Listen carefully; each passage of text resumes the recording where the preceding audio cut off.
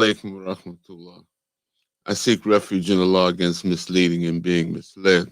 I seek refuge against betrayal and being betrayed into ignorance by others. I ask Allah to guide my heart and to guide my tongue, and thank Him for guiding my heart and guiding my tongue into what I'm being allowed to say and would like to depart today. And I'm very happy to be speaking to you uh, through the cooperation of Muslim Matters, Muslim Matters, and also the Rashidun Center here in Washington D.C. In cooperation with the Imam Jamil Action Network. Today is the second day that we're gathered to bring forth the discussion. We're presenting the case of Imam Jamil under a different light, under a particular light of the community being under siege, with the understanding that he has not done anything wrong.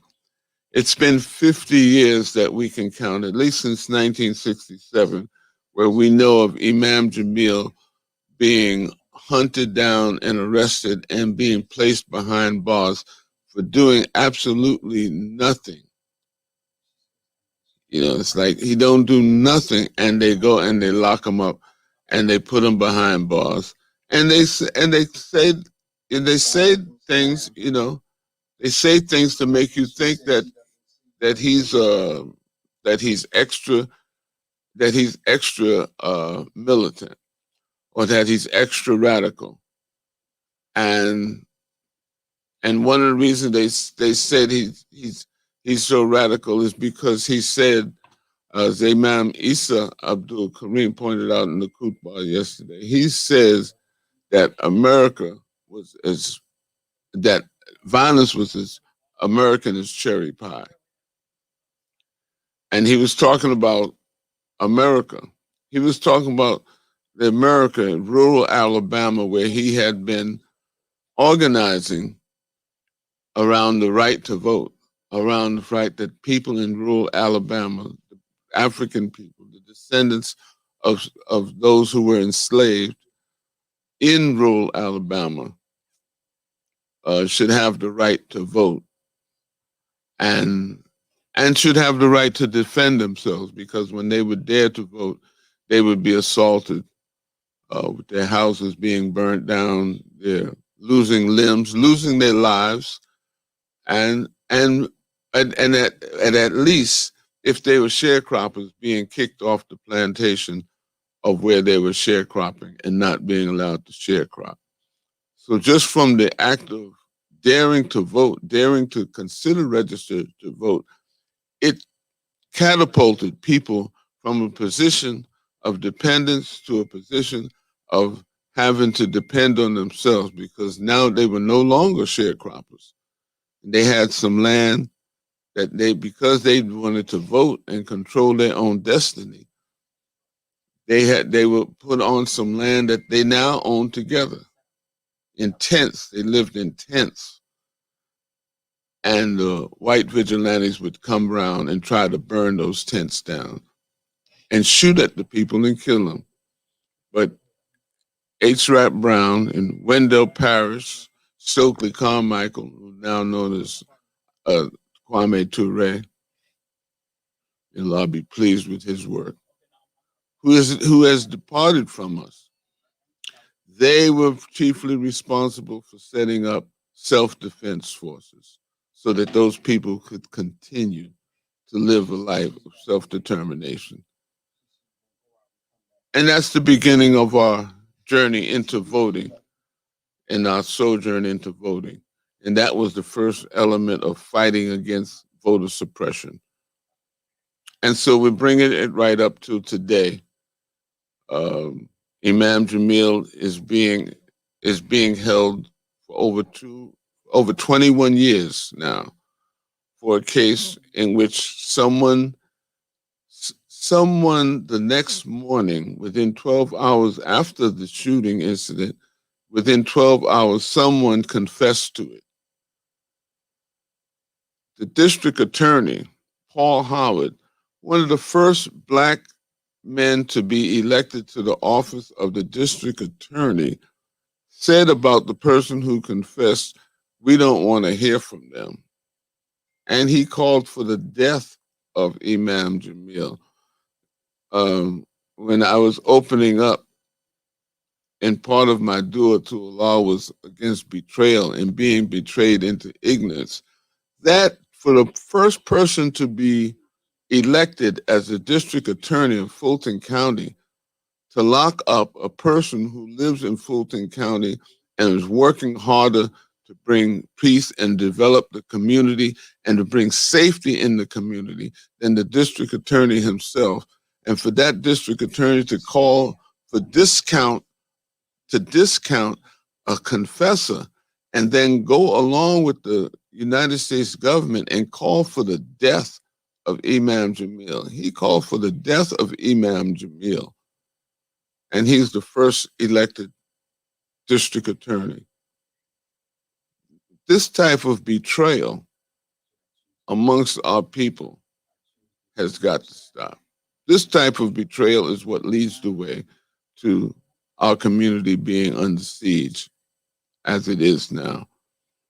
We're going to begin in a few moments with the program. Okay. Yeah, we're going to begin in a few moments, and we'll be coming right back to you then. Thank you. Community under siege.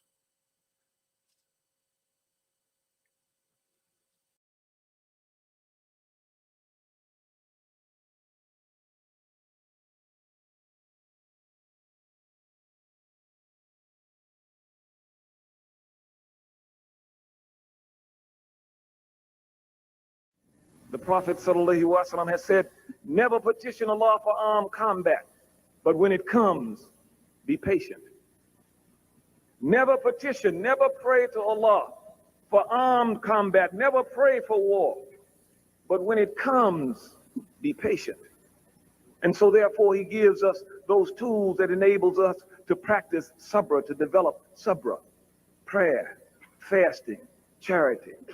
See, it's no in between. You're either free or you're a slave. There's no such thing as second-class citizenship.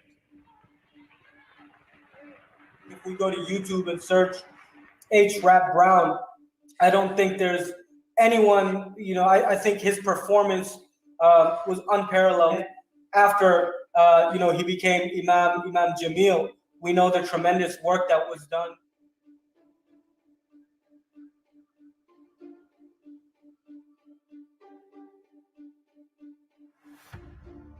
We seek refuge in Allah from a knowledge that is not useful, from a heart in which there is no remembrance, from a prayer that is unanswerable, from a tongue that is not truthful, and from a soul that is ungrateful. I don't think we either know or we give the proper appreciation for the work that Imam Jamil, even before embracing Islam in 1971. Imam Jamil was one of the most fearless individuals that they had ever met. African-American men said that they found their manhood. They found how to express their manhood in the face of conflict because of the example and the words of Imam Jamil. The loss for almost the last 20 years that the Muslim community has suffered is a loss that has been, to a certain degree, suffered by the non-Muslim community as well. Even after this bogus conviction, he's still not able to publicly speak about the situation. Now it's time to kind of scrub that clean and get him back to, the position of reverence that he deserves to be in, because he's done so much for us at this point as a ummah and as Black people. So they understand the power of his words, to move people to whatever action. That's the reason why he's in federal custody at this moment. It's because, they put the leader of the Aryan nation in a cell next to him and they got to talking and he took shahada. That's true. After that, they were like, okay, federal custody, solitary. We don't have time for this, and we can't let you speak to anybody. But they knew that, you know, all the way back in the trial. So the current gag order is an unofficial gag order. Basically, it's just if you request an interview, they're gonna say no. And the most pervasive thing in all of this is that since before day one of the trial, the guy who did it said, "I did it." That you had committed a murder and were involved in the shooting of a cop in March of 2000 in Atlanta, Georgia. Yes. You did? Yes. All right. You weren't arrested for it, were you? No, sir, I was not. In fact, another person was tried and convicted. Jamil Al-Amin, yes, sir. Yes, sir. Throughout the trial, they cheated time and time again. And when I say cheated, I mean cheated. From faulty ballistics, the lady who did the ballistics in our trial, who was, you know, hired by the state, she was fired from her job because she did faulty ballistics. The ballistics don't match. The description matches the guy who confessed. They said the man who shot these police officers was wounded. The guy who confessed was wounded. My father wasn't wounded. And so then all of a sudden the blood from that was found on the scene, they couldn't find a match because it didn't match the imam. All the way to the constitutional violation. They violated his constitutional rights a few times, but the most prominent one was they did a mock cross-examination where they asked him questions in the closing argument and then answered the questions for him to the jury after he exercised his right not to testify, because we believe that they didn't present a strong enough case that warranted him to have to testify. We proved that he didn't do it. There's just so many things that happened in this one trial. I mean, we have all these other things listed out and we want them to review that as well. But it's like, hey, look, this guy, Otis Jackson, he's sitting in prison in Florida. He's telling you he did it. He's been telling you he did it. We have three affidavits from him. We have him on video. We have handwritten like every kind of confession you can possibly get from a guy, he gave us. So it's like, what do y'all want? Like, if nothing else, we deserve a new trial, but realistically, let the imam go. Like, let him go. Look, this isn't even in line with the man who we know and love and have this respect for. If nothing else, he's told you he didn't do this. And verily, man has been created into toil and struggle, that it is a part and parcel of the development that you encounter in this life, that you must struggle. So therefore, in this sense, the best struggle, the best way to be able to struggle deals with following the guide.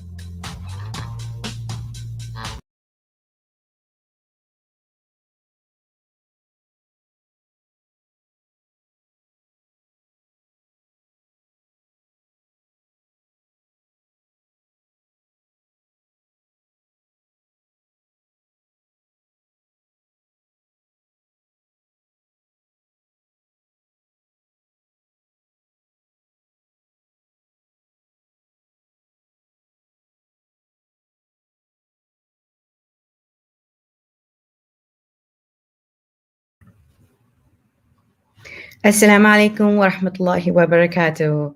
On behalf of Muslim Matters, Jan and Rashidun DC, I welcome you online for this amazing conference that started yesterday. And today, inshallah, we will be headed into the panels to discuss several topics relating to the siege of the Black community in the United States. This conference was put together by IJAN, the Imam Jamil Action Network, and conceived by the leadership there, because the U.S. has waged a sustained political, military, and cultural siege on the entire Black community for decades. And we are very, very honored at Muslim Matters to be the media partner for this conference and really give a platform to IJAN and its work, to the Black community, to Black Muslim leadership that often is missing from the stages when we attend gigantic conferences and other places where these voices need to be absolutely heard. So thank you all who are online and watching, and please continue to stay with us today and tomorrow. There are many amazing voices that you'll be hearing. The first panel for today's discussion, we will be starting with, the title of the panel is We're going to be talking about militarization against the Black community. This is an extremely important panel because of the several ways the community has been targeted and the increasingly militarization of our police in the United States.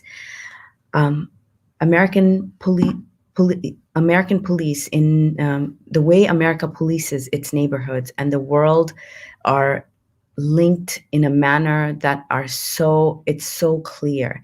Internationally, the United States military is engaged in Black and brown countries as convenient battlefields. Domestically, the militarization of police departments is linked to the expansion of surveillance, harassment, and extrajudicial deaths.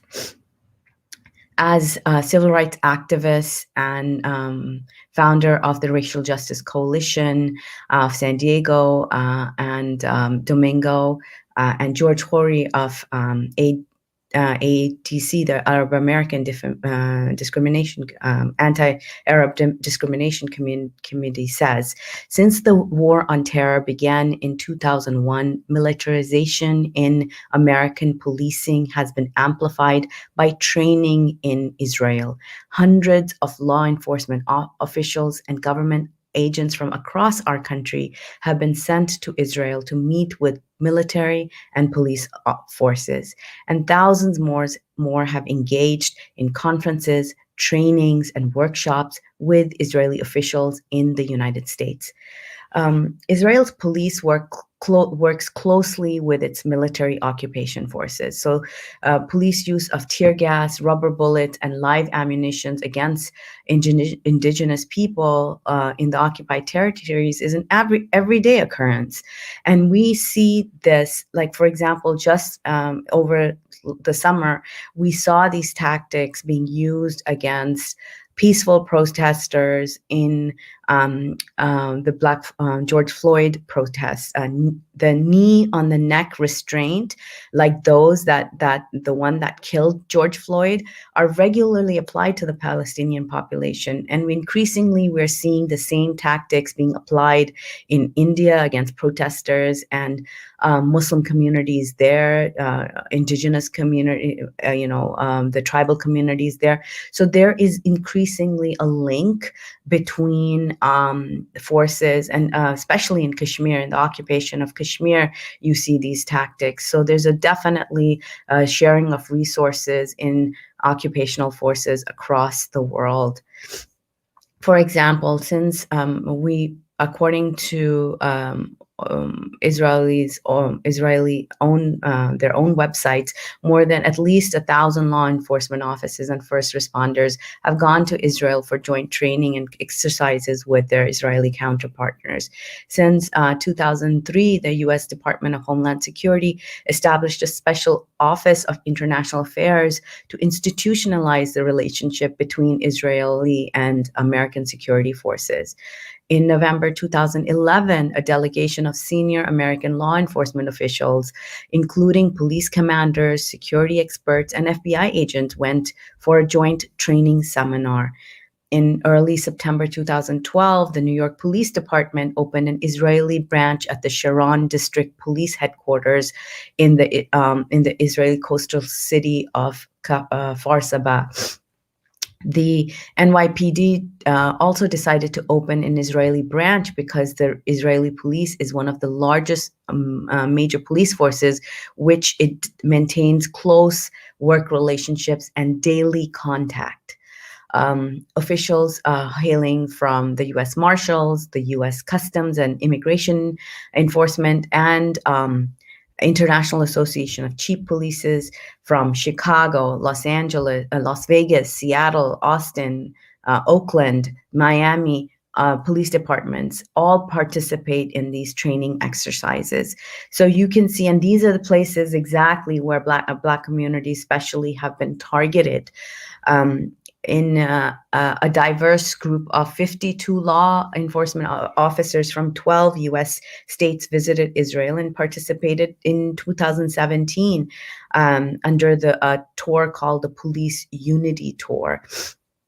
in 2018, 21 senior law enforcement officials from Georgia, Alabama, Tennessee participated in peer-to-peer training in community policing, recruitment, and other advanced technologies. So this is something that is extremely concerning to all of us. We really need to look at the ties between these different levels of oppression, and it's important because they're learning, and for those of us who are fighting against oppression, we should learn from each other. Communities need to come together. Just this last weekend, the Stop Asian Hate, the killing of Asian Americans. So if communities that that are oppressed can join together in love and against militarization of our police, the killing of our communities, this is something that is so powerful, and what many occupiers are afraid of. So this is something that I personally, and we'll talk more about this later in a panel, about how we can fight and various other trends that we're seeing around the world globally. For example, targeting of specific groups with terms that imply guilt by association has become the norm. For Black Americans, one term is Black identity extremists. Arab and Muslim Americans are known as terrorists. So now imagine the Black Muslim experience that are on the crossroads of both identities, that where they're targeted for their Black identity and their Muslim identity. The abuse of these terms have facilitated in the inability of the or maybe the unwillingness of the U.S. State Department to more specifically define the word terrorism. The tactics and the strategies that the U.S. and Israeli government have used to suppress marginalized communities are strikingly similar. There needs to be a unified movement against these oppressive forms of law enforcement and population control. And we believe that all police departments should immediately end training in and by Israel. The time we have the data, we have the street knowledge, and the unity amongst people who are oppressed to succeed. We really can't. These are the reasons why Imam Jamil Amin is still in prison. And so when we get to see that, when Muslims and Black Muslims specifically are looked upon as the enemy, then he becomes the enemy of the state, right? So that's it for now. We will discuss this more in the next panel. But to discuss militarization against the Black community, I'd like to now invite our sister and elder that we all learned from, ZAYNAB Abdullah. ZAYNAB is an educator, an activist, speaker, author, mother, and a da'iyah, caller to Islam. She's a lifelong member of Darussalam Jamaat, a co-founder of Ihsan Incorporated, which is a homeschool education network out of Detroit, Michigan. She met Imam Jamil through her brother when he was H. Rap Brown, a chairman of SNCC, during a sit-in in Riverside Baptist Church in New York. As a Black nationalist, Imam Jamil was her leader, and as a Muslim, he is still her leader. She believes that they have a mutual legacy that needs to be fulfilled.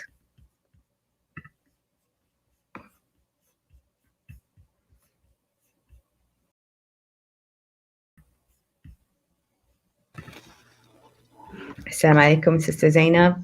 Wa alaikum salam, rahmatullahi wa barakatuh, Sister HENA. How are you?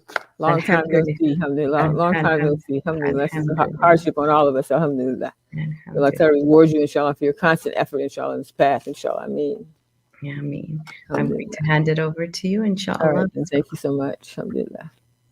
Assalamu alaikum, rahmatullahi wa barakatuh. Welcome to my home, inshallah. Welcome to this panel, to this marvelous occasion. I told my children when I was inviting them to join, I said, this is a historical occasion that is spearheaded by, inshallah, our community to make sure that we are aware of what's going on with Imam Jamil, not only him, but because he's representative of the global situation that's going on with human beings. And so I'm very, very happy to be here with you today, inshallah, to share some of my message about how we should be looking at and approaching and understanding this mission of Imam Jamil release. And I want to theme my talk with a statement or a question after Imam Jamil is released, a message to Muslims. So after Imam Jamil is released is the point of my message today, inshallah. So we're going to go and see if we can talk about that a bit. So Bismillahirrahmanirrahim.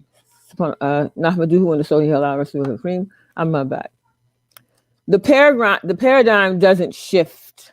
Allah Ta'ala says, and how many generations did we destroy before them who were mightier in prowess than they?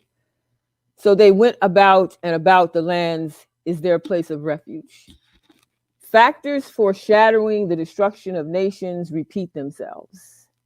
Foretelling of that demise remains the mission of the righteous. Foretelling of that demise remains the mission of the righteous. O believers, are you in doubt about the message? Allah enjoins believers in Surah Fatiha to recite it Surah Fatiha is 7 oft-repeated verses, and we recite Fatiha 17 times per day within 5 prayers. Have you forgotten that this surah is the opening to the universal message of Quran, as well as the confirmation of the methodology and system of life for all humanity? Have you forgotten that Surah Fatiha is on its face a plea from the beggar to the benefactor, the slave to the master? To offer this plea, Allah Ta'ala prescribes the words, Bismillahirrahmanirrahim, Alhamdulillahi Rabbil Alameen, Ar-Rahmanir-Rahim, Maliki Yawmiddin. Iyyaka na'budu wa iyyaka nasta'in, ihdina siratal mustaqim. Siratal ladhina an'amta alayhim, ghayril maghdubi alayhim waladdallin. In the name of Allah, the Beneficent, the Merciful, all praise is due to Allah Ta'ala, the Lord of the worlds, the Beneficent, the Merciful, Master of the Day of Judgment. Thee do we worship, and thee do we beseech for help. Keep us on the straight path, the right path, the path of those upon whom thou hast bestowed favors, not the path of those upon whom thy wrath is brought down, nor of those who go astray. Allah Ta'ala responds to the hearkener, to the pleader in Surah Baqarah, ayats 1 to 5, where he says, Alif Lam Mim, this book, this is the book. There is no doubt in it. It is a guide to those who guard against evil, those who believe in the unseen and keep up prayer and spend out of what we have given them, and who believe in that which has been revealed to you and that which was revealed before you, and they are sure of the hereafter. These are on a right course from their Lord, and these it is that shall be successful. Allah Ta'ala lists the qualities and the characteristics of those who will be successful in Surah Baqarah, ayats 1 to 5, responding to the prayer, to the plea of the beggar. He is the benefactor, responding to the prayer of the beggar, and responding, he is the master to the slave, responding to the slave, in answering his plea to be on the right path. And he lists these various qualifications that will lead to your success. And he embeds this into our minds daily, 5 prayers a day, 17 times in the day, and more if we're doing other prayers. We're reciting this surah, we're making this plea to Allah Ta'ala, and we are acting as if he does not hear us. But are you uncertain of how to convey the message? Is this the problem? You don't know how to convey the message.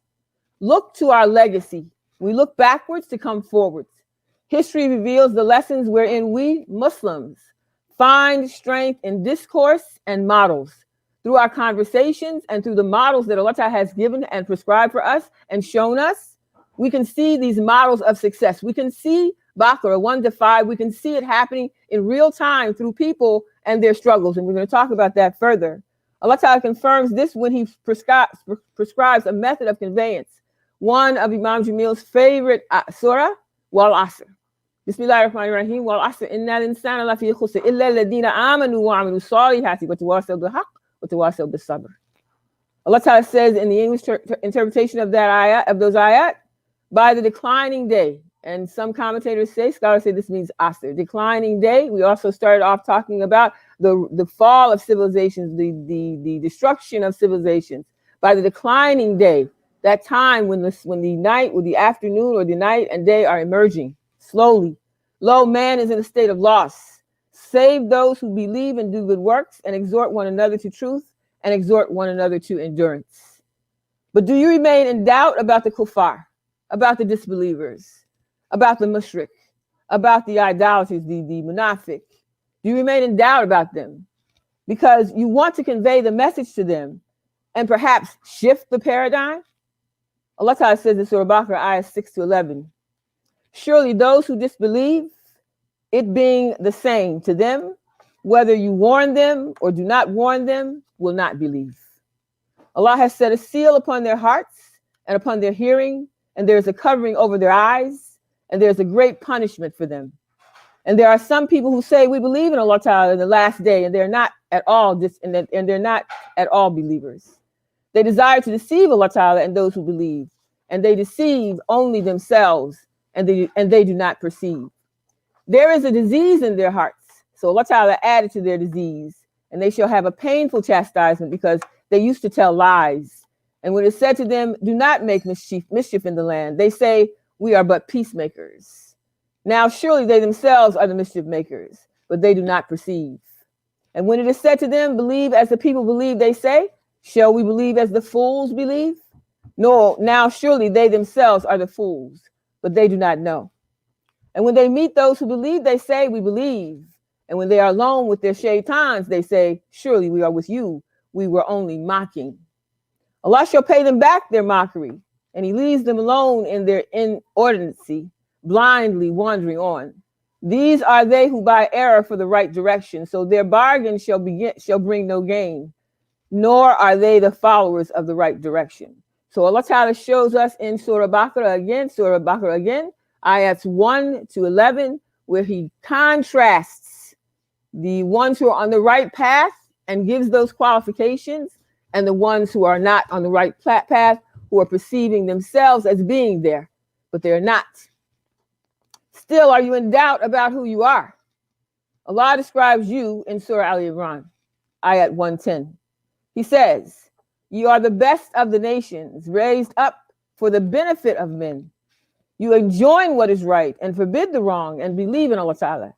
And if the followers of the book had believed, it would have been better for them. Of them, some are believers and most of them are transgressors. My Imam Luqman Abdullah, rahimullah, would recite this ayat all the time when in a conversation of dawah. He would say it would be better for the disbelievers to believe in Allah and follow his Prophet if they only knew.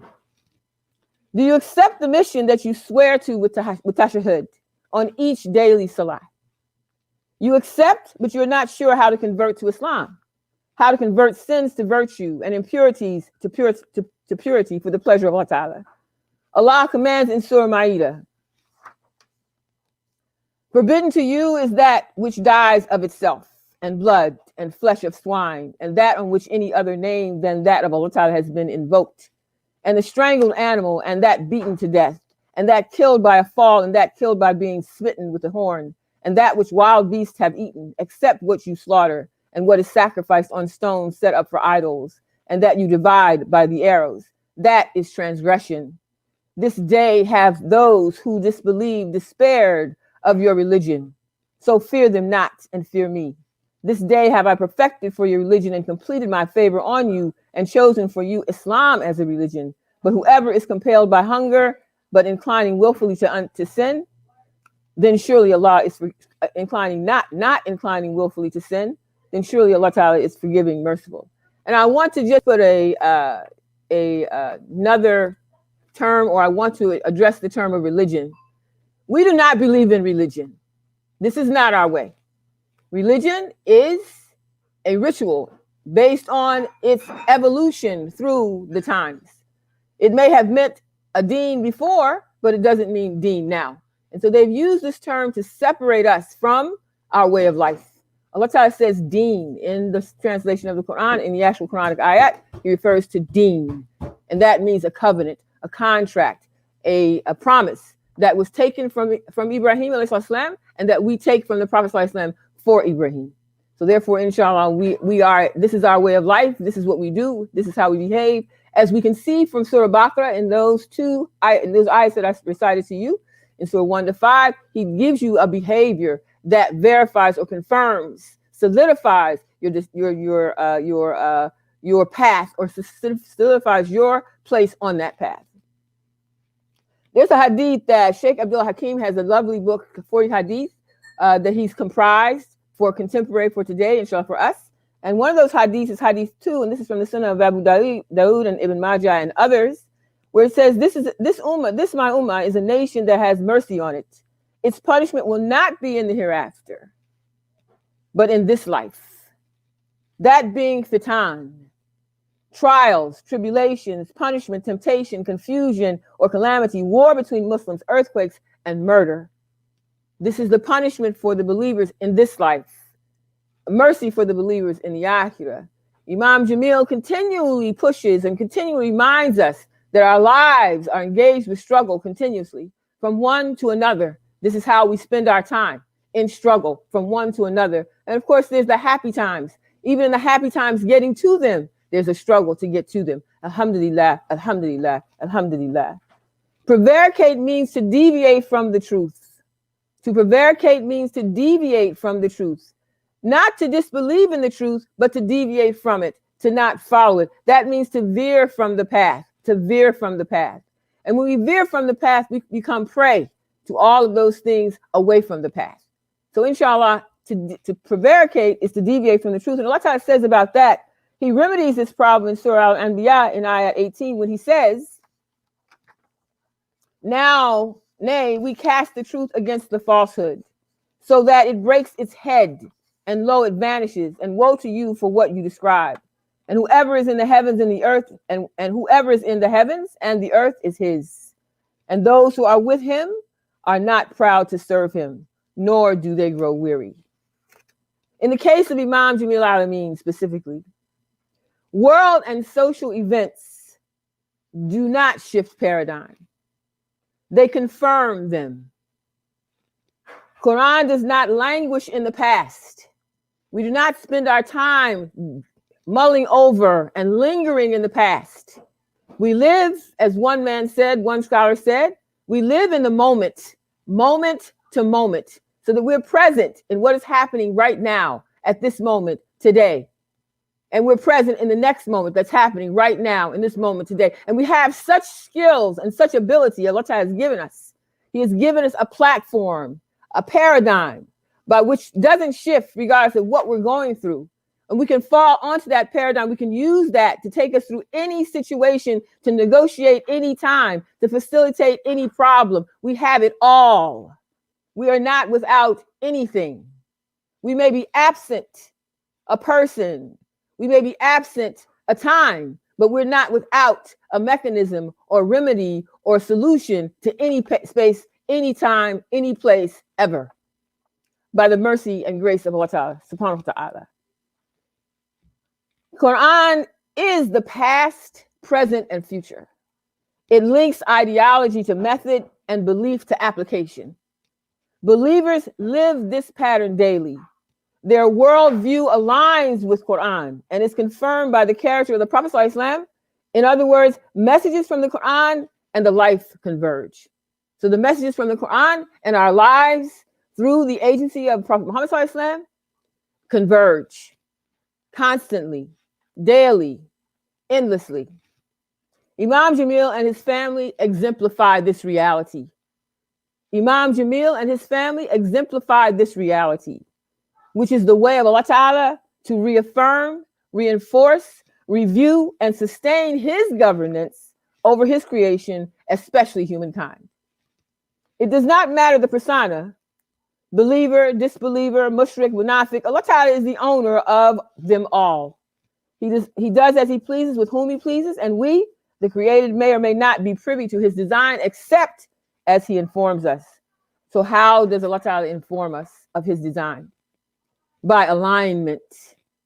By alignment.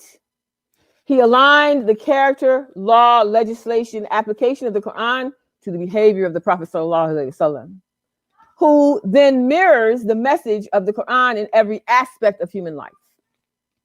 Barring the presence of Prophet Muhammad sallallahu alaihi wasallam, because he is not with us now, Allah distributed his character, the Prophet sallallahu alaihi wasallam's character, to the Sahaba, then to Tabi'i, then to Tabi'i, then reformers who appear in generations. A continuum of reformation appears and persists by time. He aligned the character of the Prophet sallallahu alaihi wasallam with Imam Jamil, his wife, Karima, his son, KAIRI. We notice and appreciate his struggle, her loyalty, and his sacrifice to understand our responsibility as an ummah within the paradigm for these tumultuous times that we are witnessing, while offering modicum, if any, activity to inform the masses and establish Islam. So we recognize the character of Islam, and we recognize that character through the family, just like, inshallah, just like Allah Ta'ala sent Isa, the family of Imran. It was not just Isa that he sent. It was the whole family of Imran that he sent in order to give us a picture and a view of every aspect of the life that we lead as believers, every aspect of the path, and being a particular role on that path. He showed us what it looks like, how it plays out, how it behaves. He showed us. And Allah Ta'ala is, as we said earlier, the Quran is the past, the present, and the future. So in the present today, as we speak, as we sit in front of you, we have 3 human beings who are propagating Islam for us and inviting us to use them as a conduit to that success. So as we understand that KAIRI, and we saw the films, we see the pictures, the beautiful pictures of the son and father relationship, which is so absent from our communities today. The son-father relationship absent from the communities today. Not only the son-father relationship, but also the son-father community relationship is absent from our communities today. And so therefore, who can take us seriously?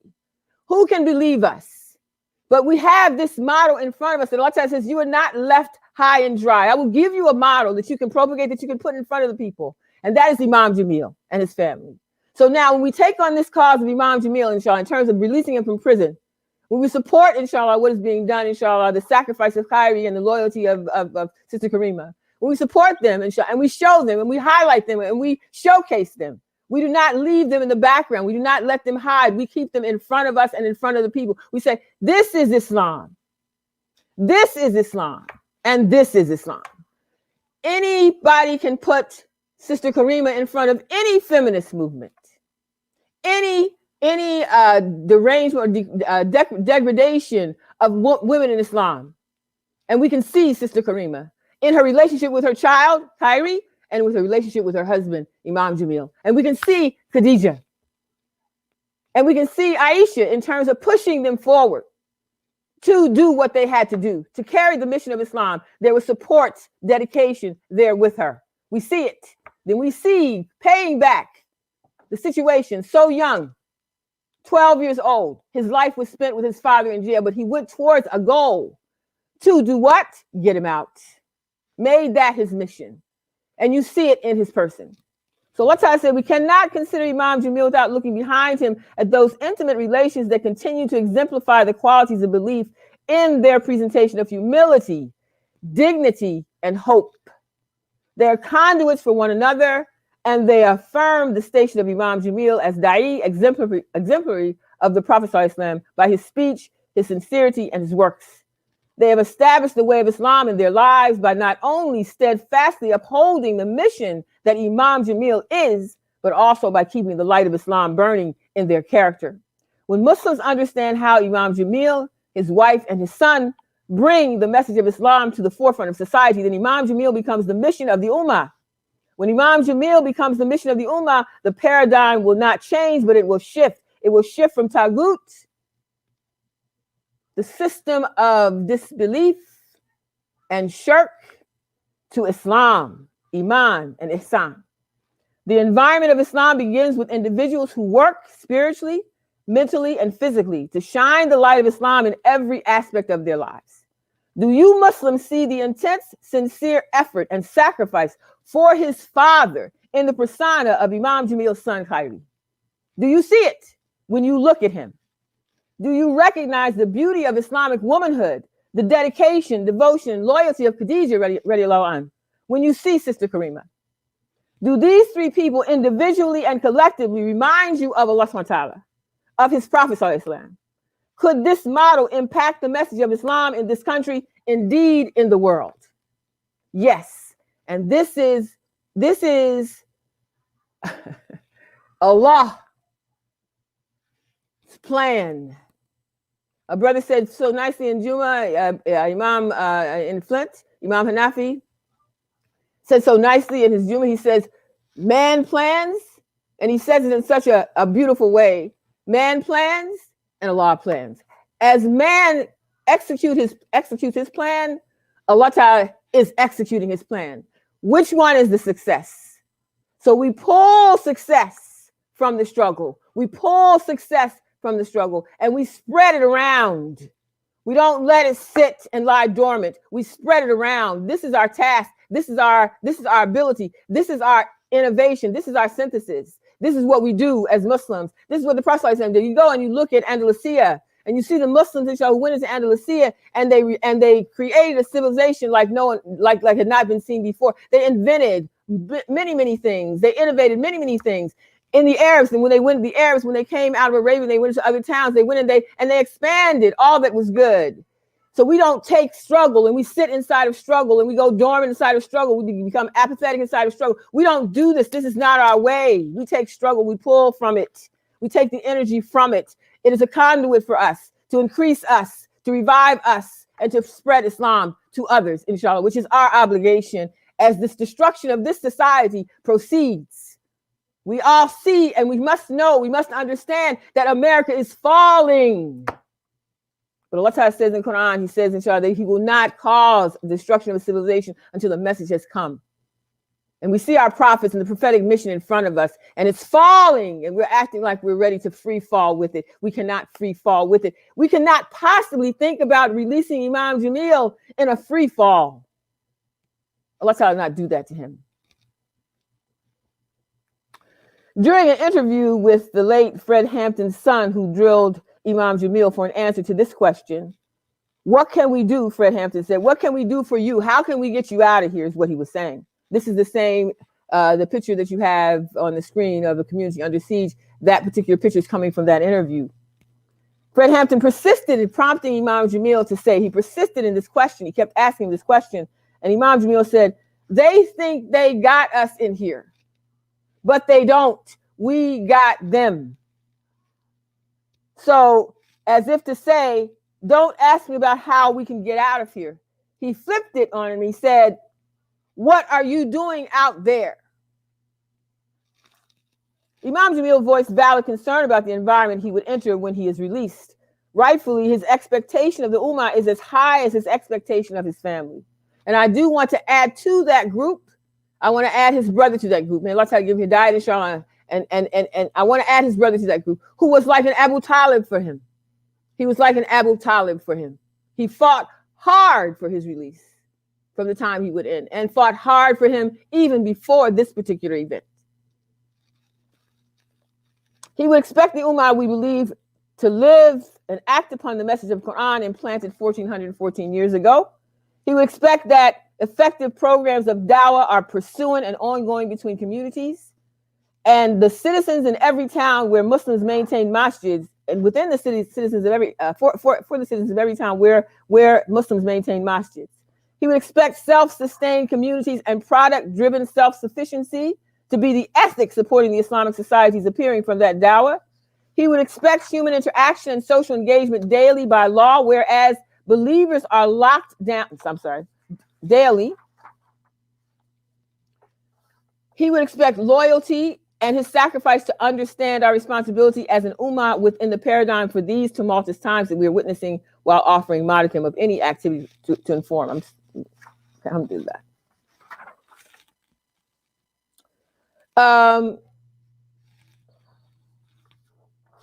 Allah Ta'ala aligned the character of the Prophet ﷺ with Imam Jamil, his wife Karima, and his son KAIRI. He would notice and appreciate the struggle, her human interaction, societal engagement daily by law, whereas believers are locked down, monitored and barred. I want to say here, I'm skipping a page, but I want to say here that the release of Imam Jamil is where we are. And let me find my spot here.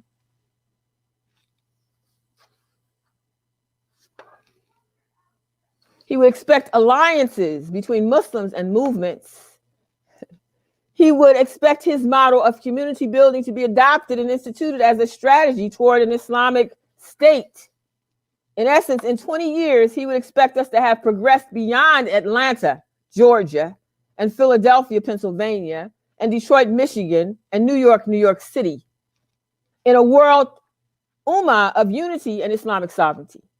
If not the goal achieved, the goal sought. There's a hadith number 7 from the same text of Brother Abdul Hakim Quick, where he says, on the destruction and salvation, there are 3 things which cause destruction and the 3 things that lead to success. The 3 things which cause destruction are miserliness, the opposite of charity, which is success, which is obeyed, passion, which is followed in decency, immodesty, etc., and self-conceit, which is arrogance. 3 things which lead to salvation are fear of Allah Ta'ala, taqwa, in secret and in open, moderation when rich and in poor, and justice when angry or pleased. This is related from Al-Bazar and Al-Bayhaqi, and it's rated as Hasan. How will the Muslim Ummah respond to Imam Jamil's question, what are you doing out there? Evidently, it may be a constant concern for the unincarcerated, imprisoned Muslims out here, for the Ummah of Muhammad. Who amongst us strides the mantle of our forerunners today? If you claim to be one of those, then you know those who are aware can energize the road to Imam Jamil's release and unlock the gates of oppression for justice's sake. They know that patience, persistency, and consistency through struggle will unlock the doors to success. They also know that Imam Jamil's release hinges upon not only the work of KAIRI, his son, and his team, but also Imam Jamil needs an environment to be released into, to be secured and able to continue the struggle. Those who know, like Imam Jamil, understand the goal is akhirah, firdaus, to pass the test in dunya, answer the questions in the grave, and please Allah in this world and meet him without reckoning on the day of judgment. Imam Jamil cannot be released from an illuminated state into a state of fitna. Deprivation of physical human access is not deprivation of spiritual access. Allah Ta'ala is high. Sincere believers, especially Shaheed, accept, adapt, and adjust to their circumstances. In all situations, believers in our circumstances and situations maintain and prepare to meet Allah Ta'ala in the same way the oppressed Muslims must do so, so that there is harmony in between faith and action for all of us. This means that the Islamic environment out here must not be oppressive like the environment Imam Jamil suffers. The only difference right now is that Imam Jamil is locked down with bars and chains and denied the right to human interaction and social engagement daily by law, whereas believers are locked down, monitored, and barred from freely engaging with humans of their choice and society at large by a false dichotomy and propaganda. Injustice prevails whether you are a prisoner of war, in or out of jail. But this matter concerns the connection between Muslims, their leaders, and their legacies. It is special by that. It doesn't matter the circumstances of oppression. What matters is the remedies to remove it. 1, Imam Jamil is accused, convicted, and serving time for a murder he did not commit. The injustice is that the county, city, and I'm calling these out, witnessing, bearing witness, and calling these out, so Allah Ta'ala knows, we know who you are.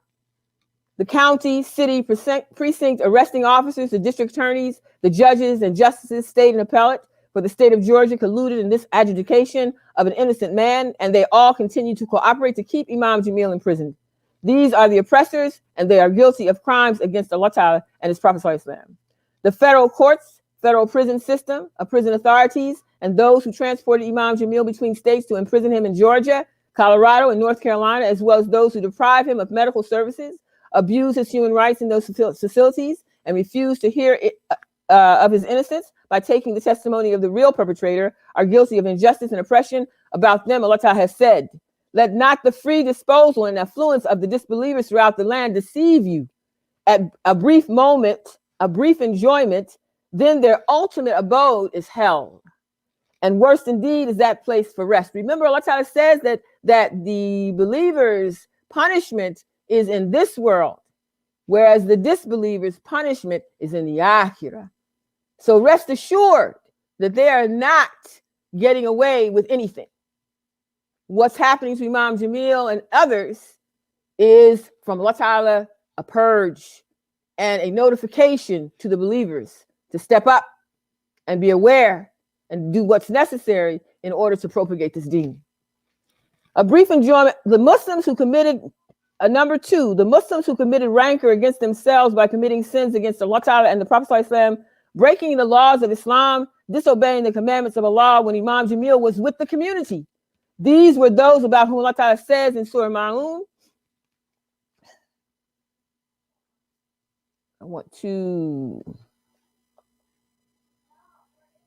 He says, have you seen him who denies the recompense?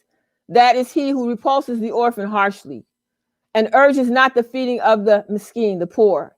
So woe unto those performers of salat, hypocrites, who delay their salat from their stated fixed times, those who do good deeds only to be seen of men, and refuse al-ma'un, small kindnesses like salt, sugar, and water, etc.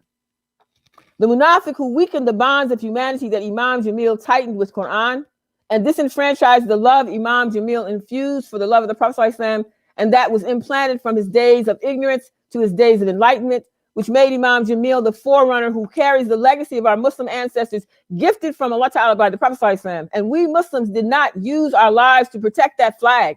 So it fell, and we are deprived of its energy in the physical person of Imam Jamil. We are guilty of the issue and the closer for the issue. And Allah will not return him to us until we reform ourselves and put Islam in the world so that Imam Jamil will return to at least a community of believers who are a semblance of who they were when Imam Jamil began this mission.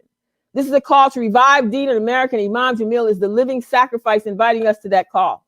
His energy prevails through his body, though his body fails. His son KAIRI was born for this mission. His efforts, prayers, and successes convey the measure of spiritual progress Muslims are making towards Imam Jamil's release. KAIRI said at the last gathering we had in Georgia during the Riyadh, KAIRI said he didn't want his father to be thought of as a murderer. A sincere, heartfelt plea we witnessed. Subsequently, Allah Ta'ala informed the wider Muslim community who did not believe that Imam Jamil was not a criminal. The wider Muslim community, that Imam Jamil is a legacy and a leader, not a murderer. Allah Ta'ala proved and confirmed his innocence when the perpetrator testified in court on camera for the world to view. A plea was answered. Muslims now can prove Imam Jamil is not a murderer. Verily, Allah Ta'ala hears and answers the prayers of the oppressed.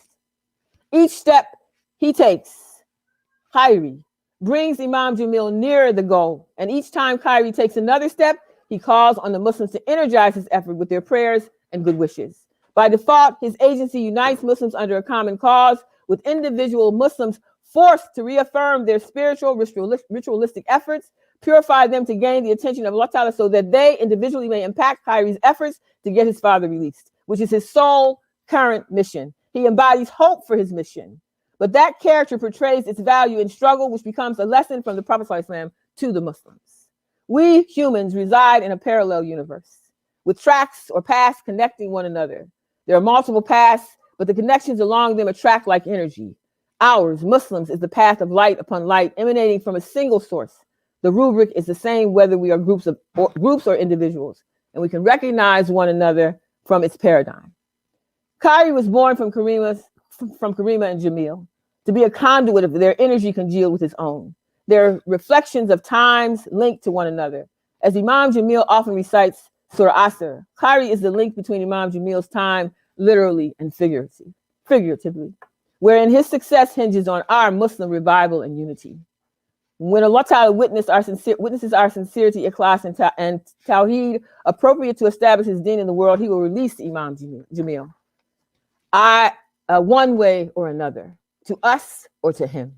And he, Imam Jamil, will never die in his life or in his legacy. Strengthen our bond. What is our strategy? Strengthen our bond of love for Allah Ta'ala and His Prophet Sallallahu Alaihi Wasallam.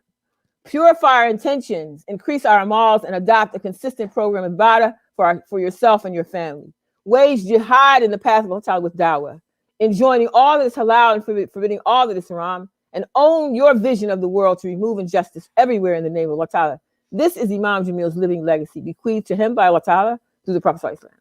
And this is Imam Jamil's along with our other martyrs' gift to us. What is common between Muslims and Imam Jamil? The link that justifies bringing Imam Jamil from the present light into renewed light. May Allah Ta'ala expedite this matter. May Allah Ta'ala hear and answer our prayers. May Allah Ta'ala protect, guard, and increase our martyr and his family.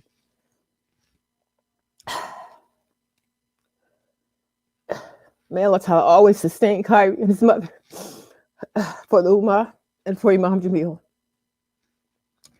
After this, inshallah, I'm sending salams on the Prophet Sallallahu Alaihi Wasallam. Subhanallah wa bihamdi. Subhanallah Allahumma bihamdika ashhadu an la ilaha illa anta astaghfiruka wa atubu ilayh. Assalamu alaikum wa rahmatullahi wa barakatuh.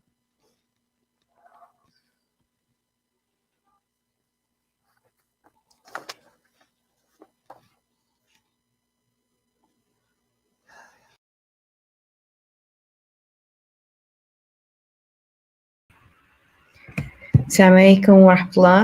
Jazakallah khair, Ustada Zaynab. You, as always, really make us ponder and think and reframe. Jazakallah khair for everything that you do. Now we will have, I believe, live from Rashidun, DC. We have Imam Abdul-Ali, who will be speaking on, so let me just give you a brief introduction of Imam Ali.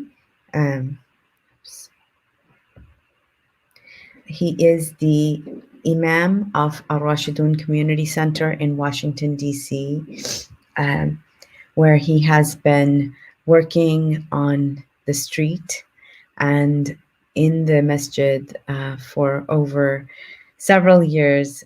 He is an elder, a mentor, someone that we learn from every day. MashaAllah, Imam Ali is a part of the Bridges community as well, and he received a certificate of achievement of excellence for community service from them. This is an organization of young people who mentor young boys and men in the streets of Washington, DC. Imam Ali has been also an elder in Washington, D.C.'s interfaith circles, where the city leans on him heavily to guide them on Muslim youth. MashaAllah. He's been given the certificate of appreciation from several local masjids and from the city of D.C. as well. So we are just going to hand the stage over to him, inshallah, and he's going to be talking about setting up the streets for da'wah to make sure, as Sister Zaynab said, that when Imam Jamil is released, then that there are young people on the streets and in the communities, that the community is ready for him. Assalamu alaikum. Imam Abdul-Ali.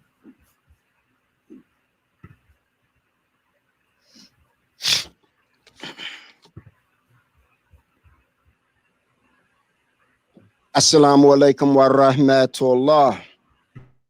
Inna alhamdulillah nahmadu wa nasta'inu wa nastaghfiru wa na'udhu billahi min shururi anfusina wa min sayyiati amalina. May yahdihillahu fala mudilla lahu wa man yudlil fala hadiya lahu wa ashhadu an la ilaha illallah wa ashhadu anna Muhammadan abduhu wa rasuluh. This is your brother, Imam Abdul-Ali, and my title is the Street Imam. That was given to me by Brother Talib from El-Hasa. And what we want to talk about briefly is who are the accountable people for the era of time that we live in that is responsible for the guidance of humanity.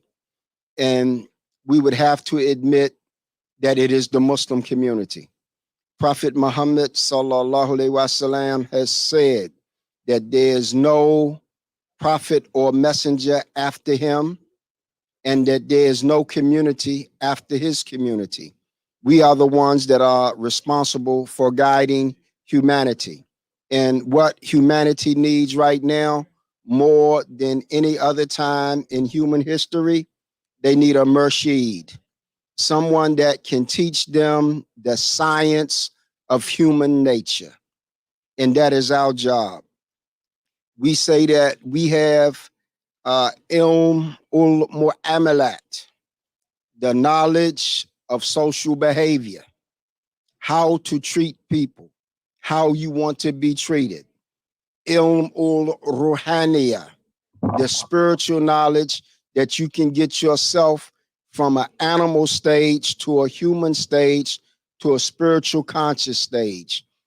When we look at the historical footprint of humanity, we have always had a foot on spirituality. Now the shaitan and his imps, they have moved us from the spiritual conscious, even from the human conscious, to an area where we're behaving on what's known as nafs al-amara, the animal level of human passion, where we can be trained just like parakeets. We can be trained like lions to jump through fire. We can be trained like monkeys to drive spaceships. And this is what we want to do. We want to move the human being from nafs al-amara to nafs al-lawama, the human consciousness, where we will treat one another as we want to be treated in a humane fashion and manner. Now, one of the things that we do here at the Rashidun Community Center is that we go into the street. When the weather break, you can find us in the street at any time of night, 2 or 3 o'clock in the morning. We're out there hanging out with the brothers and sisters that need our aid and assistance the most. We wonder often why, when we go out in the street and people make promises to us that we're going to stop this, we're going to stop that, we're not going to do this. But if you go out during the daytime, majority of the time, you're talking to the people that want peace anyway. But if you go out at night, 11:30, 12 o'clock, these are the so-called people that society say these are the hell raisers.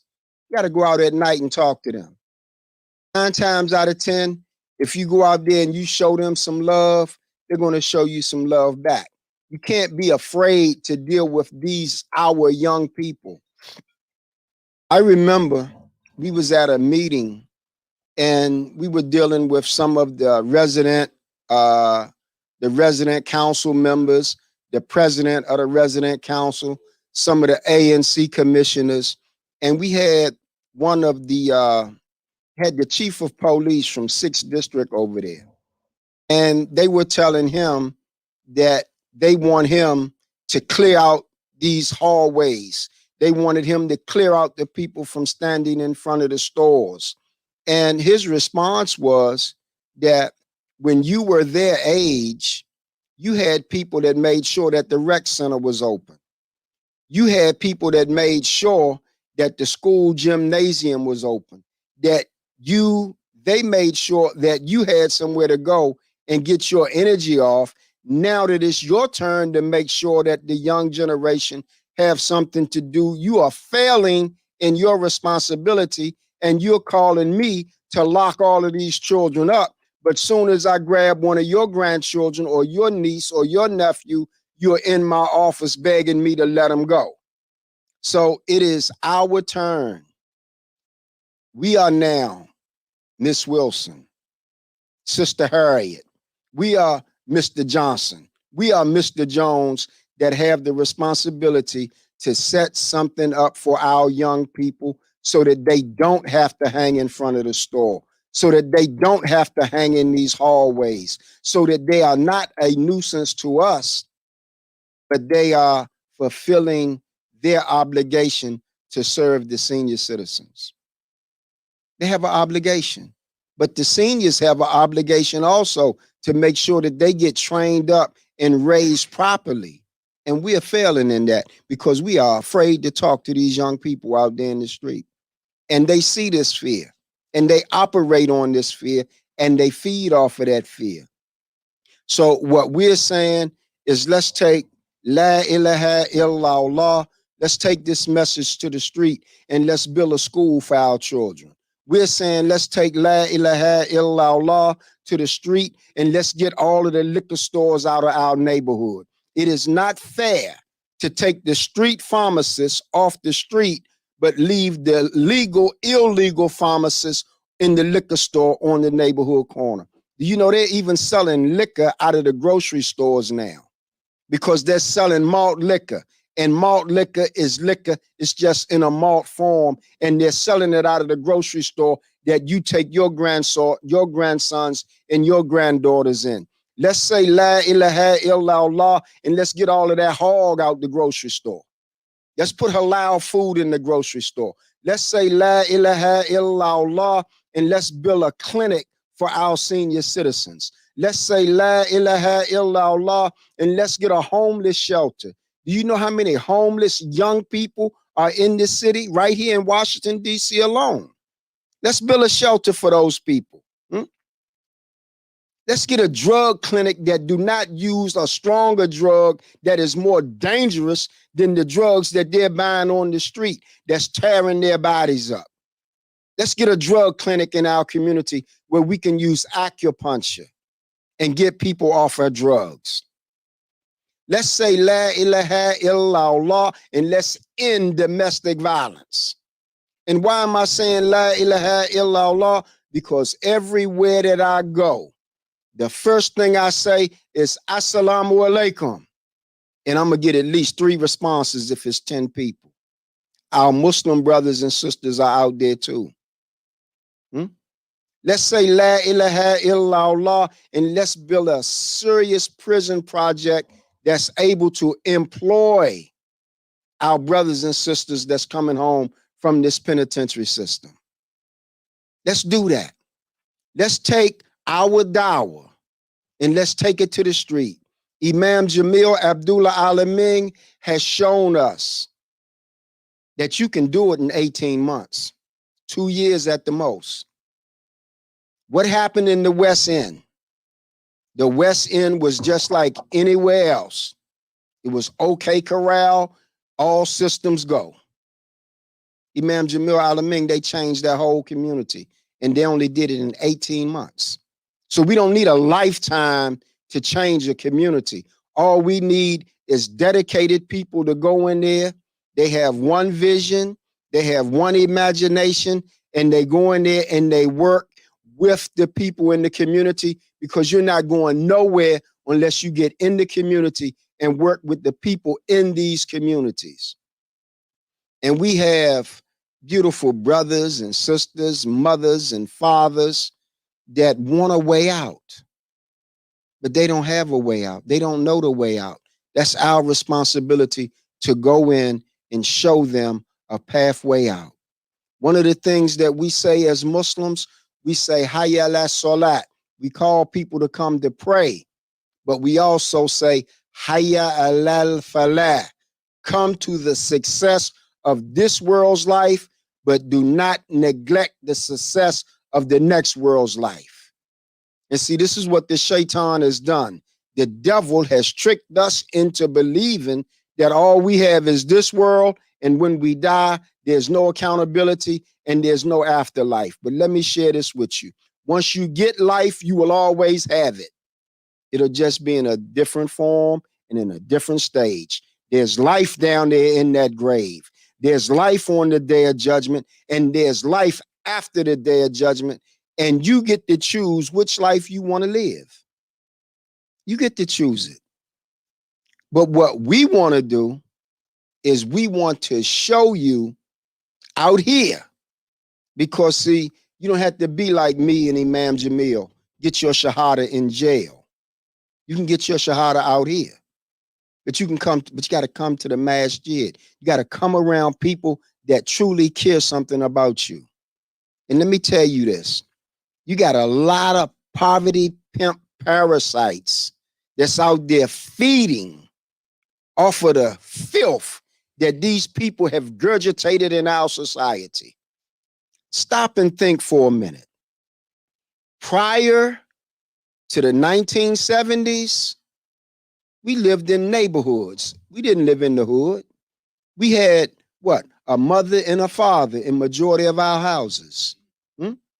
We had grandmama and grandpa. We didn't put them off in some old folks senior citizen building. They lived right in the house with us. When mama and daddy went to work, who watched the children? Not your oldest sister, your grandmother or your grandfather. When you look in our communities, right now today, I can take you over here on the other side of the railroad tracks and I can show you where this was my father's house and now this is my house. I bought the house right next door to my father's house. 2, 3 people over there in my old community are just like that. What happens now? You got a college degree, so you sell the house that your mama had and you move down there in I'm not gonna call the name of that place, but you move down there next to them and they calling you that N-word. Yep, that's right. The same thing will apply. You're a raghead or either you're a sand, the same principle. You know what I mean? So what we got to do is we got to click up. We got to jamaat up. We need to move and build our own communities. La ilaha illallah, establish your own righteous community. Defined by righteousness. Stop allowing other people to create a situation that you respond to. You create the situation. And this is something else that we really need to look at. And now I'm talking to the street brothers and sisters. I thought all money in the neighborhood belonged to people in the hood. I don't see you getting no grocery store money. I don't see you getting no barbershop money. I don't see you getting no gas station money. I don't see you getting no laundromat money. I don't see you getting no carry out money. Only thing I see you getting is street hustle money. And that's low level money compared to the money that they are legally taking out of our neighborhoods. I challenge all of my street brothers and sisters to move to getting some of that legal money. Let me see you get grocery store money. Let me see you get laundromat money. Let me see you get barbershop money. Let me see you get beauty parlor money. Let me see you open some of the stores in our community. That's what we want to do. We want to take back our communities. We are tired of people sending their children to college while our children go to the penitentiary because they are raping our communities for all of the finance that are in the communities. Yes. So we have to start taking some stances. And those stances that we take, they have to be based on right. And you cannot get a better principle than La ilaha illallah. There is no God but Allah. I submit and surrender to Allah alone. This is where we need to move people back to. The spiritual way of life. That life that your grandmother and your grandfather one time had, that you got away from. In closing, we want to do this right here. We want to invite all of y'all to stand up and help get our brother out of that penitentiary.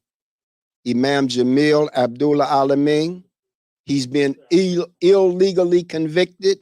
He's been illegally held in the penal system, and they know it, and most of you know it, but you're not doing anything about it.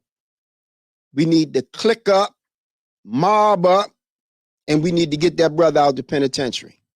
I'm calling on all of the street soldiers, men and women.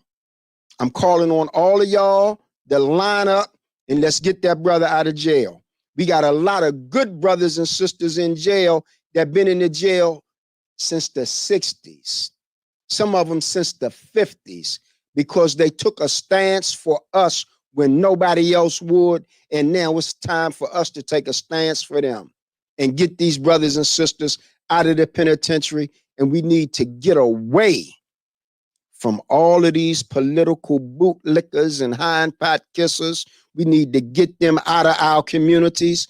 And we telling all of you parasites that's raping the community of the funds that's set aside to aid and assist our people, we're telling y'all it's over. Get out of our community. We don't want you in our community no more, and it's time for you to leave. Assalamu alaikum wa rahmatullah.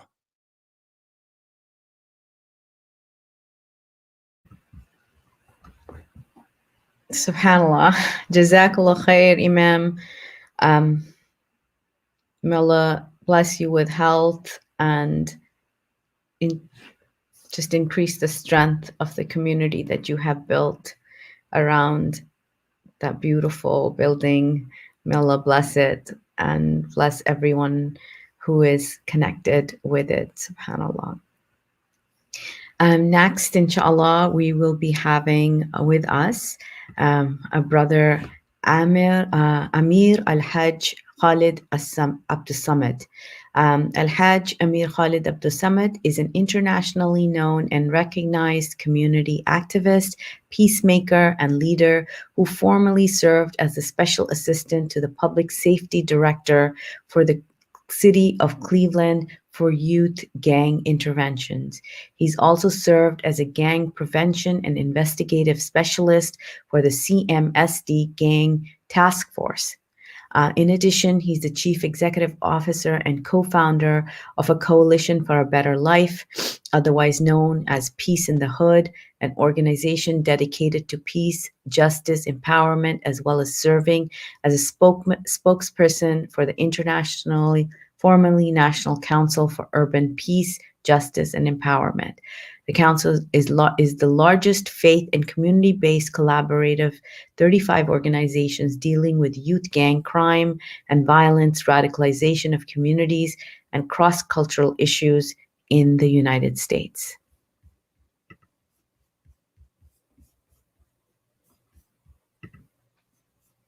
Assalamu alaikum wa rahmatullahi wa barakatuh. Wa alaikum assalam wa rahmatullah, Shaykh. I'm going to leave this. Welcome to the conference and thank you so much for being here. Alhamdulillah, Alhamdulillah, Rabbil Alameen. Ashhadu an la ilaha illallah wa ashhadu anna Muhammadan abduhu wa rasuluh. Alhamdulillah, Allah subhanahu wa ta'ala has given us another day on this planet, and we are grateful to Almighty God Allah for giving us this day and asking that He guide our heart and guard our tongue and allow us to be somewhat inspiring, to be there for those who have questions for some of the work that we have done. We ask Almighty God Allah to give us the ability to answer any questions or provide some insight into some of the things that our brother talked about previously, which was very inspiring. And, you know, it reminds me of us a few years ago. We thank Almighty God Allah for the energy that He has, and the energy and the foresight and the insight. That's very important for the work that we do. Again, wal asr innal insana lafi khusra illa alladhina amanu wa amilu salihati wa tawasaw bil haqq wa tawasaw bis sabr. Chose that small chapter. We know it's one of the smallest chapters in the Quran, but it is said that there was no other chapters left that would suffice. Truly, by the token of time, humanity is in a state of loss, except for those who have faith, do righteous deeds, and join together for the mutual teachings and establishment of truth, patience, and consistency. And I would like to just focus on the work that's been going on to put this program together, a community under siege. IJAN has done a lot of work, and it's very important that we continue to energize ourselves for the work that we have to continue to do. I would like to just say that Imam Jamil, in his holistic approach to human life and existence, put together a team that worked with him in the establishment of Al-Ummah, and many of those people were already working in the respective cities that they lived in But one of the things that we saw earlier in our relationship with Imam Jamil, in the relationship with all of those who were involved in the work of community building, that the concept of collaboration, the concept of working together, the concept of being able to agree to disagree without being disagreeable, and all those things that work when you're talking about doing community work is very important. And Imam Jamil has always exemplified that in his life, even before a Muslim. He always exemplified the what I would call the ability to agree without disagreeing, and how to work collectively to establish collaborations that's under the Quran and Sunnah of Allah subhanahu wa ta'ala. So we in Cleveland had been around for a while, and we were fortunate to meet Imam Jamil when he came home from prison and into the Western area. A lot of brothers and sisters that knew him in his capacity as H. Rap Brown developed relationship with him when he was in prison, also in part of the movements that he had been involved in during the civil rights and the Black Power movement. And so those kinds of relationships actually begin to blossom with those in New York City and Chicago. Obviously, it was already done in Atlanta and many other cities around the country where the movement that we call the Al-Ummah, under the umbrella of Al-Ummah, began to grow and develop. And myself, at the time, those of us who were working in the area of the inner city areas have been brought together by former, gang leaders or former formations. We call them formations that came together to try to develop some type of program or some type of initiative that would begin to show us and show our young people how they can, reduce the violence and the drama amongst themselves. And that was in the late 80s when you begin to hear about the opportunities, the proposition of Bloods and Crips coming together in Los Angeles, vice lords against the disciples in Chicago and other cities, Cleveland, other cities around the country, that there was a movement afoot. And many of those that led that were Muslim, to try to bring these young brothers to the table, as our brother said earlier, and transform themselves into business owners, as opposed, and to help build up the hood as opposed to tear down the hood. And in many of these meetings, Imam Jamil would be there, and he would have already developed relationships because who he was as H. Rap Brown, and many of those relationships blossomed, in not only behind the walls, but outside the walls when they began to come together. And we had shuras in Atlanta and other cities, sponsored by several organizations. And one of the topics that would always become important was how can we build community in an environment that's ridden by violence and crime and things that are self-destructive. As our brother said earlier, you can't move forward and build a community when you have things pulling away from the community in terms of the economic development, in terms of the education, in terms of the family, in terms of the social structure, in terms of the very important thing, but how does a community develop itself? So many of these cities were important and very successful in that area. And I don't know if we need to go into it deep, but clearly, Chicago, Philadelphia, Atlanta, Cleveland, other cities around the country began to develop programs that revolved around that kind of work. And not that being the only kind of work, but one of the initiatives that should be done is how do we clean up our community? How do we, develop initiatives in that regard? In fact, on that particular note, and I'm open up for question and answer, I want to acknowledge those brothers and sisters that passed away in the last, brother, we call him Big Haroon down in Atlanta, did a lot of work, put in a lot of work in Atlanta. He passed away. Brother Emir Yahya Abdul Sabor worked with us in Cleveland, did a lot of work with IJAN, as director of IJAN. Imam Khalil out of North Carolina, Greensboro, who assisted Imam Jamil in a lot of work that he has done. May Allah be pleased with the souls of these brothers. May Allah give them paradise, spare them any punishment of the grave, and allow them to be in paradise, inshallah, after the day of judgment.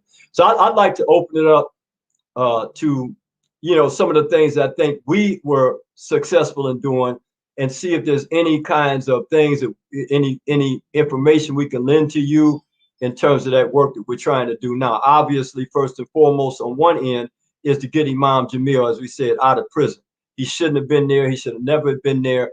And clearly he shouldn't be there now. And hopefully, inshallah, not just with dua, but continually to practice, you know, outside community agitation, writing letters and doing whatever we can to see that our brother comes home, Imam Jamil Al-AMIN.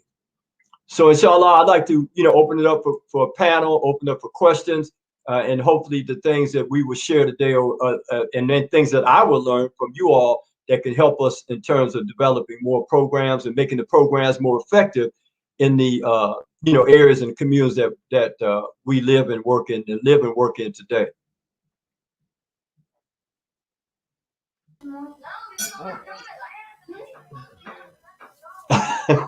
Yeah, you caught me, right? All right.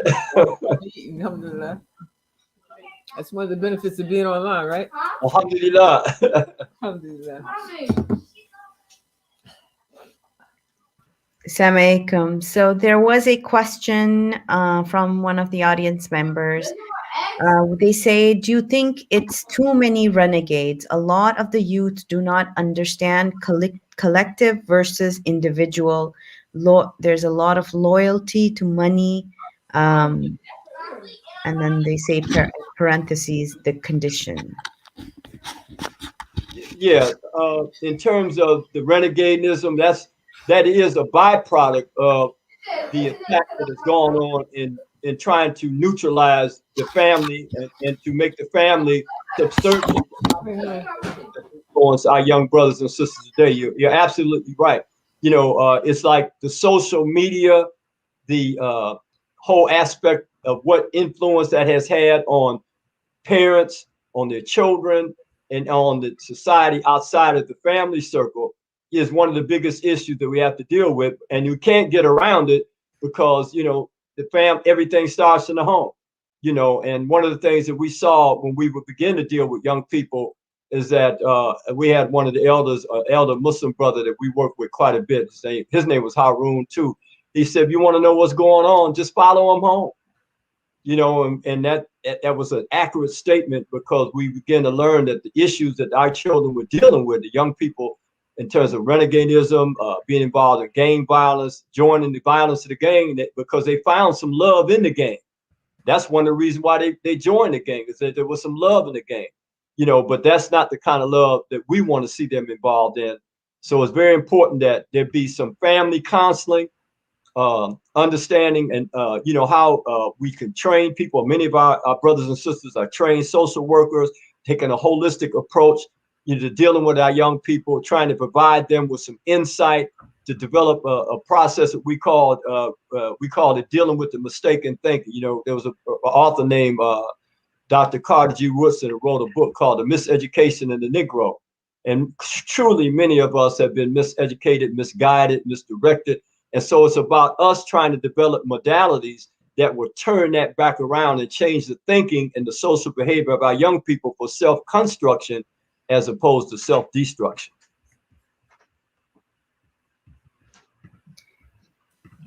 Yeah. Thank you, Sheikh. Sister Zaynab, do you have anything to add regarding the youth? Yeah, I think one of the other things that we have to do is we have to, as far as our youth are concerned, is we have to be able to give them a vision of Islam that is realistic. And I think that because we're right now, you have the power of the society, the propaganda of the society and the media, social media, etc., acting against their fitra. They're acting against who they can be and who they are. So therefore, we have to have a mechanism whereby we're able to not counter, but we're able to actually remove those influences. And we have to give the youth a reason to remove those influences. And that's a matter of the heart, effectuating their heart. And the only way their heart can be effectuated is through the seer of the Prophet. So I think that a dawah program has to include, or even a dawah program, whether it be an informal or formal dawah program, has to include a discussion of the Prophet in every aspect of that communication. How would the Prophet solve these problems? And I know one of the things that he did often was to use reason and sense in order to convey a message for an issue that concerns a human being. And I think we need to be very intimate in our relationships with these youth, We have to be very intimate in that we have an open door, or we have a behavior ourselves or a conduct ourselves that lends itself to them being open with us. And I think that's one of the pitfalls of being in that earlier generation where we were new to Islam, but now going forward, we have, you know, more understanding of the Prophet ﷺ and how he proceeded or how he conveyed the message of Islam. I think that inshallah we have to have a heart ourselves that lends itself to be open to their hearts in order for them to be open to actually conveying and communicating what truly concerns them. Yeah, I agree. I think that's a very important observation, because what happens is you're developing a standard based upon the model that was put together by Prophet Muhammad sallallahu alaihi wasallam at following the directions of Allah subhanahu wa ta'ala, that those kinds of things are very important. I want to see and ask you all, I know we're talking about this aspect of what's going on with our young people. Cleveland, we're doing a few things, trying to develop a piece that undergirds them with introduction to Islam. Because a lot of our young people are not Muslim. Some of them are, but many of them are not. So we kind of use language that speaks to that aspect of the unity within, with God consciousness, being conscious of Allah subhanahu wa ta'ala, and beginning to ingrain these kind of values and morals inside of the youth, that obviously first and foremost the ones that are Muslim that we have access to, but also the ones that are non-Muslim that they socialize with, that will not make our children would be as strong as they should be around them, so they don't become influenced by that same influence themselves. How do you deal with that kind of issue? Are you telling the parents that that these programs and these activities that are going on specifically just for the Muslim, or how do you address some of those things? This is a very very strong question. It's a very strong, very profound question, very complex question. Unity in the community, I think, is that we have to be on the same page. I think we don't have a united community. You know, we got all kinds of different sectarianism going on in our communities. People have a different way they approach Islam. They have different beliefs. For example, I'm a teacher in Charlotte, teaching for years, and I teach high school. And, I'm hearing when these issues come up in the society, they'll come to you and they'll say, how do you feel about this? How do you feel about that? And there's a way that they expect you to answer. And if you don't answer, they kind of shut down. You don't have a reinforcement from the larger community. For example, with homosexuality, talking about homosexuality, you have different messages being sent from the community about this particular issue, instead of coming directly from the Quran saying, well, Allah Ta'ala says about this issue, and leaving it there, letting them think about that, or think about what Allah Ta'ala says, and then you go look and see what it looks like to you. You don't have a community that's supporting that, that's supporting Quran and that's supporting what Allah Ta'ala says like that. You have all these variants that are coming in, and the youth, inshallah, they don't trust us to actually resolve their issues. They depend on each other more so. So now, as far as my children are raised, but as far as the other adults and young adults that I deal with, if they trust you, I mean, I have seen, especially, and I'm going to make a difference here in terms of the African American youth and the non-African American youth, the immigrant youth. I'm going to make a difference here in terms of the ethnicities, because that's important in terms of how their psyche and how they view adults. But if they trust you, then they'll listen to you. And they're different from us. I mean, we had a little bit of baggage, maybe a little bit of anger, whatever. But this generation, even with everything that's influencing them, and they're very highly influenced, they are still have a little bit more openness and heartfelt emotion. I mean, if they trust you, they will listen to you. I mean, they will fight for you, literally. I mean, these people, that's one of the benefits of this 80s generation, that those youth were not afraid to face off with what they were confronted with. They were not afraid. I'm looking at my own children, you get stopped by police and begin to question them. What are you stopping me for? Right. Very, very aggressive, in terms of, and not afraid. And so we can take that, use that, but at the same time, we have to put ourselves in a position where, like I said earlier, where they can trust us, which means we have to be what? Consistent, persistent, constant, tell them the same thing over and over and over and over again, and then live it ourselves. I mean, you got more, Brother. I know, Brother Khalid, I know you from years back here from Cleveland. Yeah, Brother Abdul-Shakur was a very good friend of mine over there in Cleveland. Oh, yeah. But anyway, and Sister Aisha and so forth. But anyway, the trader, Abdul Shakur, he's the trader. That was economics, man. That's alhamdulillah. May Allah give you paradise. I mean, inshallah, I mean. But yeah, that's, you know, like we have to, you know, we haven't shown them a good picture. We haven't shown them, you know, even amongst the non-Muslims. I had an occasion where I was with my neighbor one day, and there was a lady who was selling drugs right in front of her house. It was right in front of her house, and I walked up to the lady and I said, "Listen," I said, "you can't do that here. You know, you can't sell these, you know." She said, "I get most of my drugs from Muslims. Yeah. Most of my drugs from Muslims." Yeah, so these are kind of things coming, and we have to come behind this now, really, and we have to undo all this. We have to come behind this, and the youth have not been involved in that scenario, but they're watching, you know, and they're watching, they're paying attention. But they do, like the brother said, Brother Ali said, they want relief from this. They want relief from this. It's no doubt about it. You're right in terms of, and also, you know, these problems and these challenges are not intergenerational. You know, internalized trauma. You know, being born into families where addiction is there and this that amongst the Muslim Ummah. You know, and so consequently, you know, obviously, you know, we need more clinics. We finally in Cleveland we got a couple small clinics that are going on. At Masjid Bilal. Masjid Bilal was one of the first masjids. It was in Cleveland, first masjid built from the ground up. And so they have a clinic that's going on there, part-time, that's, you know, funded by some of the contributions that come from some of the Muslim faith-based organizations. So there's one going on there, and there's another one that has developed at the Islamic Center in the Parma Mosque. So these are all just some small examples.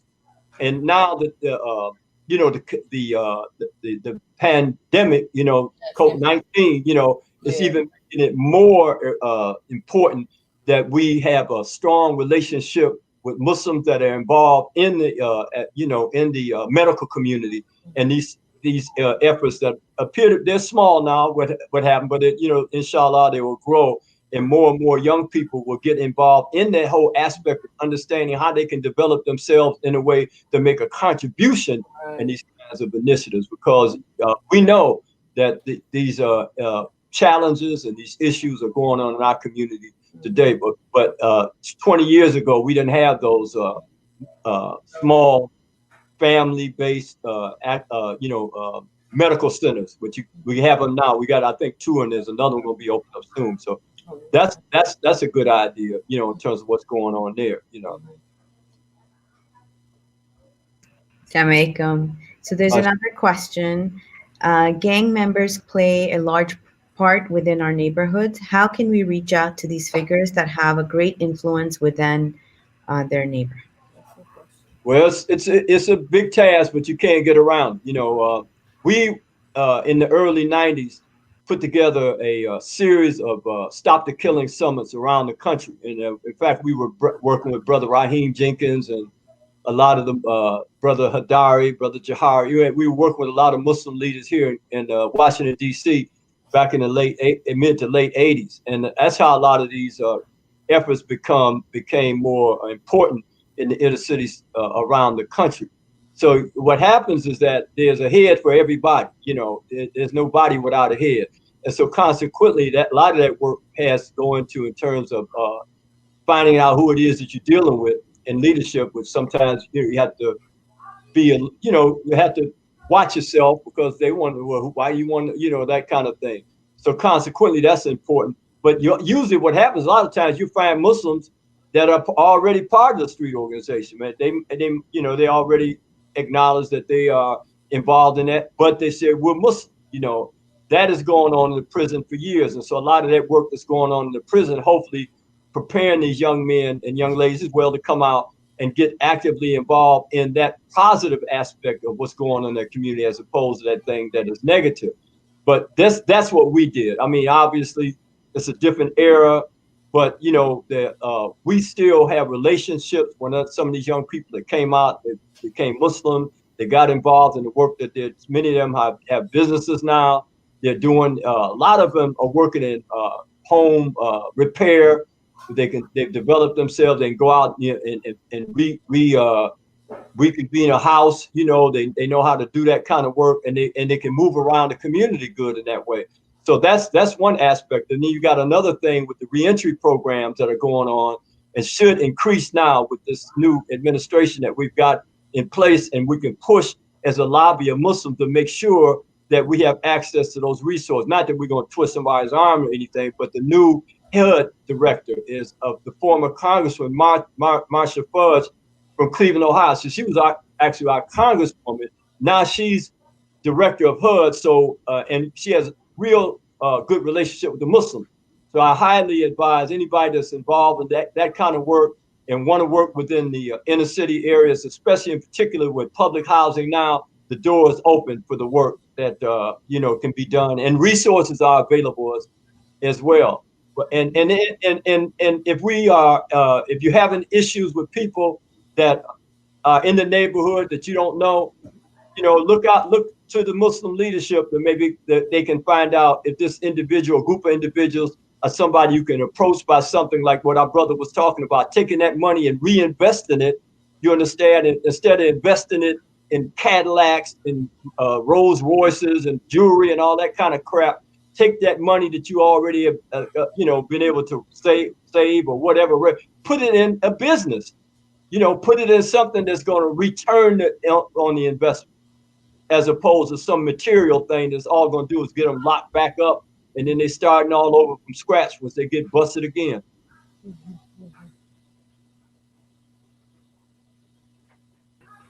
Any other?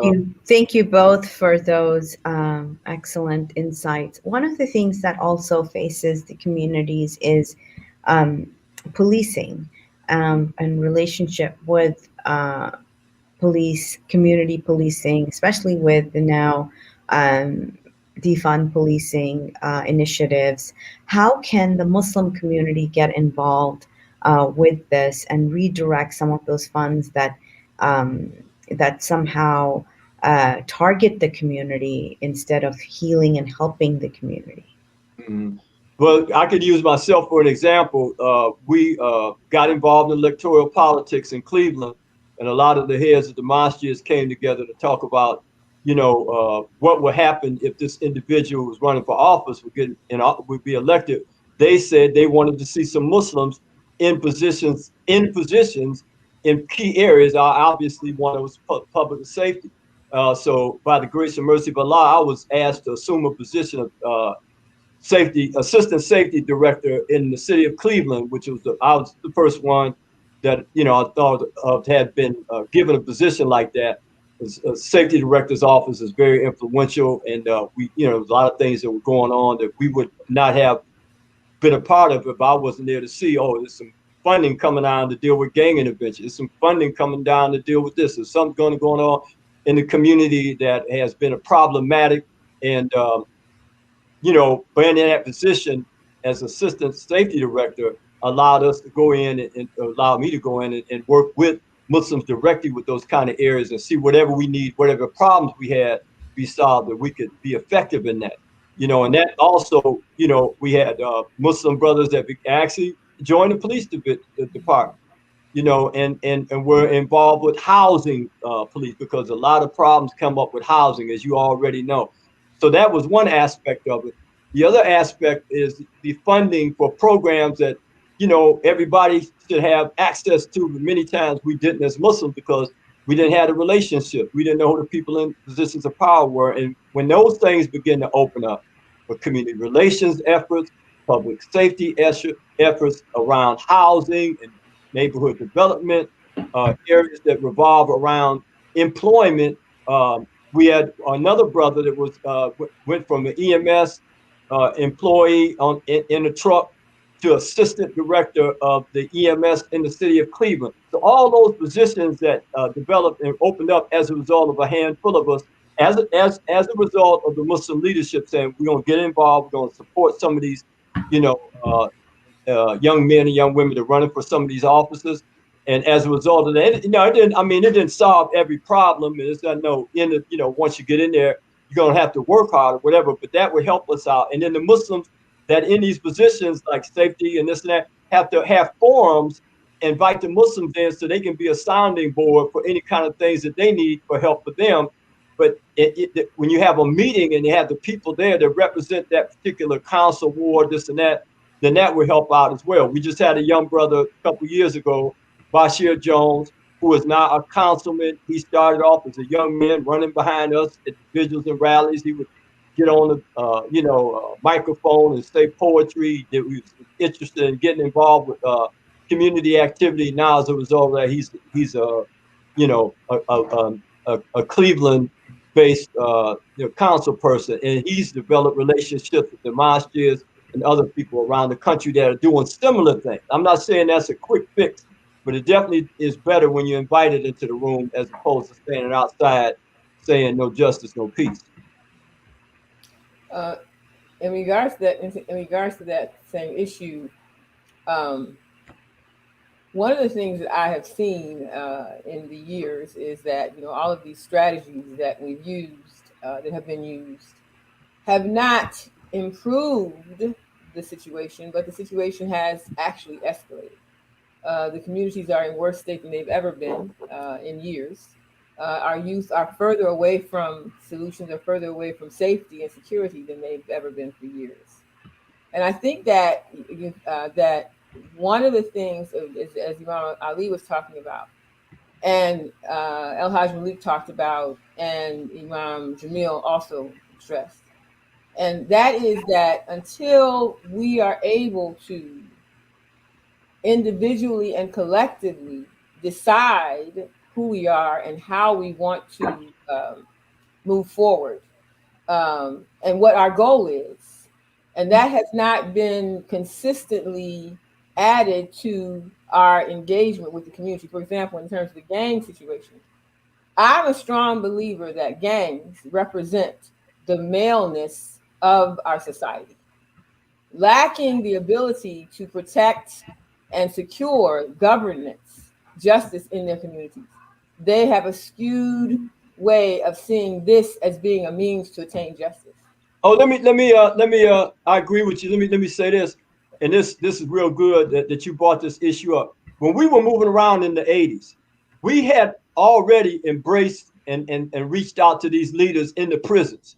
We were all on the same accord. Now, what happened is, you remember when Imam Jamil got out, we went right down. It jumped in New York, it jumped in Atlanta, it jumped in Cleveland. So these summits produce results. And so what happened is, right away, I was checking the statistics, all the crime and all the violence was going down in every major city that these movements went to, and we documented that. But at the same time, you got that other component within public safety or within politics.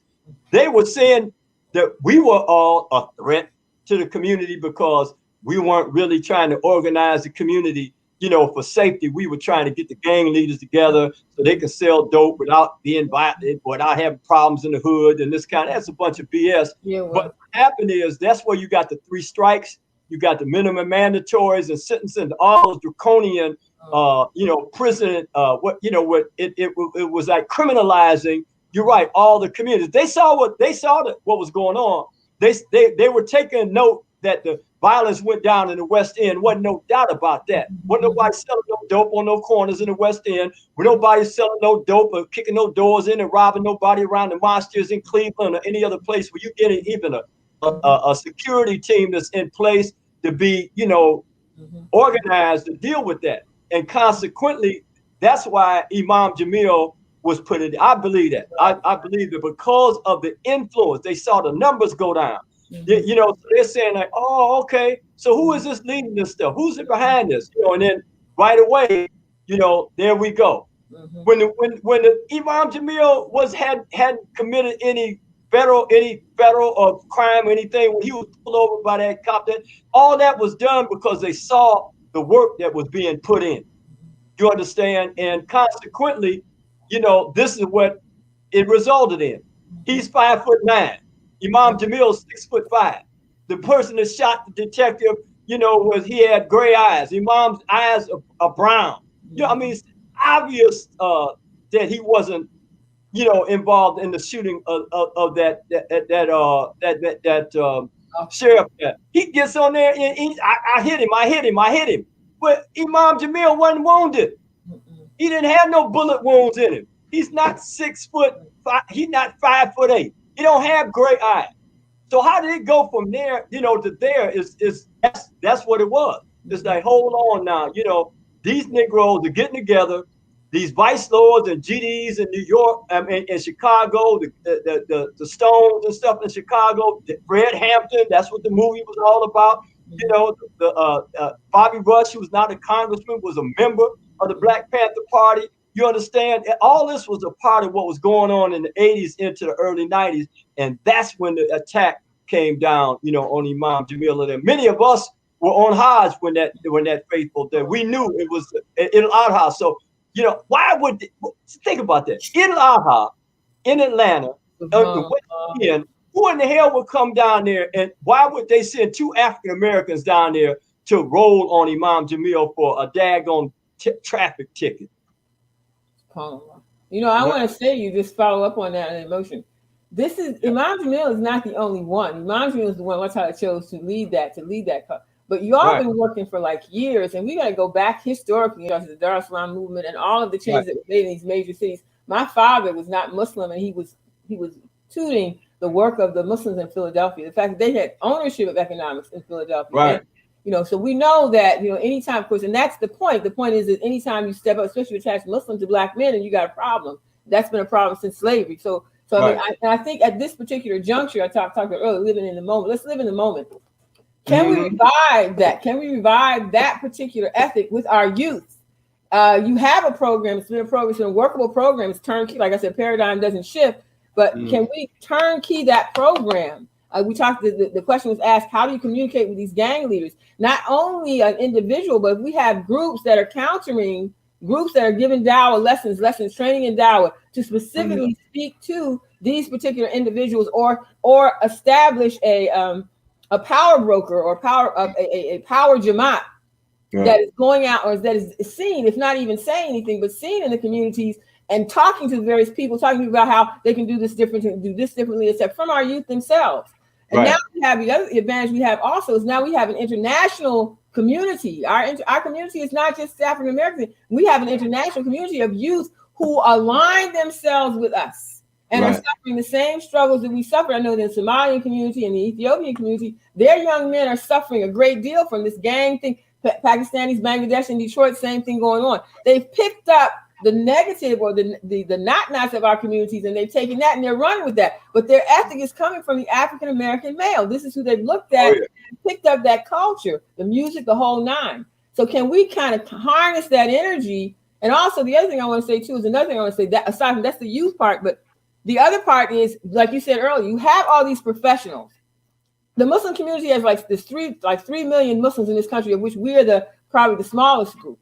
But these are, I talked to one sister. There was a sister who was actually she's from DC, and she was going through some changes in housing. I called the sister. She's from Somalia. I said, listen, I said, this sister's going through changes in housing. You know who she is. I said, and I asked him, I said, why am I trying to send you all over here? Why are you here? I told him, I said, you're here. She said, I said, you got the jobs we don't get. I said, you got the opportunities we can't have anymore. I said, you came over here for that. I said, why do you think you're here? I was talking to a Muslim. And she said, I said, yes, for the money. I said, economics. I said, you have the economics and you have to support this. Right. You have to, because you have that economics and showing you were invited over here for that reason. That's new slavery. You invite over here, diminish bring them over here, set them up, making professionals. I mean, people making upwards from $100,000 a year, etc.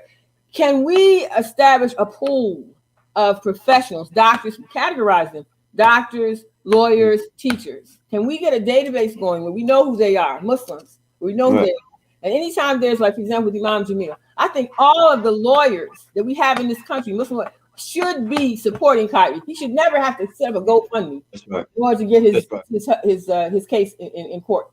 He should never, because we have too many lawyers, Muslim lawyers, in this country who have enough money to support all of his effort. And I think we should contact them.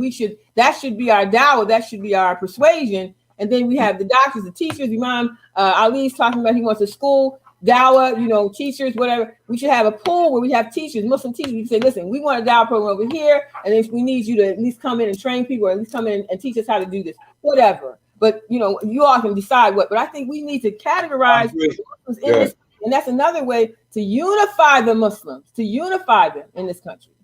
To make it, you're right. We have to know our numbers. You know, that's what every you can't know if you don't know. You know what I mean? Exactly. You know, some people didn't used to want to come down. That huge Somali community in Minneapolis. I mean, you know, we got a congresswoman there. The brother who's the lead, he's the attorney general. He's a Muslim. You know, he's a Muslim. Keith Ellison is a Muslim. He's the attorney general of Minnesota. His son is a councilman. You know, he actually represented the gangs in Minneapolis. They had a group called United for Peace in Minneapolis, and he was a Muslim attorney that represented that street organization in the efforts they were involved in. And there was another Muslim in Chicago that was working with Bobby Rush and them when they had the Gangster Disciples and Vice Lords and Black Stone Rangers. A lot of them took Shahada, became, you know, they went from El Rukn to Muslims and all that. So you're right. I think it's you know, maybe that we should, as those of us who, you know, been around for a minute or two. Well, I think just let me interrupt you. Let me just interject. I definitely believe that you are the leadership in this country. No doubt in my mind about that. That's why you're still here. We've been well preserved. I mean, you know, we know that this is a war. You know, this ain't a battle. We don't judge the war by the casualties. This is a footnote, and this is funny. You get time to think about this. When Obama came to Cleveland, you understand, they wanted to get down, they want to build up the, you know, a big team here and this and that and whatever. So we found a Muslim brother who had a restaurant that was right across the street from the Board of Elections, right? So we go in and talk to him, and he was like, "No, I was gonna shut the thing down because I don't want nobody." In his restaurant began to be the informal headquarters for the Obama, you know, a campaign in the city of Ohio, the county, you understand, as well. And we remember the day that, you know how they say the electoral college or at this time at night and whatever. And so what happened is they saw all of these Muslims out in front of the restaurant making salat. And it was so big, the Jamaat that came down here, the line went from outside on the cement all the way into the street. And then later on that night, they put that he's dead now. That right wing commentator, what was his name? He always starting stuff on that night. He right wing. He just passed away a little while ago. Oh, you're talking about Lim? Yeah. That's him. Yeah. I can't think of that. He was the big mover. You're talking about Rush Limbaugh. Rush Limbaugh. Rush Limbaugh and this other fool from the Fox station that sent his people down there to accuse the Black Muslims. They called us the Black Muslims then, of intimidating the people that was coming down there to vote for the Republican thing like that. And they were like, it's the new Black Panther Party. And all we did was tell some brothers to put on some kufis or some black fatigues, and we're gonna go down there and try to be present that people won't be intimidated on the other side. They swore up and down, you know, that we did. So they're gonna tag you and label you and make, you know, they're gonna come up with no matter what. So we might as well just be organized. Be organized, you know. Go ahead and organize. Yes, yeah. Inshallah, you know, if there's any more question, and again, you know, with Imam Jamil, may Allah, you know, get him up out of that place, man, because he didn't put his work in. He sacrificed so much, and we ask Almighty God, Allah, to get him up out of there, man. He can go home, inshallah. Imam Jamil was a leader in so many different ways. I mean, it's unbelievable. You know, we had the young people every year coming to a city to throw footballs and run track. We had a Riyadh. We had our own little Muslim Olympics. You know, the shuras of leadership from all around the country would come together, you know, and talk about some things that we need to talk about to move forward and continue to move forward. You know, we know some of us, for us, man, we're in the fourth period. We're in the last period, man. They can give us a 2-minute warning. So we got to make sure that we get some more stuff on paper and books and things like that. So somebody be lying to me, well, you know, we was the ones that stopped the gang violence in America and all that stuff. You know, the police department. Yeah, right. You know, that ain't happening. No, it didn't happen. May Allah Ta'ala reward you, my brother. Alhamdulillah. Alhamdulillah. Just that reminds me, Brother Khalid, maybe there is one of our sisters, actually Sister Zaynab knows her, Sister Faiza Coleman. She does this oral history project of elders in minority communities. So perhaps it's called Words Heal. Perhaps maybe a collaboration with her. So until those books are written, we can at least record oral history down. So this history is not wiped away, and others don't take credit for the work that you all have been doing for the past several decades. Oh, no doubt about that. Is so important, because it's like she said, you know, I mean, no, if somebody didn't know, they would think that it's always been this way, you know. But no, I mean, you know, we know, those of us who've been around a lot, you know, in Cleveland, they had a little place. It was a whole block between the nation and the Sunni Muslims and all that. We had like a mosque here that was there from the first Cleveland mosque, the first mosque that we knew of in the history of America, in urban America, right there in Cleveland. Then right after that, Masjid Mumin.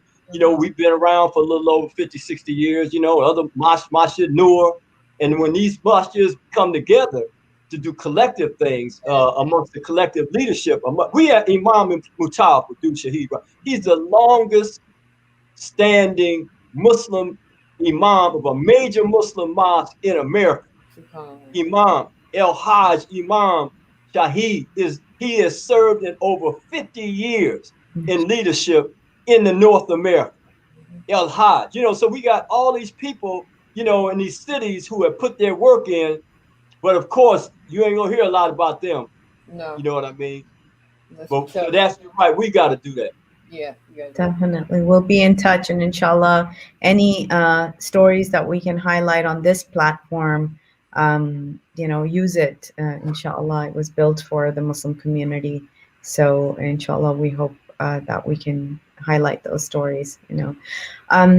I believe we're now waiting for Imam Isa from New York to join us. Okay. So up till then, so yes, we don't have him on board yet. Perhaps, so I'm just going to be I know Brother Hugh has a video that he wanted to highlight. So until the Imam comes in, perhaps we can play that video. Brother Hugh? Alhamdulillah. All right, shukran. Jazakallah khair for your time and your work and your efforts. May Allah reward you all. And thank you, Sister Zaynab. Sister Zaynab, I know you were crowdfunding for a book. If you want to put that down in comments on where people can contribute to your book, then we can share that, inshallah. Inshallah. All right, Sister Zaynab, it's always good to hear you. Yes, indeed. Yes, indeed. Yes, indeed. Yes, indeed. Yes, indeed. Alhamdulillah. Put a lot of work in Cleveland. I remember that. Yeah, alhamdulillah. Alhamdulillah. Oh boy, man. When Masjid Noor is still up and running, alhamdulillah, you know. Alhamdulillah. I'm looking at Facebook and I'm looking at y'all here on this thing.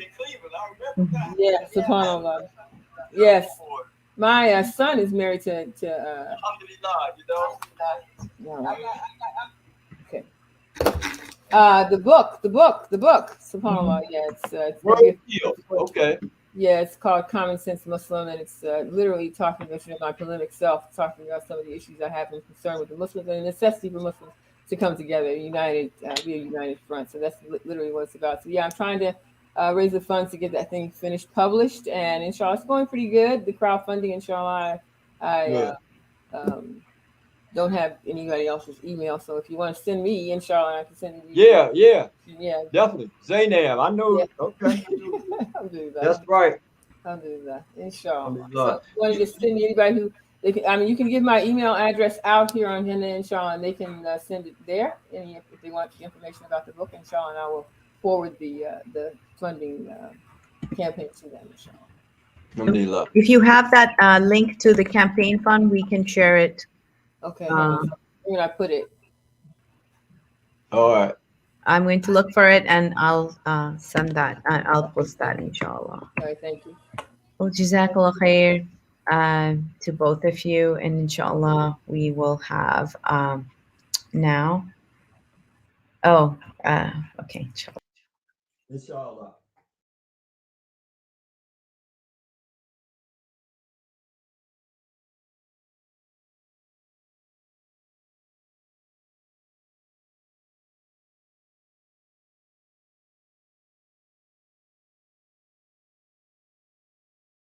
The Prophet ﷺ has said, never petition Allah for armed combat, but when it comes, be patient.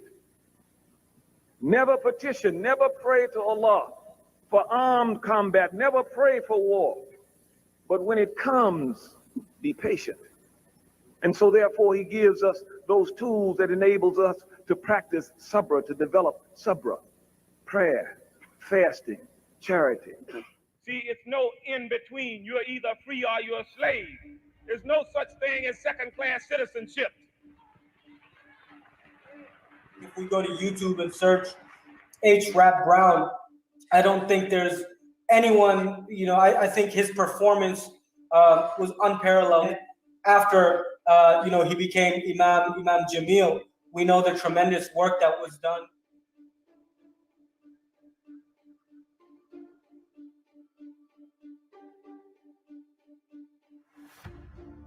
We seek refuge in Allah from a knowledge that is not useful, from a heart in which there is no remembrance, from a prayer that is unanswerable, from a tongue that is not truthful, and from a soul that is ungrateful. I don't think we either know or we give the proper appreciation for the work that Imam Jamil, even before embracing Islam in 1971. Imam Jamil was one of the most fearless individuals that they had ever met. African-American men said that they found their manhood. They found how to express their manhood in the face of conflict because of the example and the words of Imam Jamil. The loss for almost the last 20 years that the Muslim community has suffered is a loss that has been, to a certain degree, suffered by the non-Muslim community as well. Even after this bogus conviction, he's still not able to publicly speak about the situation. Now it's time to kind of scrub that clean and get him back to, the position of reverence that he deserves to be in, because he's done so much for us at this point as a ummah and as Black people. So they understand the power of his words, to move people to whatever action. That's the reason why he's in federal custody at this moment. It's because, they put the leader of the Aryan nation in a cell next to him and they got to talking and he took shahada. So, that's true. After that, they were like, okay, federal custody, solitary, we don't have time for this. And we can't let you speak to anybody. But they knew that, all the way back in the trial. So the current gag order is an unofficial gag order. Basically, it's just if you request an interview, they're going to say no. And the most pervasive thing in all of this is that since before day one of the trial, the guy who did it said, I did it. That you had committed a murder and were involved in the shooting of a cop in March of 2000 in Atlanta, Georgia. Yes. You did? Yes. All right. You weren't arrested for it, were you? No, sir, I was not. In fact, another person was tried and convicted. Jamil Al-Amin, yes, sir. Yes, sir. Throughout the trial, they cheated time and time again. And when I say cheated, I mean cheated. From faulty ballistics, the lady who did the ballistics in our trial, who was, hired by the state, she was fired from her job because she did faulty ballistics. The ballistics don't match. The description matches the guy who confessed. They said the man who shot these police officers was wounded. The guy who confessed was wounded. My father wasn't wounded. And so then all of a sudden the blood from that was found on the scene, they couldn't find a match because it didn't match the imam. All the way to the constitutional violation. They violated his constitutional rights a few times, but the most prominent one was they did a mock cross-examination where they asked him questions in the closing argument and then answered the questions for him to the jury after he exercised his right not to testify, because we believe that they didn't present a strong enough case that warranted him to have to testify. We proved that he didn't do it. It's just so many things that happened in this one trial. I mean, we have all these other things listed out, and we want them to review that as well. But it's like, hey, look, this guy Otis Jackson, he's sitting in prison in Florida. He's telling you he did it. He's been telling you he did it. We have three affidavits from him. We have him on video. We have handwritten like every kind of confession you can possibly get from a guy, he gave us. So it's like, what do y'all want? Like, if nothing else, we deserve a new trial, but realistically, let the imam go. Like, let him go. Look, this isn't even in line with the man we know and love and have this respect for. If nothing else, he's told you he didn't do this. And verily, man has been created into toil and struggle, that it is a part and parcel of the development that you encounter in this life, that you must struggle. So therefore, in this sense, the best struggle, the best way to be able to struggle deals with following the guide.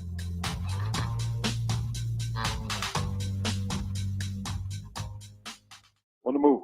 It's been 2 years now into the Obama administration. And despite the hopes of millions who voted for him, the wars are getting worse, not better. The Obama administration is engaged in more predator attacks than the Bush administration, and there are rumblings for a war with Iran. Meanwhile, the anti-war movement has been quiescent, as if Obama bombs are somehow better than Bush bombs. Isn't it time to heighten the anti-war movement? War poisons everything, for the state expands its reach and powers through war. Now is the time. Now is the season. Anti-imperialism is the perfect reason. Iraq, Afghanistan were false wars for oil, and it's about time to bring the anti-war movement to a boil. These wars aren't against foreign countries. They're against you, your jobs, your communities, your schools, your civil liberties. These wars have resulted in so-called black sites, secret prisons, torture, extraordinary rendition, attacks on Arab Americans and American Muslims, equally under Bush and Obama. They have bankrupted the Treasury, destabilized the region, and created the conditions for horrific blowback. So, ain't it about time to say this chant? Now is the time. Now is the season. Anti-imperialism is the perfect reason. Iraq, Afghanistan were false wars for oil. It's time to bring the anti-war movement to a boil. Thank you. From death row, this is MUMIA, ABU-JAMAL. These commentaries are recorded by Noel Hanrahan of Prison Radio. Open your eyes, see, cause the revolution will be televised. I gained some hope, I came to cope, cause the judge didn't even budge, didn't even look at him, shrugged and shook at him. He gave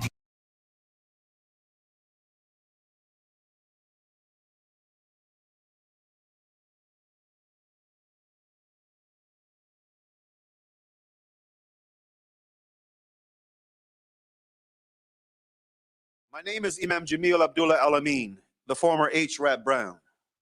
I am a devoted servant of Allah and an unwavering devotee to his cause. For more than 30 years, I have been tormented and persecuted by my enemies for reasons of race and belief. I seek truth over a lie. I seek justice over injustice. I seek righteousness over the rewards of evildoers, and I love Allah more than I love the state. Their intention is to extinguish Allah's light by blowing with their mouths, their propaganda. But Allah will complete the revelation of his light, even though the unbelievers may detest it. This is a verse from the Quran, the 61st surah of the Quran, the 8th ayah or verse. On March 16th, 2000, Fulton County Sheriff Deputy Ricky Kinchen was killed, and Sheriff Algernon English was shot and injured in the neighborhood where I have lived, worked, and prayed.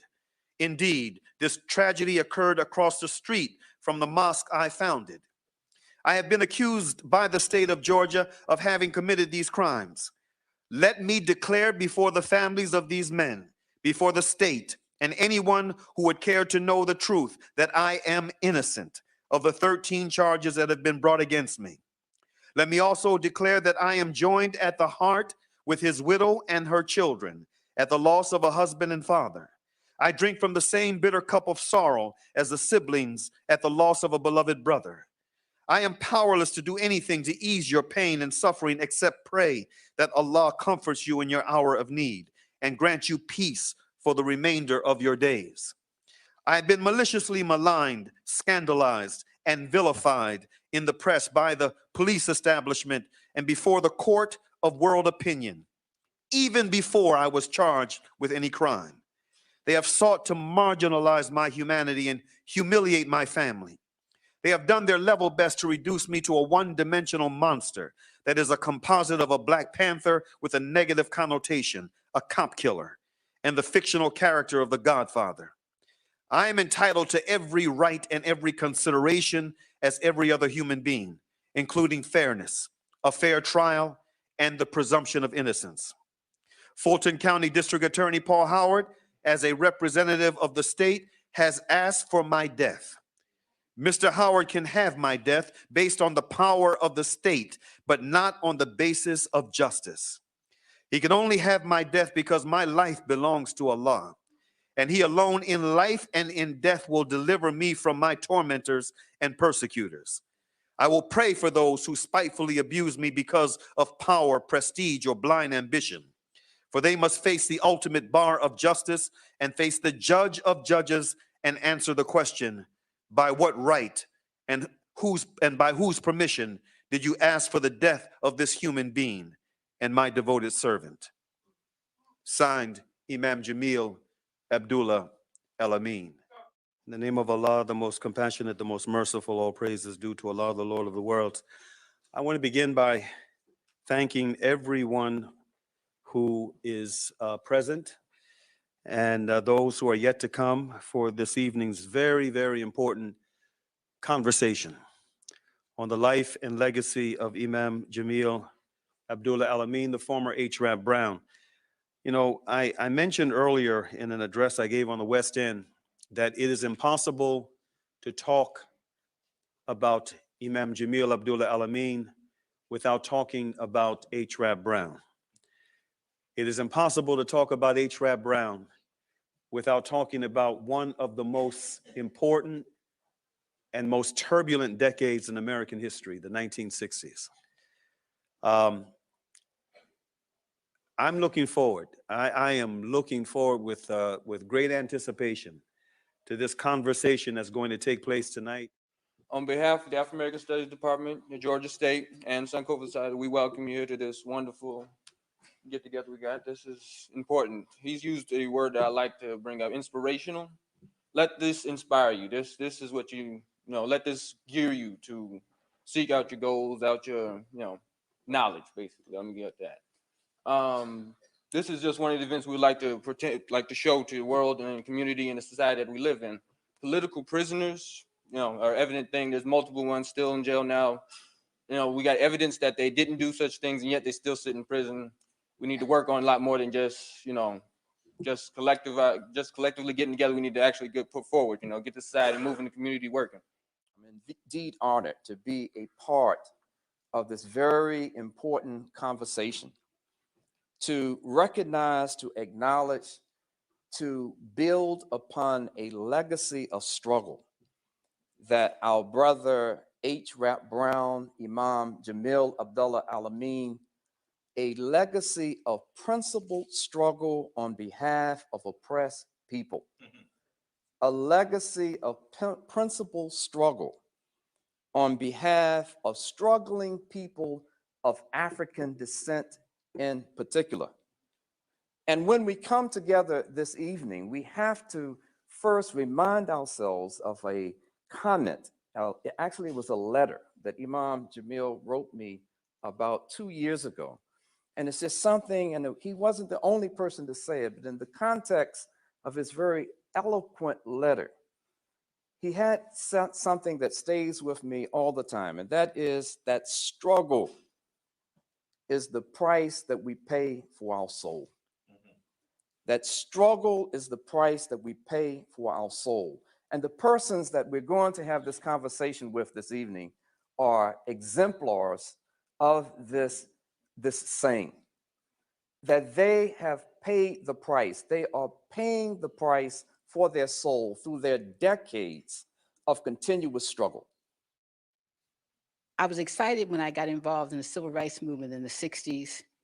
And over the decades since then, I've seen different folk who were involved in that movement and aspects of that movement who have sort of been relegated to the status of a deity or something similar. And I find it kind of disturbing. However, it is somewhat understandable when people who speak about those people place them on a pedestal. Jamil would not allow you to put him on a pedestal. He was a human being. He was a fighter. He was a community person. He was a loving person and a compassionate person. And one of the things a lot of people have forgotten how to be, he was a friend. He was a community conscious person. In the city of Atlanta, where he resided in his last number of years, he was very conscious, not just about the community of Muslims, which he had become when he changed from H. Rap Brown to Jamil AL-AMIN, but he stayed friends with people he was friends with before. And he tried to make sure that in that community, the senior ladies could walk the streets safely. It doesn't matter whether they were Muslim or not. He was concerned about the community as a whole. He even made sure to take them sometimes shopping when they didn't have a way to get there, make sure they got back.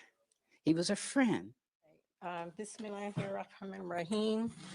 Assalamu alaikum. Okay, there are more people here than what I thought would be here. So I am really, really pleased with your coming. Some of you have come from some distances. And I just want to mention the young ones who are here. We have a group from Whitehall, Alabama, and I mention the young ones because they write the Imam on a consistent basis. And he writes them back, and they are just wonderful, and they just inspire him. And that way he knows that there are so many people who still care. And then you have to give credit to their parents who consistently raise the Imam in their household, his name and his work. And it's as though he's not even gone. Imam Jamil, and I think I've shared this with some of you, even though he is being held in Colorado, in the Supermax prison in Florence, Colorado, and he's being held there, and I think all of you know, without any federal charge, sentence, or conviction. And he was moved out of the state prison and taken to Colorado without notifying his attorneys or family members. And the reason for moving him stemmed from what they're saying, stemmed really from the fact that inmates in the Georgia prison system, Muslim inmates, wanted him to be the imam over all of the Georgia state Muslim inmates. When you think of a fugitive or someone on the 10 most wanted, the FBI 10 most wanted list, you don't think of someone who made a speech. And as a result of making a speech in Cambridge in 1968, right after the assassination of Dr. Martin Luther King, the Congress put through what is called the Rapp-Brown Amendment. And the Rapp-Brown Amendment, which was enacted in August 1968, made it a federal crime to cross state lines with the intent of inciting a riot.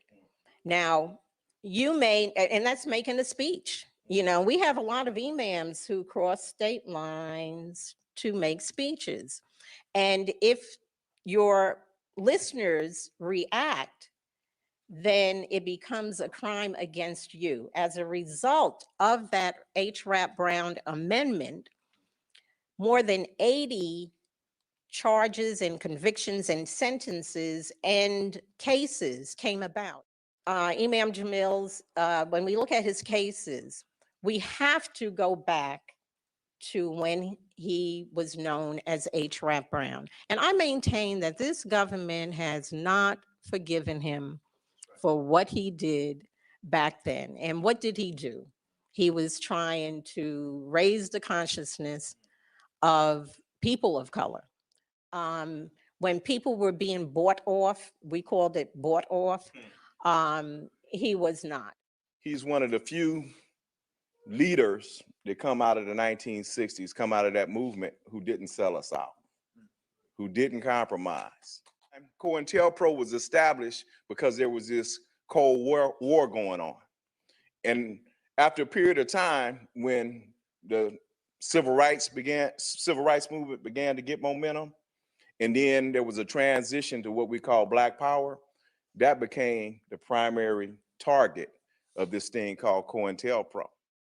And they were concerned of a development of a leadership that could unite all of these groups. But there were a couple of young men that they were really concerned about. But one was H. Rap Brown. Once you're targeted, they try to find anything they can to get rid of you. The term they used in the COINTELPRO document was to neutralize you. If you listen to his speeches during that time, he always talked about linking the situation of Black folks in this country with people worldwide. He's seen as a threat because it's mentioned by brother SAALAKHAN because of his history, but at this particular time in history, some people think it's a crime to be a Muslim. And it's particularly a crime to be a Muslim that's uncompromised.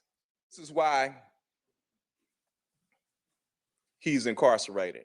We have to be more vigilant in informing people in our communities, our friends, our families, the people we worship with, about this case and other cases that are used to not only incarcerate individuals, but to make sure that none of us really have true freedom. So that's why this is an important forum. I want to thank the Truth and Justice Foundation for sponsoring it, and also the Sankofa Society for helping to bring us here. Thank you. Our next speaker is Professor Johanna Fernandez, filmmaker, activist, is the next speaker. She also will make it perfectly clear. We must drive home the point of what is going on here. On the move.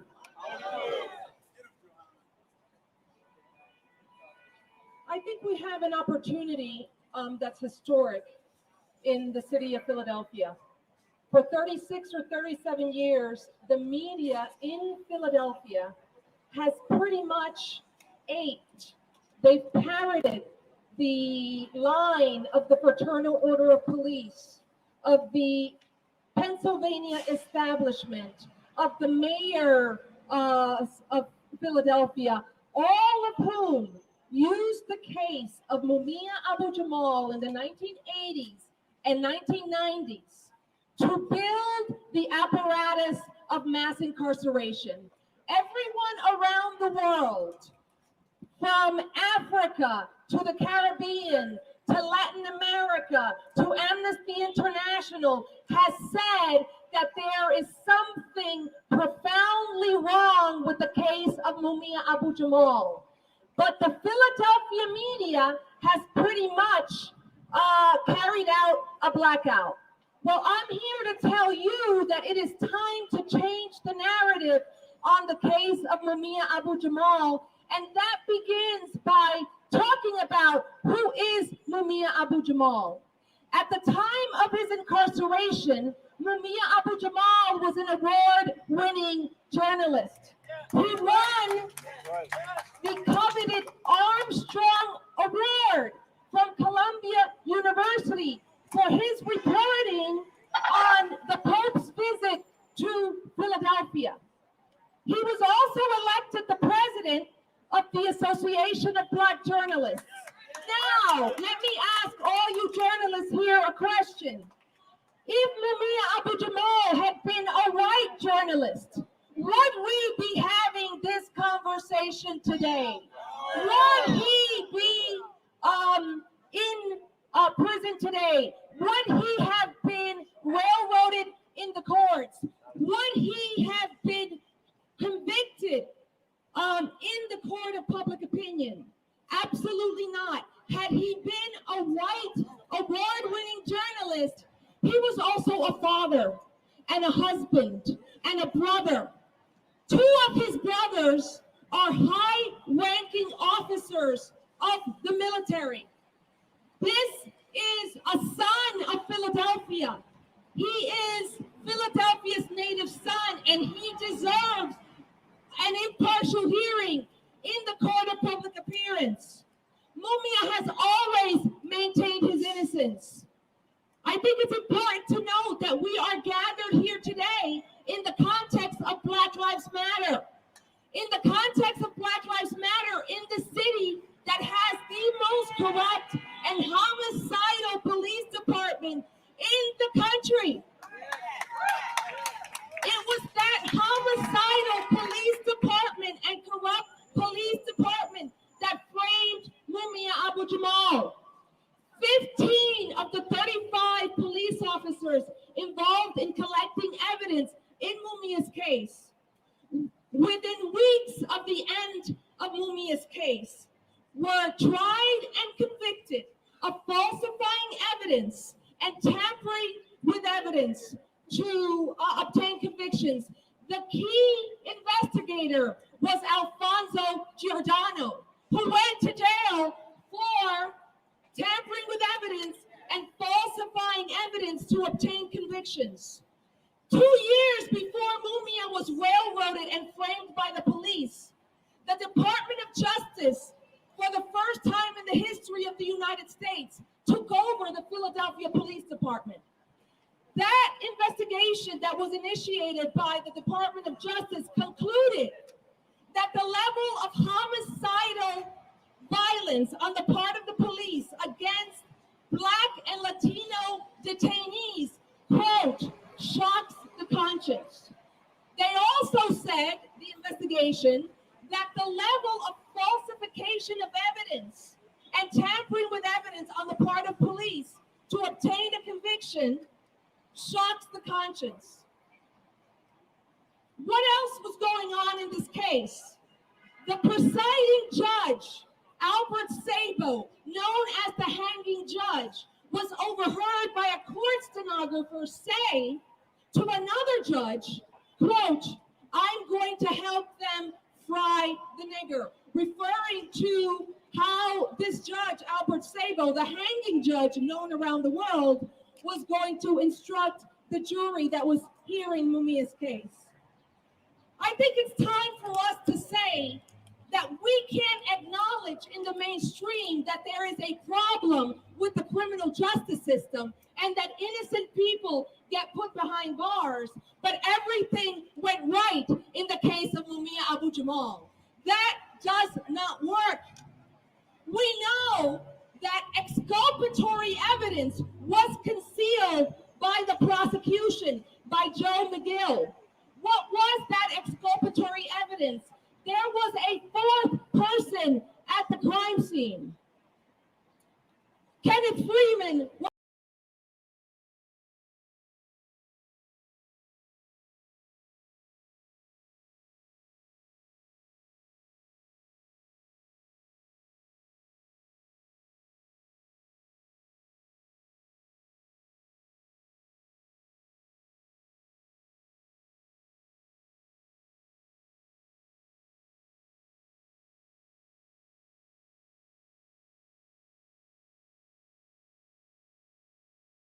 KAIRI. Okay, I'm Karima Al-AMIN, KARIMA AL-AMIN, Karima Al-AMIN. If you could just start to tell us what your involvement was with SNCC, Mhm. any information you would like us to know. Right. You know, before I go into my involvement with SNCC, I just probably need to take you back to who I am and what I did while I was being raised. I was born and raised in New York City. not in the South. My mother was Canadian. My father was from Virginia, but did not want to go south of the George Washington Bridge. So he was born in Virginia.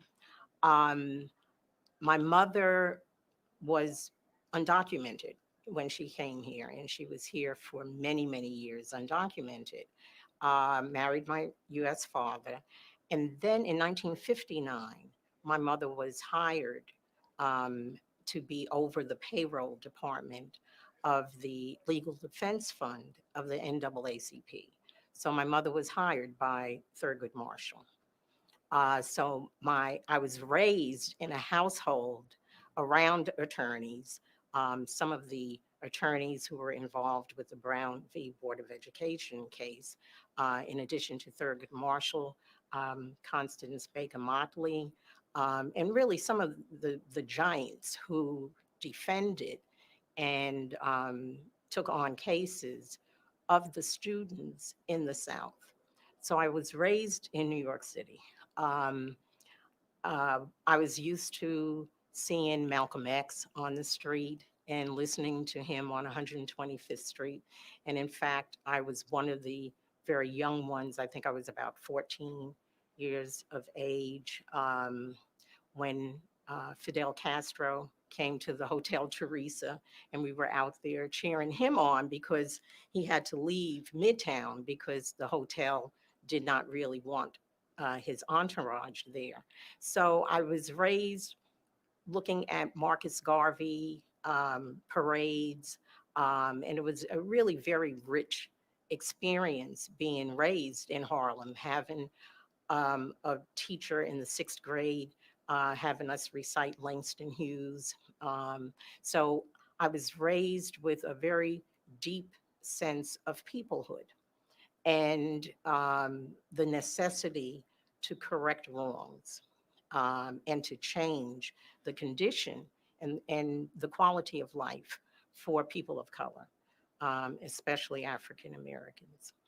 So I was, after high school in New York City, I went to predominantly white, I say European university in upstate New York. I was one of 20 African Americans on any given time, any semester.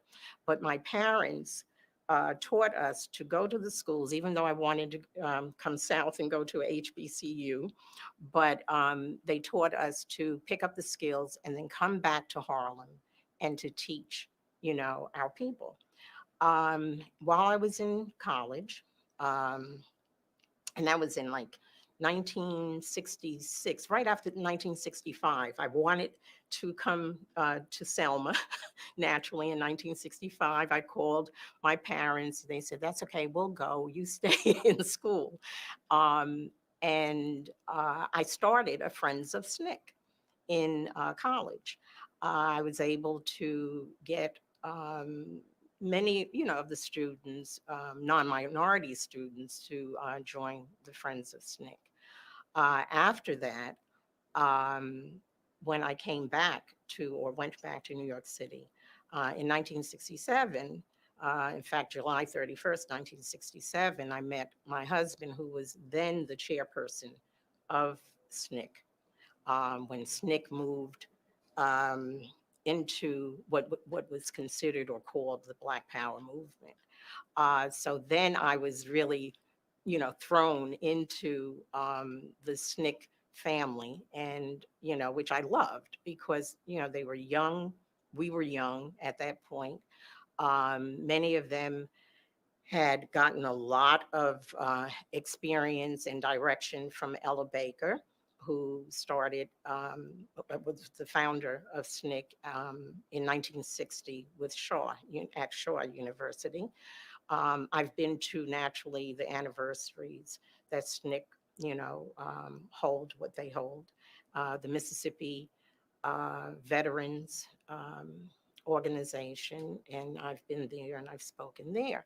So my experience coming from New York City is a little different, but I've been here, I've lived here since 1973. So that does tell you that, you know, my home, I think, and I feel, is in the South.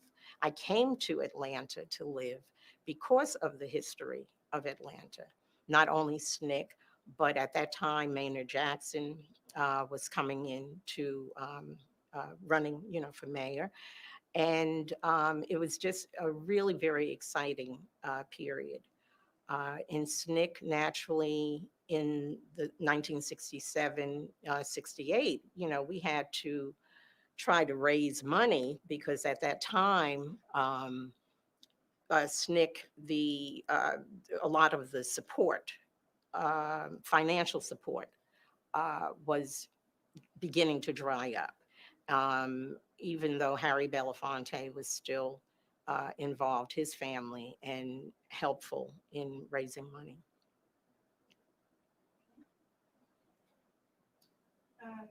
If you want to just maybe, if you have any experiences, I know you were after, you made a point to say you were involved after the 65 Right. movement, which is what most people talk about. Anything that was significantly different, especially with you being up north versus in the South, if you know people that experienced, like I said, anything different, being in the difference between being involved in the movement in the North and maybe, for instance, here in Atlanta. Well, I had one experience. My first experience South was to ride on a train with my girlfriend who had relatives in Columbia, South Carolina. So this was in the 50s.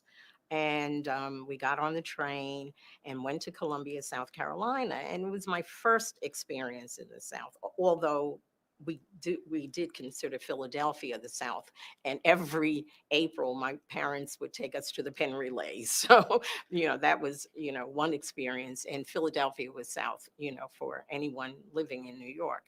But in Columbia, South Carolina, it was my first experience with direct discrimination. Even though when we were growing up, we protested in New York City against White Castle for their discriminatory practices, not only with, well, with customers, because they weren't hiring African Americans. But when I got to South Carolina, my girlfriend and I, we decided to go shopping, and we went into one of the 5 and 10 cent store. Maybe, I think it was a little upscale. And I went to try on earrings and to purchase earrings. And, you know, I noticed a behavior from the worker, which I had not experienced in New York. And when I finally purchased something and gave her my money, she actually gave me my change and she threw it on the floor. And so I said, well, this is really different. And, you know, I was young, so, you know, I probably, you know, ran my mouth a little bit. But that experience, and then we went to buy a hot dog. And we weren't allowed to go inside to the establishment. And really, I don't know how we could have even fit in there. It was really one of those storefront ones. And we went to order a hot dog. And the person said, oh, okay. Sorry about that. Okay.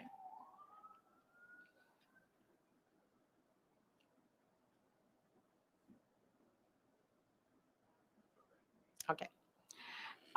So we went to order and we said we wanted some hot dogs. And we had some young fellas with us who were her cousins.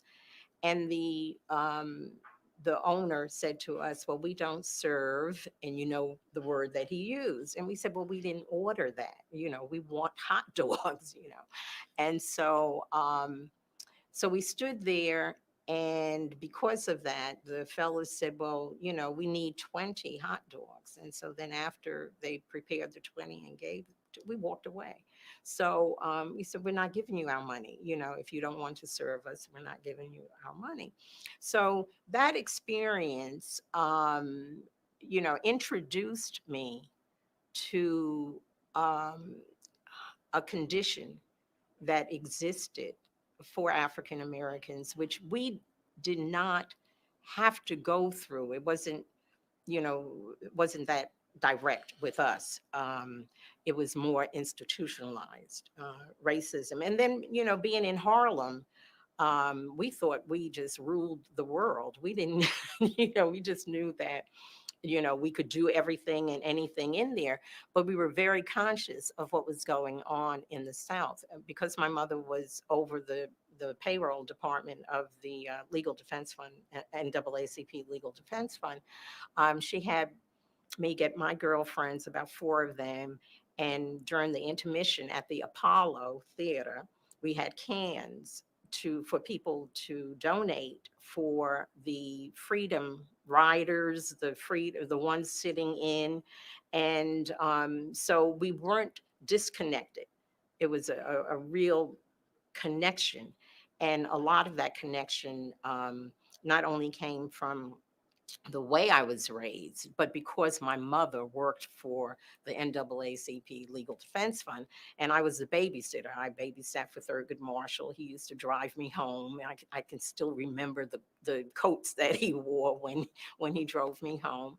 And I babysat for many of the African American attorneys and judges. So we were from an activist family, so it was not out of the ordinary for me to become involved with SNCC. Being involved with SNCC, naturally, in the 60s, I had my natural, and so, I was really very, very much involved, and also in the African movement. In 1962, my sister went to the Gambia to work to build schools. And so then when she came back, it was Africa, So it was very, many of the SNCC workers were, and many of us are not here anymore, many of us are passing away, and it's very important to get the stories. So I'm happy that you're doing this project. I really am. Okay. Do you have anything to say about, or are you familiar with obviously Donald Howell? Do you have any experience with that, or anything that was going on at the time that you'd like to share? Right. Probably, I know information, and it probably would be better for you to get it from those who, were really around him. But no, I know of his work, and when I came here, it was very close to me. So when you say it was close to you, would you say there's some type of influence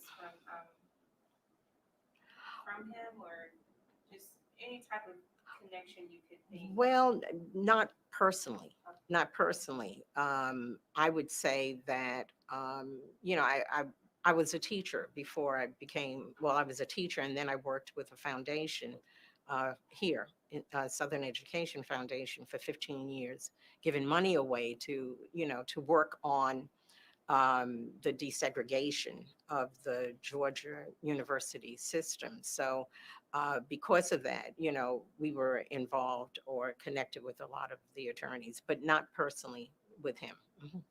I won't claim that.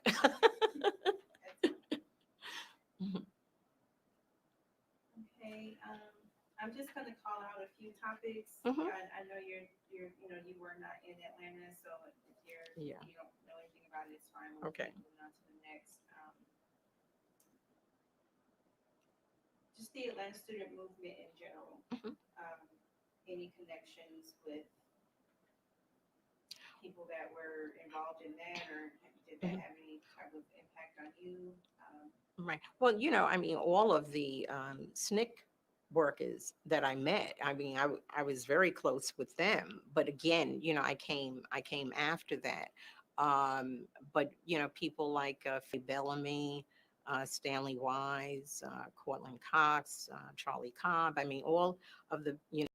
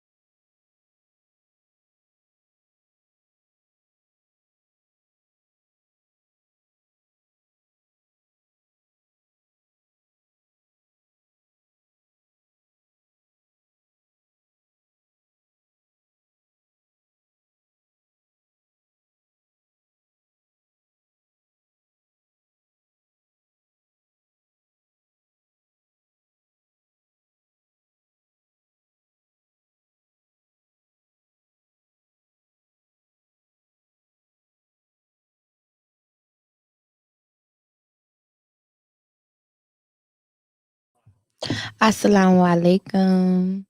We are here for our afternoon discussion. I will be bringing on the son of Imam Jamil, Russell. No?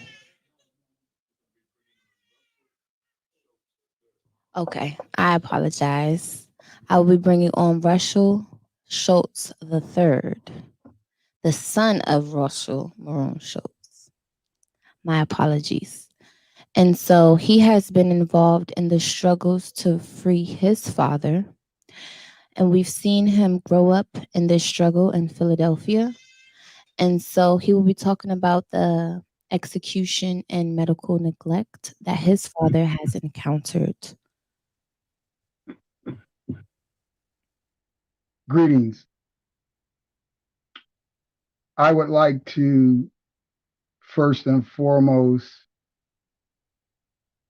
thank all of the supporters and people who have joined today for this great event, and thank all of the organizers who have brought all of us together, which is a Herculean task. And I respect and appreciate all of you comrades for that. And of course, the Most High and the One, the All, is most worthy of praise in this space, in this conversation. And I think it's extremely important to point out that not just Imam Jamil, but a lot of our political prisoners point back to, in their spiritual studies, the importance of digging into our spiritual studies and remembering and working on those specific pillars in our spiritual teachings that teach us to fight against injustice, to be social activists, to give zakat or to give charity or to help the weak and the poor. And these are some of the things that in our fight for the release of our political prisoners, that we have to up the ante, specifically if we are saying that we are following a spiritual practice, specifically a spiritual practice that has a pillar of doing social justice work, of giving charity, of making sure that those who are treated unjustly, that they get justice.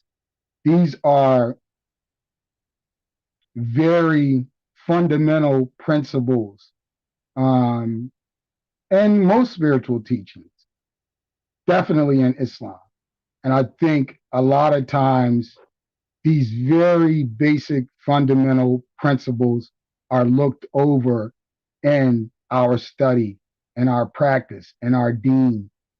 And so for my father, in his spiritual work, in his deen, he is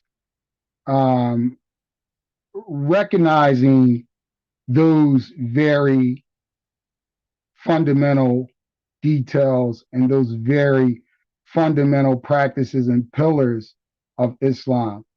And a lot of times in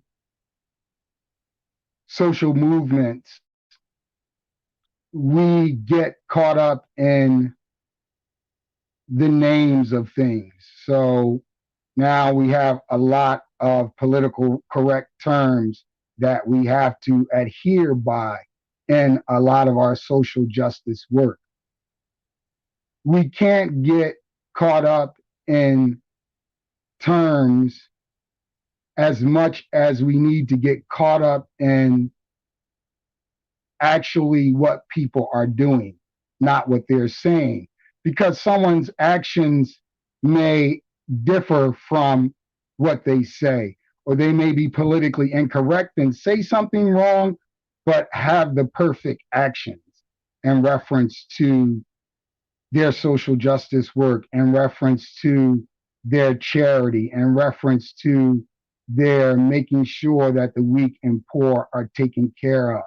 So if in their grammar, in their delivery, in their lack of ability to keep up with terminology, if they fail, we have to definitely keep a close eye on their actions and what they are doing or giving to the community and how they are deeming in that way. So on the other hand, it's the same with our deen. I'm a firm believer that Allah makes Muslims and that Allah made the trees and the squirrels Muslim, and that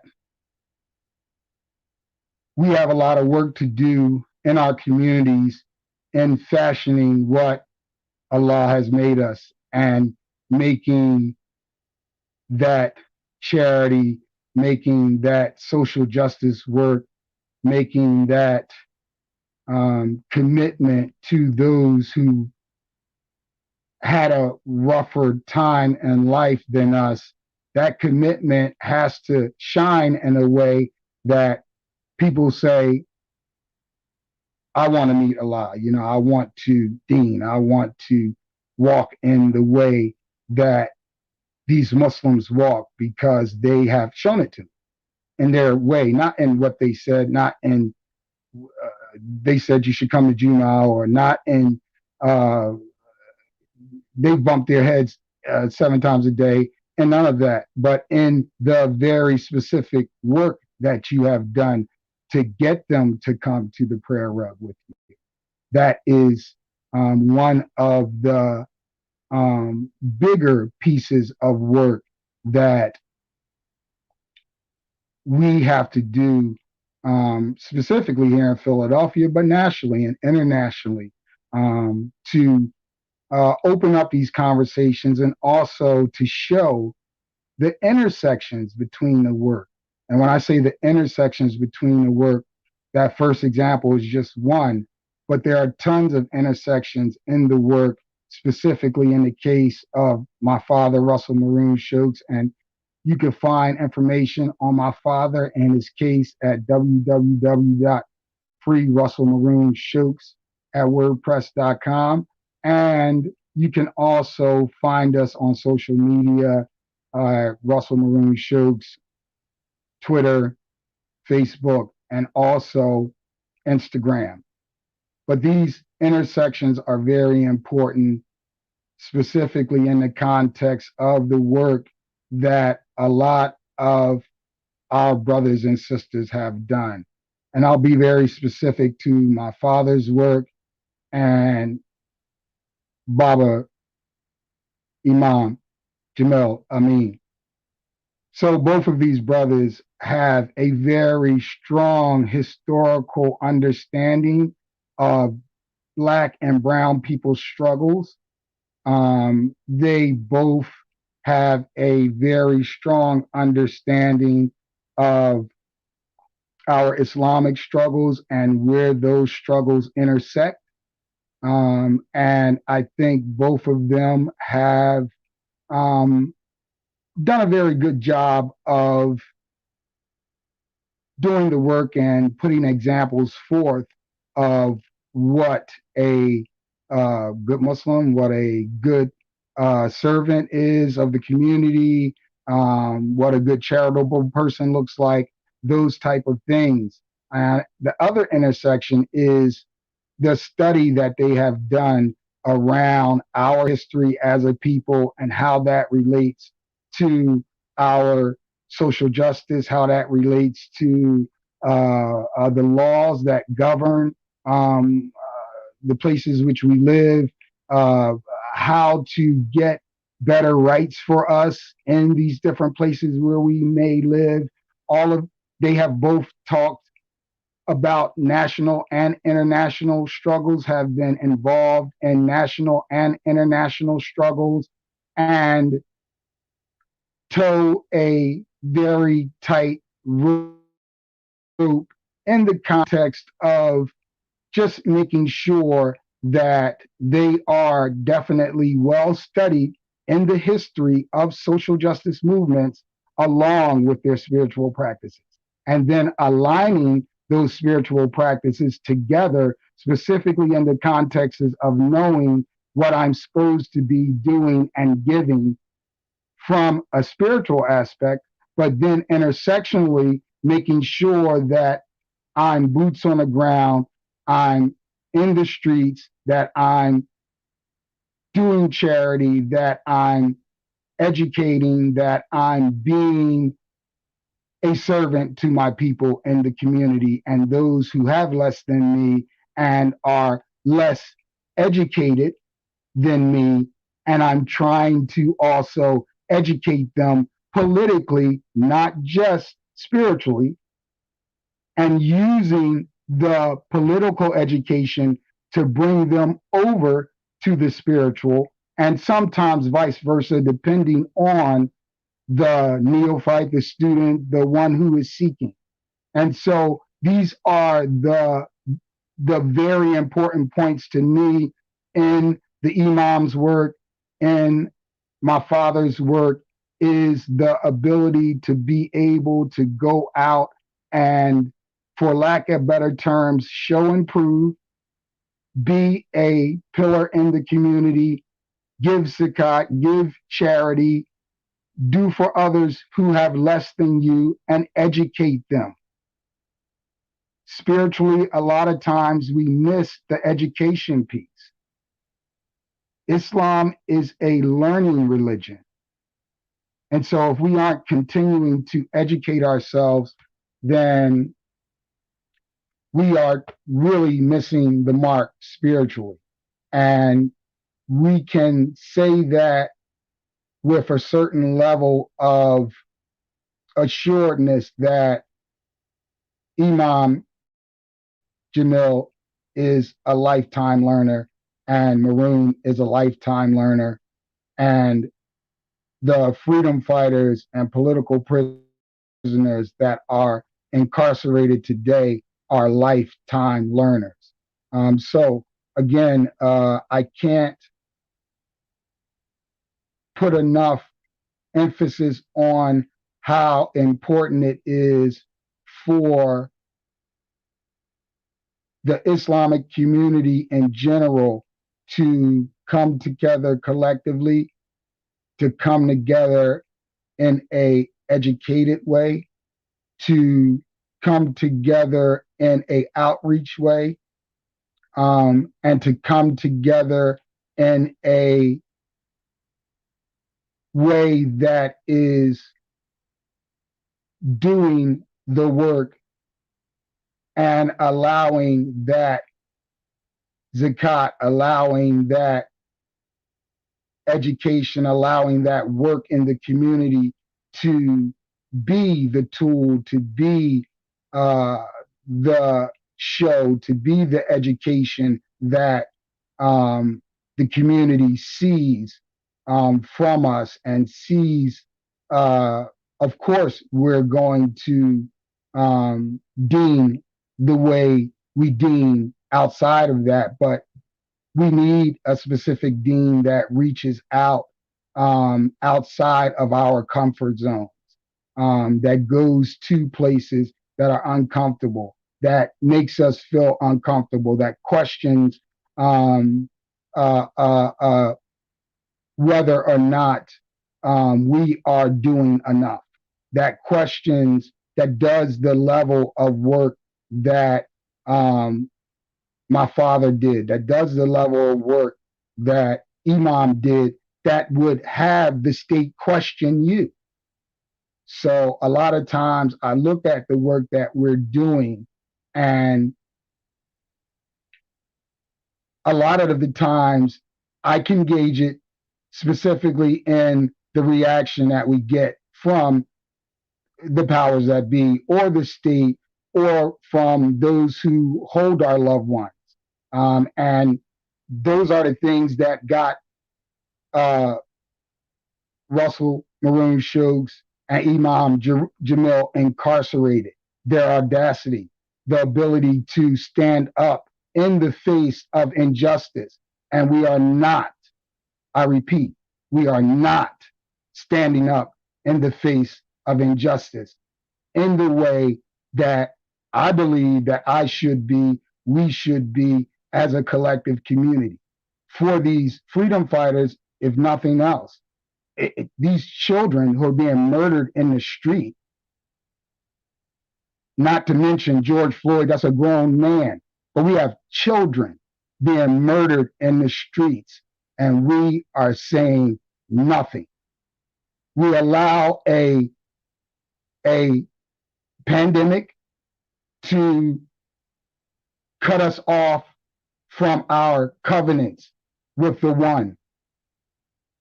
We allow it to stop us from doing things that we're supposed to just die doing together as a community. If we say that we believe in the one, if we believe in the all, if we believe in Allah, then we gonna face all of that. And Allah has told us that it's gonna come the time where, yeah, it's gonna be plagues and it's gonna be all of that. So yeah, these brothers stood up to all of that, all of the pressure, all of the brutality, all of the murder, all of the torturous threats, all of the beatings in prison and outside, and that's part of it. That's part of the doing that they did. That's part of the doing that I am doing, that I'm promoting, specifically in the context of standing up in the face of injustice and calling it what it is unabashedly without any coating or sugar on it.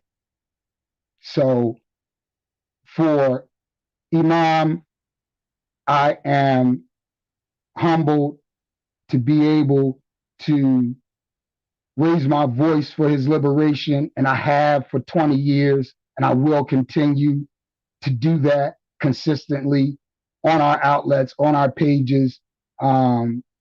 He is a freedom fighter extraordinaire. He is one of America's Mandelas. He is deserving of all of those state representatives and heads of countries, princes, kings, and queens that went to see Mandela. They need to come here for Imam Jamil. Why? Because he is of that stature, because he's given his life for America, not just for Africans in America, not just for blacks, but for America in general. And when America wakes up and recognizes that, they will give him and these freedom fighters the respect that they deserve. Until then, I will continue to raise my voice, and I hope that you do, specifically for these brothers who have given their lives to give an example of what it takes to actually be free. This is what it actually takes to be free.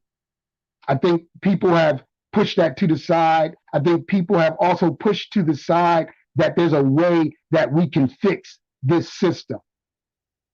And I've listened to the Imam since he was H-Rap, and H-Rap knows we can't fix this system. It was meant to do exactly what it's doing. So if you're of the ilk that you think that we can fix it, then good luck with that. I'm not of that ilk. I am of the ilk that I think that you could be a spook that sat by the door. How good of a spook are you? Can be, will be, is another question. So again, I think that our freedom fighters, our political prisoners are of the highest esteem. My dad is coming out of COVID and coming out of stage 4 colon, rectal, and intestinal cancer, where he's had his intestines upper and lower removed, and now they're trying to go in and have operations to remove his rectal cancer. So we constantly need support.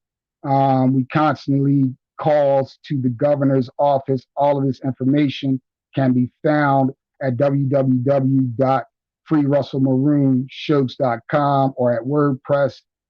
So again, comrades, the Shokes family loves you, supports you. Anything that we could do, anything that you need from us, we are here for you, with you.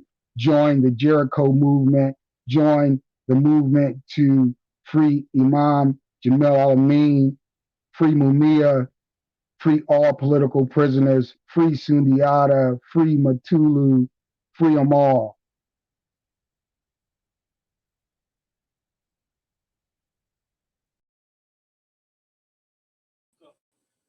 Alhamdulillah, assalamu alaikum. As you can see, I have an extra friend with me today. We're going to introduce Pam Africa. Pam Africa is an organizer with the International Friends and Family of MUMIA ABDUL-JAMAL, and she will be speaking to us shortly. Pam, you there and you ready? Yes, I am. I'm ready. All right, Queen. One fist, one voice. That's right. On the move. Can you hear me? Oh, she just let me know I'm in.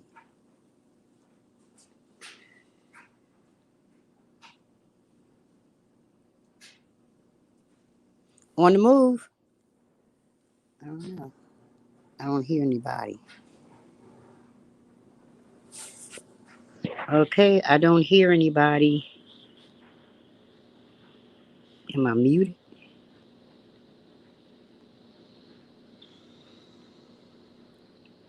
It says I'm in the show. I don't hear anything.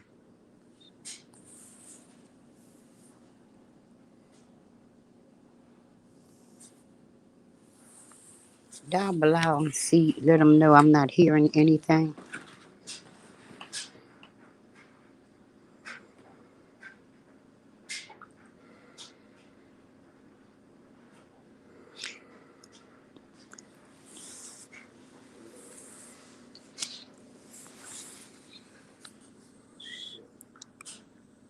Hey, Pam, we can hear you. We can hear you. We can get started. Oh, you can hear me? Yeah, we can hear you. We can hear you. Somebody was going to ask a question or anything? You know, I'm not understanding the program. That's what was happening. No, you're good. We're good. We're good to get started. Thank you. Okay. So, on the move, I'm Pam Africa. I'm Minister of Confrontation for the MOVE organization, and I'm also the chairwoman of the Uncompromising International Concerned Family and Friends of MUMIA ABU-JAMAL. And I've been doing work around Brother Imam Jamil Al-Amin, for several years. I came upon his case. I used to hear my brothers and Move talk about him, but I didn't really know too much because it was like in passing. But in the 90s, when in the early 80s, when I was being involved with Mumia's case, I heard a little more, and then they dropped a bomb on my family, and I went underground for some years. And when I came back doing the work around Mumia, I discovered a picture of Brother Jamil Al-Amin, and a picture of Mumia. And Brother Jamil had his son on his back, and Mumia had his son on his back. And I combined the two pictures to make it one, so that whenever you saw, one, you saw the other. And that continues to this day. And from when the two brothers were young and on their father's back, to the point now that they're on their fathers is on their backs, and they are carrying them. They're on the front line doing the work for their father, and are carrying on the work that their fathers have done. When I really got involved with Brother Jamil Al-Amin's case, I had picked up a letter from somewhere. It might have been on the internet that Brother Jamil Al-Amin wrote. And it hit me to the very core. I can't even tell you what the letter said, because I was trying to remember it before I went on. But I got in contact with Mumia, and for the longest, I thought Mumia told me about the letter. Mumia said, no, I didn't. You told me about the letter, Pam, and you told me what you were going to do. I supported you. So when, after reading that letter, I was trying to find a spot where somewhere in Philadelphia, people was doing Brother Jamil Al-Amin's work, and I couldn't find one. And I've got in contact with Brother Abdullah, sister, my sister Aaliyah, long live her spirit. And he put me in contact with his wife, who talked with the Iman, I believe Iman Asim here, and he told her to work along with me in doing the work. We left no stone unturned. Aaliyah got postcards, and wherever we went at, and she would be at the table with the postcards. Wherever I would speak at, I would make sure that, she was there with the table. And my husband wound up, because we had that big banner, we had borrowed from the brother who passed that was doing Jamil's work. Razakhan, what was that brother name? Came here to the house. He passed. Imam Khalil. I told you, Razakhan told we need a banner. So anyway, he sent us that big banner, and we carried that banner. Oh, the big banner. Right, the big banner. We carried that banner until they needed it back. And when they did, Razakhan designed a banner with Imam Jamil Al-Amin and the brother from Detroit, Razakhan. I need help every now and then. CRS can't remember some things. So Razakhan, the brother from Detroit, what was his name? What is his name? The brother from Detroit that was murdered. Imam Lukman Abdullah, with his picture on the bottom, because we did not want people to forget him, as well as Brother Jamil Al-Amin. So if you see any pictures with us, you seen when we went to Brother Herman Ferguson's funeral, and Brother Jamil Al-Amin was there. MUMIA ABU-JAMAL was there. The Move 9 was there. And because when we took it into our hearts, into our souls, to do all that we could do, and in every program that we were on, and when Razakhan's sister brought a new home in North Carolina, and we went down there, we had to put Brother Jamil on a front porch, and the banner of Mumia, and take pictures, and to remind anybody and everybody, no matter where we go at, if they don't, because people will look, to the Harlem Day demonstrations and all. We put them up there and all because there's a lot of people who actually forgot, but when they see them and the colors are so beautiful and so vibrant, make you come over and say, well, who is that? And then you start talking about them. Brother Sunni Bilal Ali, he'll tell you that even at the Locks conference in Philadelphia, when you come around us, you'll see MUMIA, you'll see moving, you see Brother Jamil Al-Amin. And I said, you can't do them all, and we can say free them all.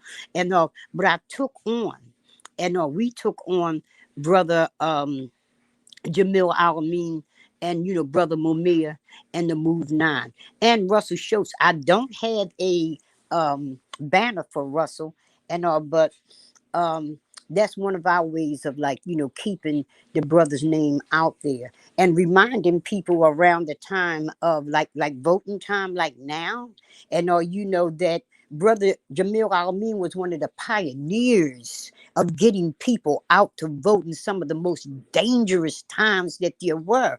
And I get, look, I'm telling you, I get so pissed. I get so mad because this brother is not remembered for the work that he did. And he did time in jail for speaking out and going to, telling people, going from one state to the next state and getting people to understand the meaning of how it, why they should vote. And they came up with this Jamil Al-Amin, law, and where they locked him up from going from one state to another, saying that he was inciting violence when you had that 45 thing, monster, and who did just that. And he was suppressing people from voting, telling people at his rallies he was going to beat them up, and telling his people to beat them up. He got their backs, and that wasn't how our brother Jamil Al-Amin is. And I'm saying, I think that we should take every chance, every opportunity that we can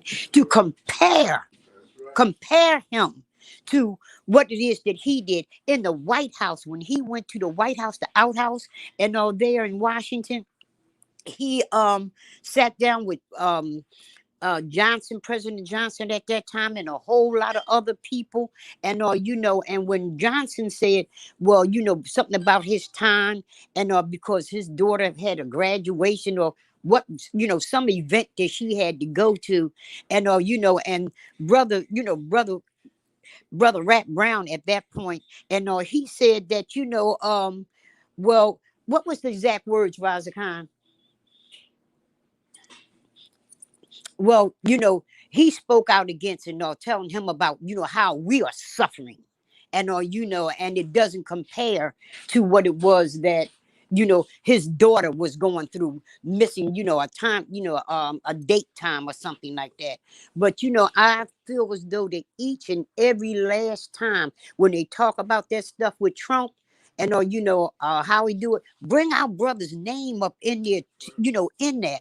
And when they talk about sitting down with the president, because that day when he spoke up on our behalf, and Lyndon Baines Johnson, the president of the United States, went to the cross-dresser FBI dude J. Edgar Hoover and put our brother's name on the list.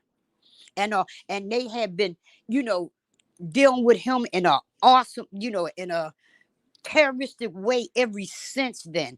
I'm saying a letter that this brother wrote so many years later, and I don't know whether I pulled it off the internet, but it touched the very, core of my body, and to realize, and I want to learn more and more and more about this brother, and and was fortunate enough to meet Brother Jamil Al-Amin's wife, Sister Karima, and one of the most lovely persons that I met, and the people that are working in the community, and for Brother Jamil Al-Amin, going to court dates, well, that one court date I was at, and but I'm gonna be me when I come, and I come with the banners, me, Raza Khan, and a couple other people, Brother Wasim and Sister Linda. We came with our banners on the outside, and because we want people to know What is going on the inside? It's something, that everyone should know. This is one of our freedom fighters. This is someone that God, Mama, Allah put on the front line to battle for us. And the thing is, he's not on trial. We on trial for what we want to do and what we continue to do. The eyes of the world is on him, and it's also on us. And what I'm proud to say, that I met a lot of people who are consistent and been doing this work for years. And some people have just backed up, because people had that feeling that, oh, he'll never get out. And I'm saying, look at here, they got a carcass in there, and the mind, the body, or the spirit of this brother, it got out. It came to me. It came to me in my house. I'm reading, and I got up off my behind and had to do the work that was necessary. And so I'm saying, this is what they want. They think that they can keep. And I'm saying, we fighting like all hell to get that brother from out of there. But I want people to understand that don't understand, because there are people on here that understand what I'm saying. And that spirit of that brother, I'm saying, what they say, you can jail, but you can't stop that spirit. I'm saying, I see children that wasn't even born, and some of their mothers wasn't born when this situation happened, or they was little kids that's involved. And I'm saying, like right now, what's happening with MUMIA. And what I'm saying that we're doing, there's a whole lot of other people doing. I'm not saying that we just doing this and nobody else. Please, nobody misunderstand, because I've heard that before. And that we're coming along and then we're acting like we're doing the work like other people are doing the work. And but when I'm speaking about the work that we did, and the people that Brother Jamil touched, that we're touching things together, and we're study bringing other people in. I will never ever stop working for Brother Jamil Al-Amin, and like I will never stop working for MUMIA, like I will never stop working for all the other brothers, and but this one here touched my heart in a different way. And not that all of them have it, but I wish I could even get the letter that just sprung this to me. But our coordinators say application needs no conversation. So once I read it, the application went into effect. And again, after doing that, I met people across the United States, and outside the country when I went in there, that also know the case of Brother Jamil Al-Amin. And we gotta, and I'm telling you right now, this shit hurts. Excuse me. But if I talk too long, you might hear that I'm trying to control myself. And the mere fact of what he is going through right now, what MUMIA is going through right now, what Brother Sunday Ida Akoli is going through right now, and the brothers who have died, on the front line fighting for us. And we got Brother Abdul-Majid, and who died in the prison. And we must get out of this habit of not dealing with situations because this is my homeboy, or what he did in the past, this was good and that was good, so forth and so on. We talk about what you doing now. What you're doing now. And we got to come up. We got to bring that brother from out there. And it take all of us working together. Every religion that there is, and working together. Every community group that there is working together. Right now, we have people, that's have pulled together 87 colleges, and that number is growing as we speak, to deal with the situation with MUMIA. Our position is, the hell with a trial. There's no way in the world MUMIA or Jamil Al-Amin could have a fair trial, because every time, it comes to the point where there's going to be some semblance of fairness, these people come around and they pull another, something that they wrote on paper. I remember was said to us, which is the most powerful, the pen the gun or the pen. And it's the pen because they write things to stop you in your daggone track that you know is wrong. You know it's wrong, but because they wrote it and they said it's law, we have a tendency to want to follow it. We cannot follow these people's laws to get what we need in our freedom because they ain't doing it but writing it for themselves. We must defend ourselves in every way necessary, whether it's in them schools whether it's on the streets, whether it's in their place where you're dealing with politics. There's a bad behind, meaning good. Brother Charles Barron, he's a politician and he's in New York. You'll find him on the front line with political prisoners. He don't back down. We need more Charles Barons. In the area where he live at, he truly fights for the people that's in his area. Like our brother who passed, brother in Atlanta. Nope, in Mississippi. Oh shoot, Rise. I'm so sorry, y'all. But Thank I got you that so song. much, Pam. No, thank you so much, Pam. That was the power we needed. We really needed you to be here in Washington, D.C., honestly. No, I wanted to be. I know you did. Because, not only did the Carth and Sister Sharifa was telling me, she said, because I was not feeling well. And I'm not feeling well right now. Sister Pam, do the coming on the Zoom and all that way you could you'll be there. But I want to be there. I want to be with the brothers and sisters who I haven't been with in a long time. I want to feel that vibe right up next to me. But you know what? You're feeling all of that energy that we needed to feel here at Rashidun because we can feel you. It's like you are here. Thank you so much for that powerful presentation. Right. Thank you. On the move. And I'm still listening. Okay, please stick around for the Q&A. We'll be doing that 3:45. 3:45, I'm sorry. Okay, and so next we have our brother JIHAD ABDUL-MUMIT. He is a former Black Panther, Black Liberation Army political prisoner. He was released September 2000. He's the chairperson for National Jericho, board member of Abolitionist Law Center, community case manager at Health Clinic in Richmond, Virginia, serving HIV positive individuals released from prison. And not only that, he's married and a wonderful father of 4. He's also a member and active of Jamaat Uthman Dan Fodio. Please give it up. Please give it up. Please give it up for JIHAD ABDUL-MUMIT. Wow, sister. Alhamdulillah.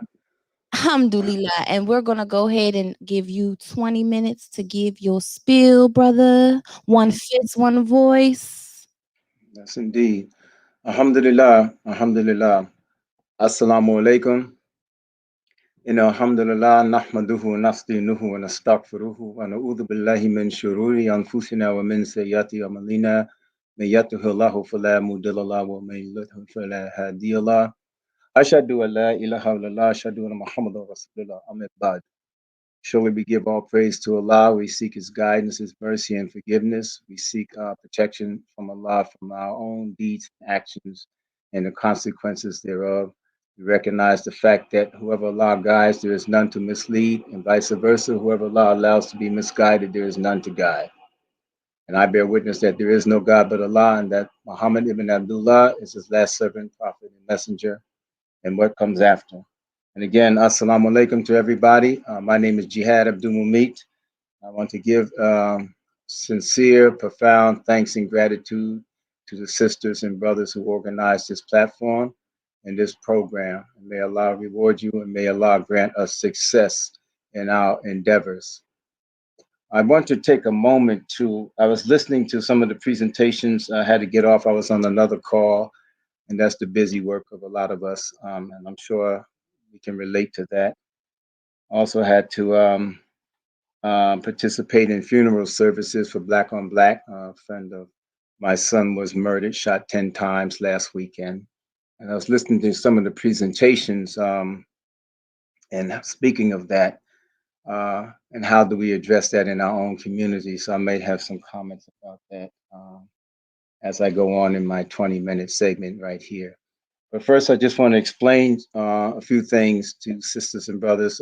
Jericho movement was started in 1998 by Bubba Herman Ferguson, who's passed away, and Sister Safia Bukhari also passed away, and Brother Jalil MUNTAQUIN, who's recently released a political prisoner for 49 years, living up in Rochester, New York now. The Jericho movement is an organization of individuals that have come together as a result of organizing effort through the Republic of New Africa to kind of like build a coalition of efforts and networking to free and campaign for the freedom of political prisoners in the United States. And we've been in existence, obviously you can do the math, since 1998 by the grace and mercy of Allah. And so we do a couple of things. I just want to briefly explain them. So when we say, first of all, when we talk about political prisoners, I guess in a sense that any person's case, particularly any person of color's case in the United States, is political by nature of the racist system that we are under.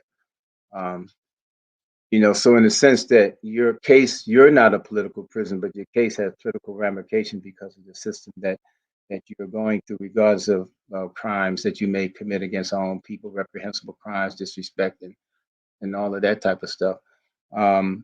But Jericho represents those prisoners, Imam Jamil Al-Amin included, that that have been involved in the movement and their efforts in the community and are politically and ideologically motivated. So most about the freedom fighters that we represent come from that era, the post-civil rights era, the Black national liberation era, and some thereafter. We've taken on a lot of the prisoners in the animal rights movement and such. So we try to represent all political prisoners. When we say represent, we're talking about not only upholding their legacy of who they are by educational campaigns and community programs throughout the United States, but we also represent them by visiting them, by giving them commissary money. A lot of our freedom fighters are getting older now, as we've been talking all the time.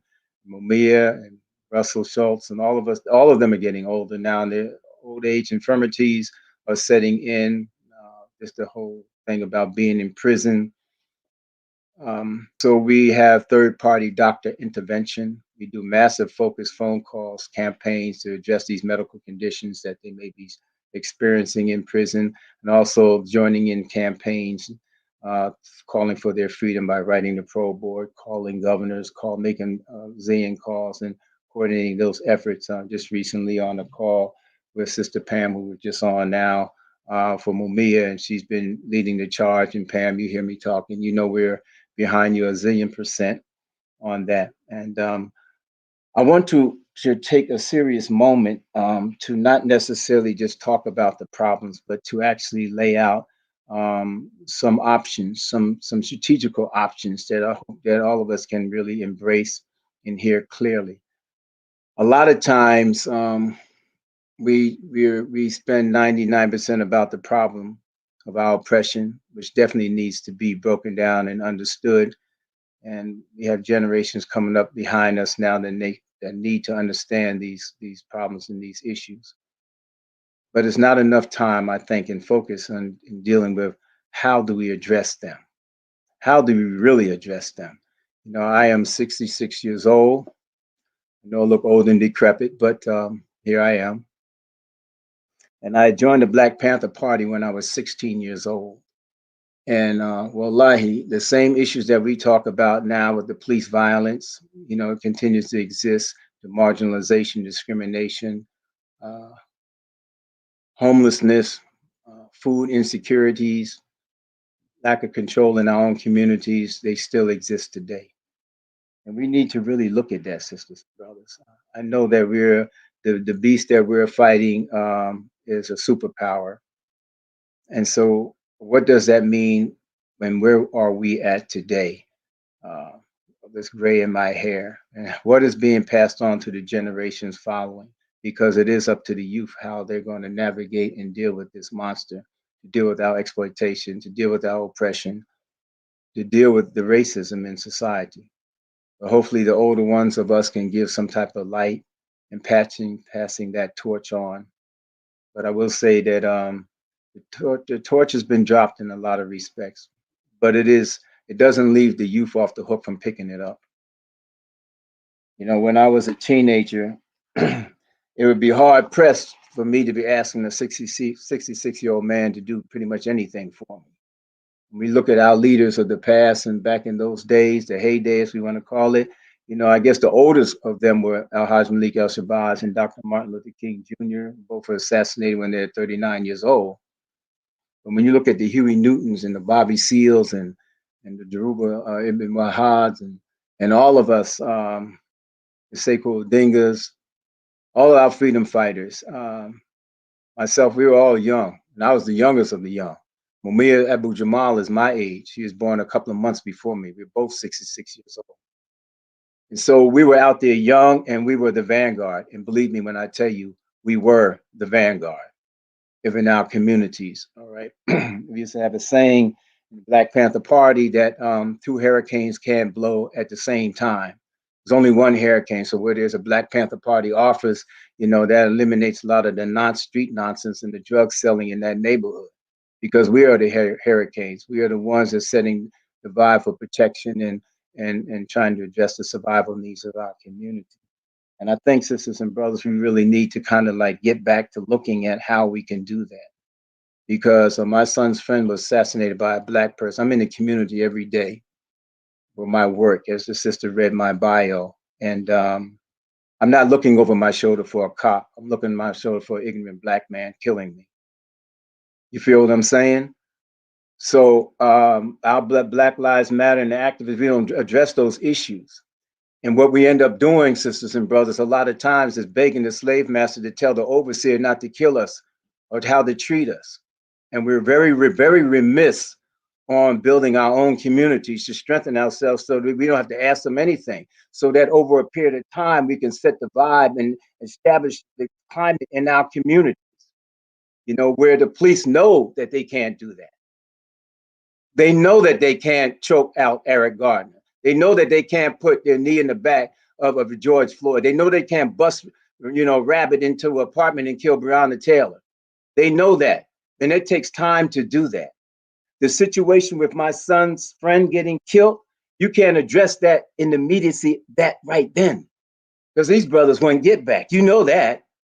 But how we can address it is by beginning to get in our community to establish a foundation to change that climate so that in time, and everything is in time, everything is protracted, that these things won't happen anymore. So here's an option. I look at all the Zoom calls I'm on. I've been on 2 this morning already. So there's a lot of positive work going down with a lot of sisters and brothers organizing. But a lot of this work is like kind of like in silos. And that's not a criticism, just that we're working with trying to get our networks together, you know, and it's this over here, and it's this over here, and it's this and this over here. You don't know about that initiative that's going on over here. So Jalil called for, before he was released, a coalition which was established mostly in New York, now is spreading, called In the Spirit of Nelson Mandela. Now it's called In the Spirit of Mandela, and that is spiritofmandela.org, spiritofmandela.org. You can access the website there. We're calling for a October 2021 International Tribunal. Now, the word tribunal is being really flipped around a lot. We have tribunals for MUMIA, we have tribunals for this, we have tribunals for that. This is the mother of tribunals. This is a trial against the United States. We're attempting to organize 250,000 people across the United States. And the reason why that organization is important is that the tribunal itself is just an event of place and time. Organizing toward this tribunal, getting these endorsements, this support, networking with people, organizing the organized so that we can find, we need a focal point to look at.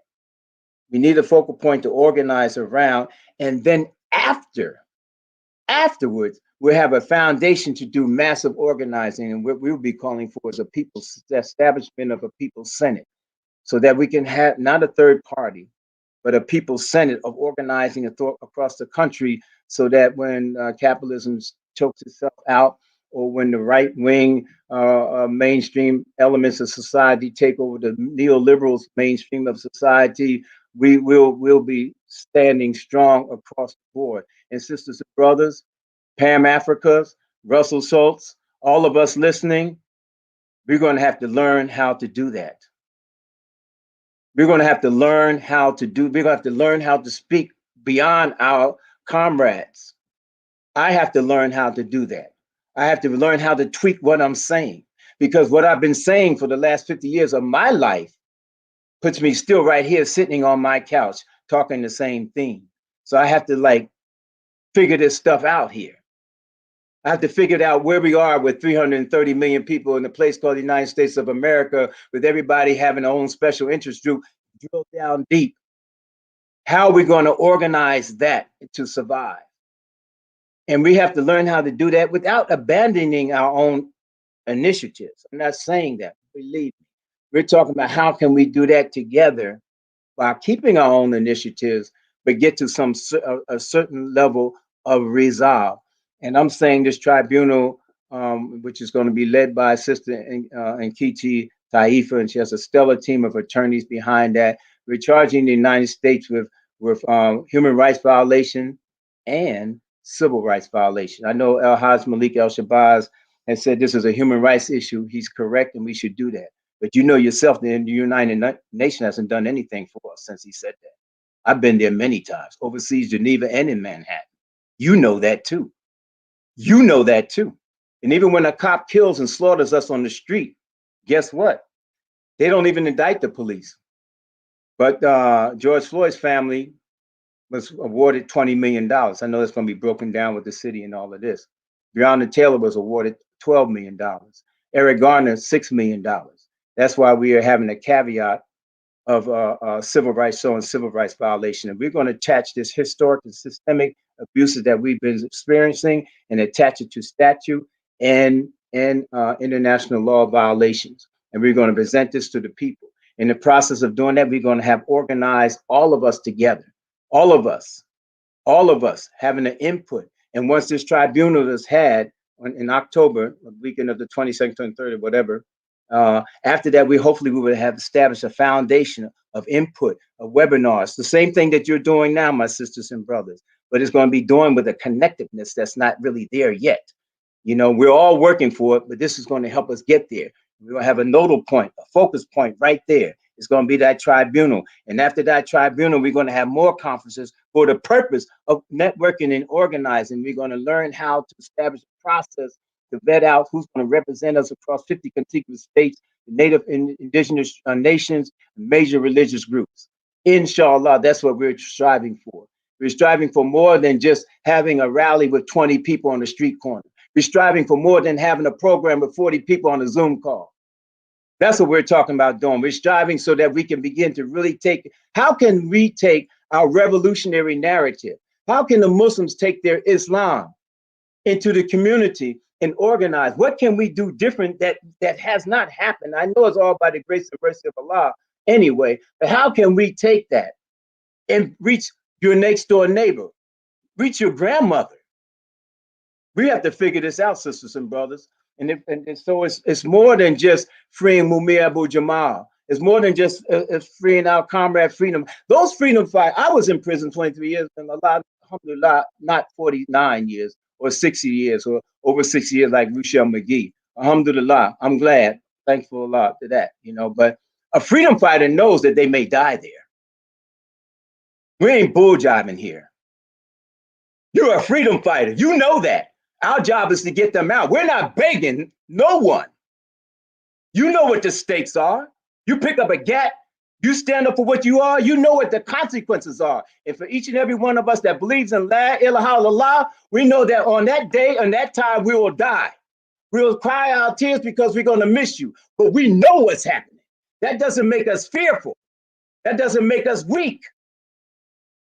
And then from when I used to wonder, how am I going to tell a sister, a brother in prison that has a life sentence never going home? I said, man, I'm going out next year. What am I going to tell this brother?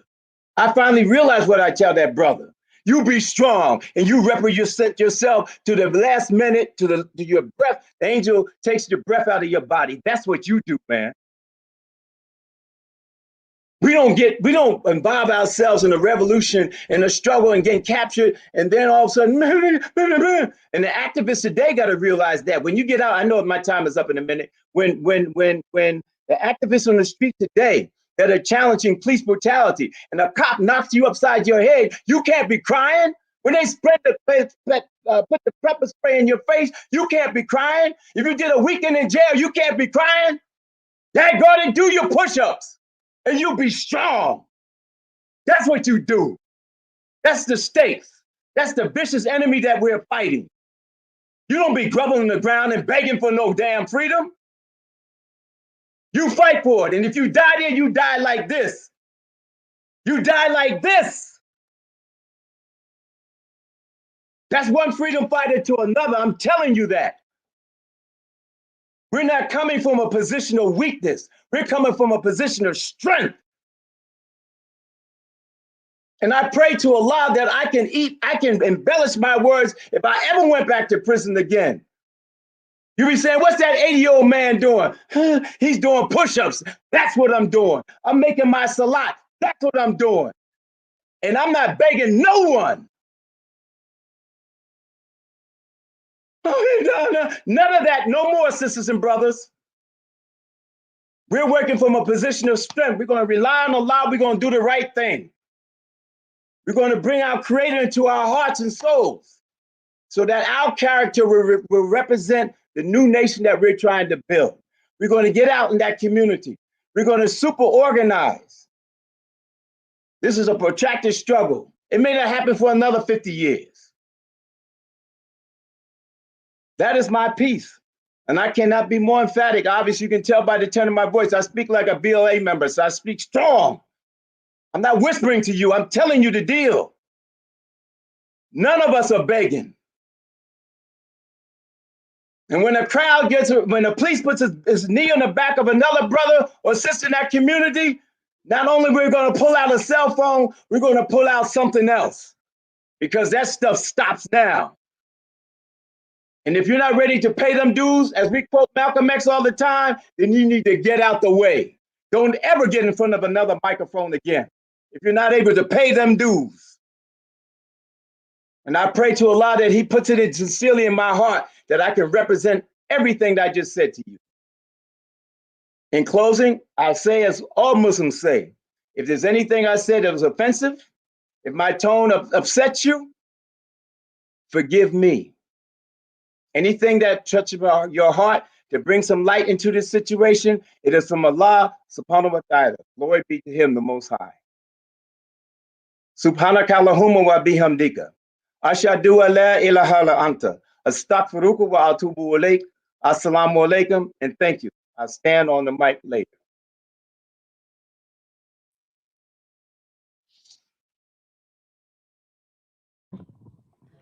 Assalamu alaikum. Wow, brother Mumit. Whew.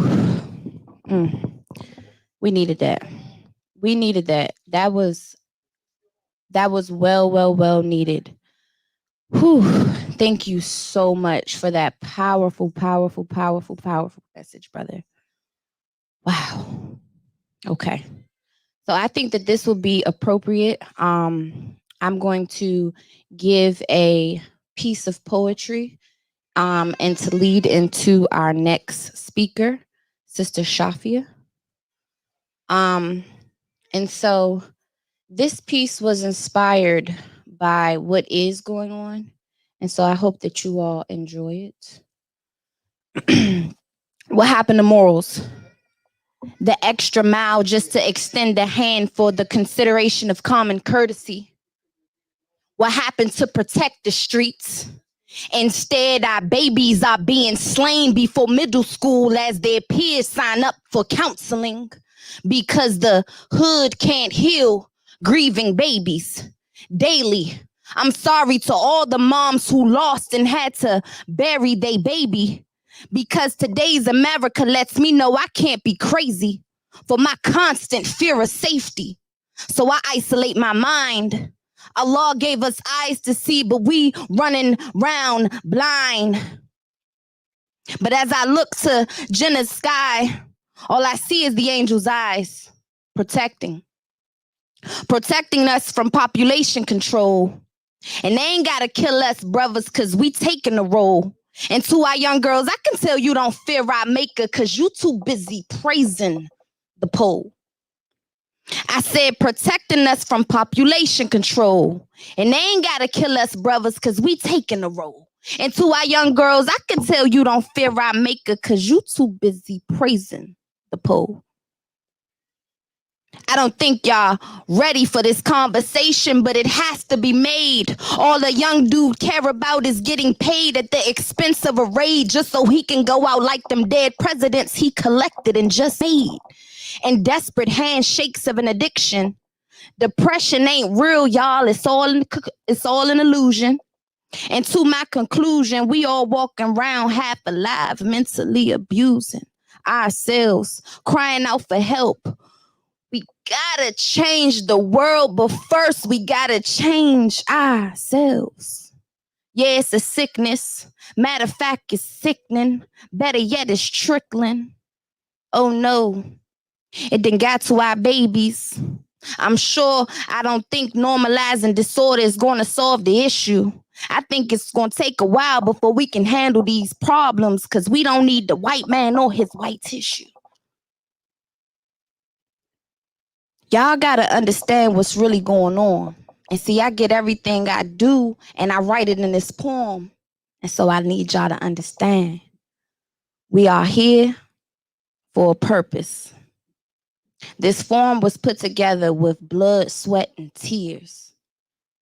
And so everybody that's tuned in right now, I hope you really, truly understand that we all need each other. Thank you. And so I'm going to introduce our next speaker. Are y'all ready for the next speaker? Her name is Sister Shafia Mbalia. Am I pronouncing that right? Alhamdulillah. And she came all the way from Savannah, Georgia to Washington, D.C. to give y'all everything she's going to give y'all. And so, without further ado, Sister Shafia, can y'all give it up, please? Give it up, give it up. One fist, one voice. Give it up, give it up. One fist, one voice. Okay. And I'm going to get out of her way. Thank you so much.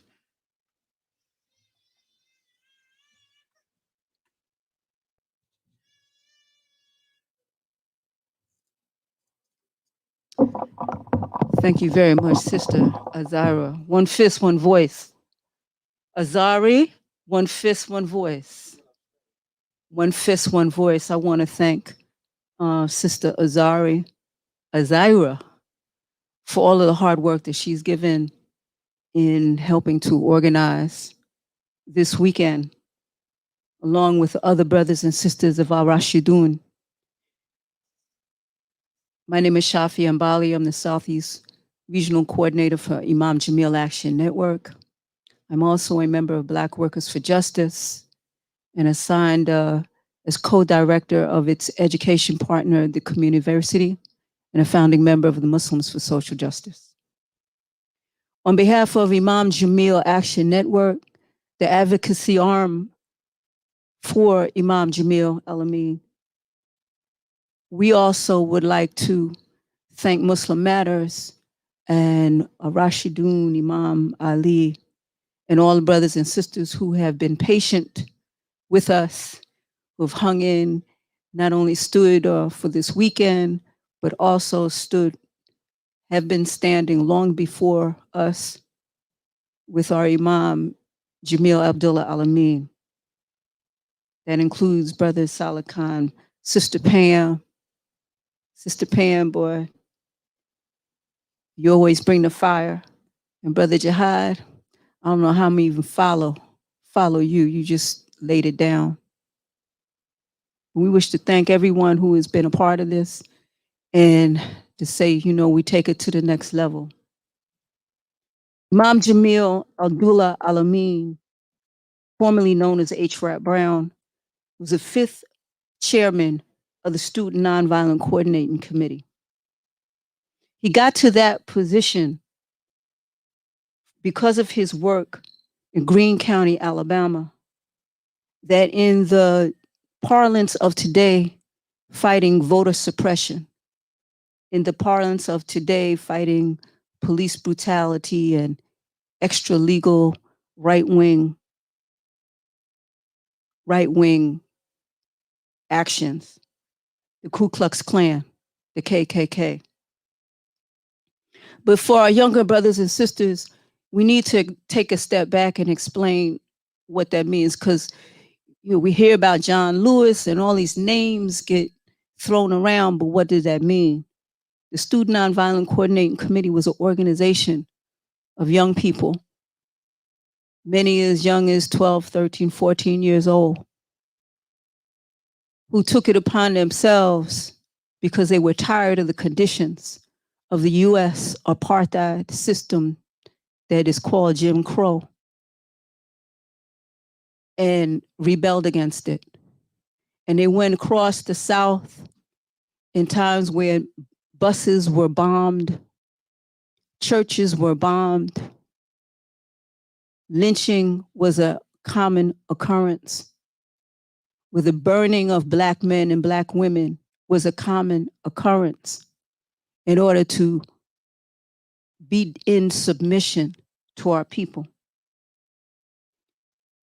The US apartheid system that grew out of slavery, and grew out of the question, the practice of white supremacy and the use of suppression of slavery, of murder, of physical ownership in order to gain and control all of the West, what is now called Western capitalism. We are the basis, we are the foundation of this whole entire system. And I believe Sister NKECHI TAIFA will be breaking that down further next on Sunday in her workshop. The freedom of all political prisoners is a down payment on reparations. And so, brothers and sisters of the new generation, the millennials and the Gen X's and the Gen Y's, it's your time to step up. But I also want to say that it's your time to step up and link arms with the elders, because there are many lessons to learn that we've learned the hard way. And so the Student Nonviolent Coordinating Committee and the Black Panther Party as well, a little later in the North, but SNCC in the South was the vanguard. And they're the ones that put their bodies on the line to break the laws, the civil laws that Brother Jihad just talked about, where it was codified that a Black person had to step in the street when a white person walked down the sidewalk. It wasn't about sitting next to white folks. It was about the question of where the resources for our schools go, where all the schools, the Black schools, had secondhand books or no books, where it had no heat, and the white schools had all the best. And the question of every time a Black community collectively stepped forward, it was attacked. And I'll get back to that a little bit more, because this is the conditions that Imam Jamil Al-Amin was raised. A Southern Black man, a regular working class background, where the family worked every day and taught the discipline and the self-discipline of what it takes to run a family, run a community. It's a community where, regardless of what someone may have said to you, that every Black man and every Black woman and every Black flaming were not afraid. They didn't kowtow. That owning guns and self-defense was used for hunting as well as for self-defense of the family.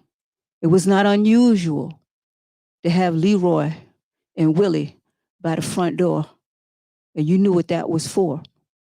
It wasn't just for hunting, but it was to make sure that the family was safe. And that there was something called the Underground Railroad, where many a black man, you know, had to escape to the north. We didn't just get to the north. Many a black man stood up, many a black woman stood up. And it was the organized models of the black community that sustained us and kept it going and raised us with a sense of purpose, and raised Imam Jamil with a sense of purpose and stand up. And so he and his brother Ed Brown, became activists at a very young age. It is in the area in Baton Rouge, Louisiana, where Imam Jamil and Ed Brown were raised, and they saw the differences in the resources that were given, for example, to Dillard University, the HBCU, and Tulane University, the white school, and the differences in the resources, and how the white power structure expected the black community to be satisfied with the pittance that might be thrown its way. Imam Jamil Al-Amin, now known as that, but born and raised as actually Hubert Brown. He later took on the name H. Rap Brown for reasons that we'll mention. Was known for bringing out the aspirations, the cares, and aspirations and the best of the people and the communities around him. Whether it was in Greene County, Alabama, New York City, the West End, West End, Atlanta, Georgia, or Whitehall, Alabama, the strength of Imam Jamil Al-Amin was about bringing out the best the people could put together to do the easiest that was good for them and to build community. He's known for his courage. He is known for his courage. Let me correct that. He is known for his courage, his principled character, his fierceness and intelligence.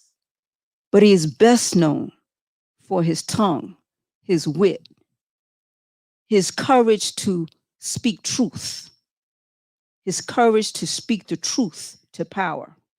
Sister Pam already talked about how, when given an opportunity as part of a delegation to United States President Lyndon B. Johnson's office, and how everybody else in the delegation, this is in the early mid-60s, boy, folks were talking about what they were going to tell Lyndon Johnson.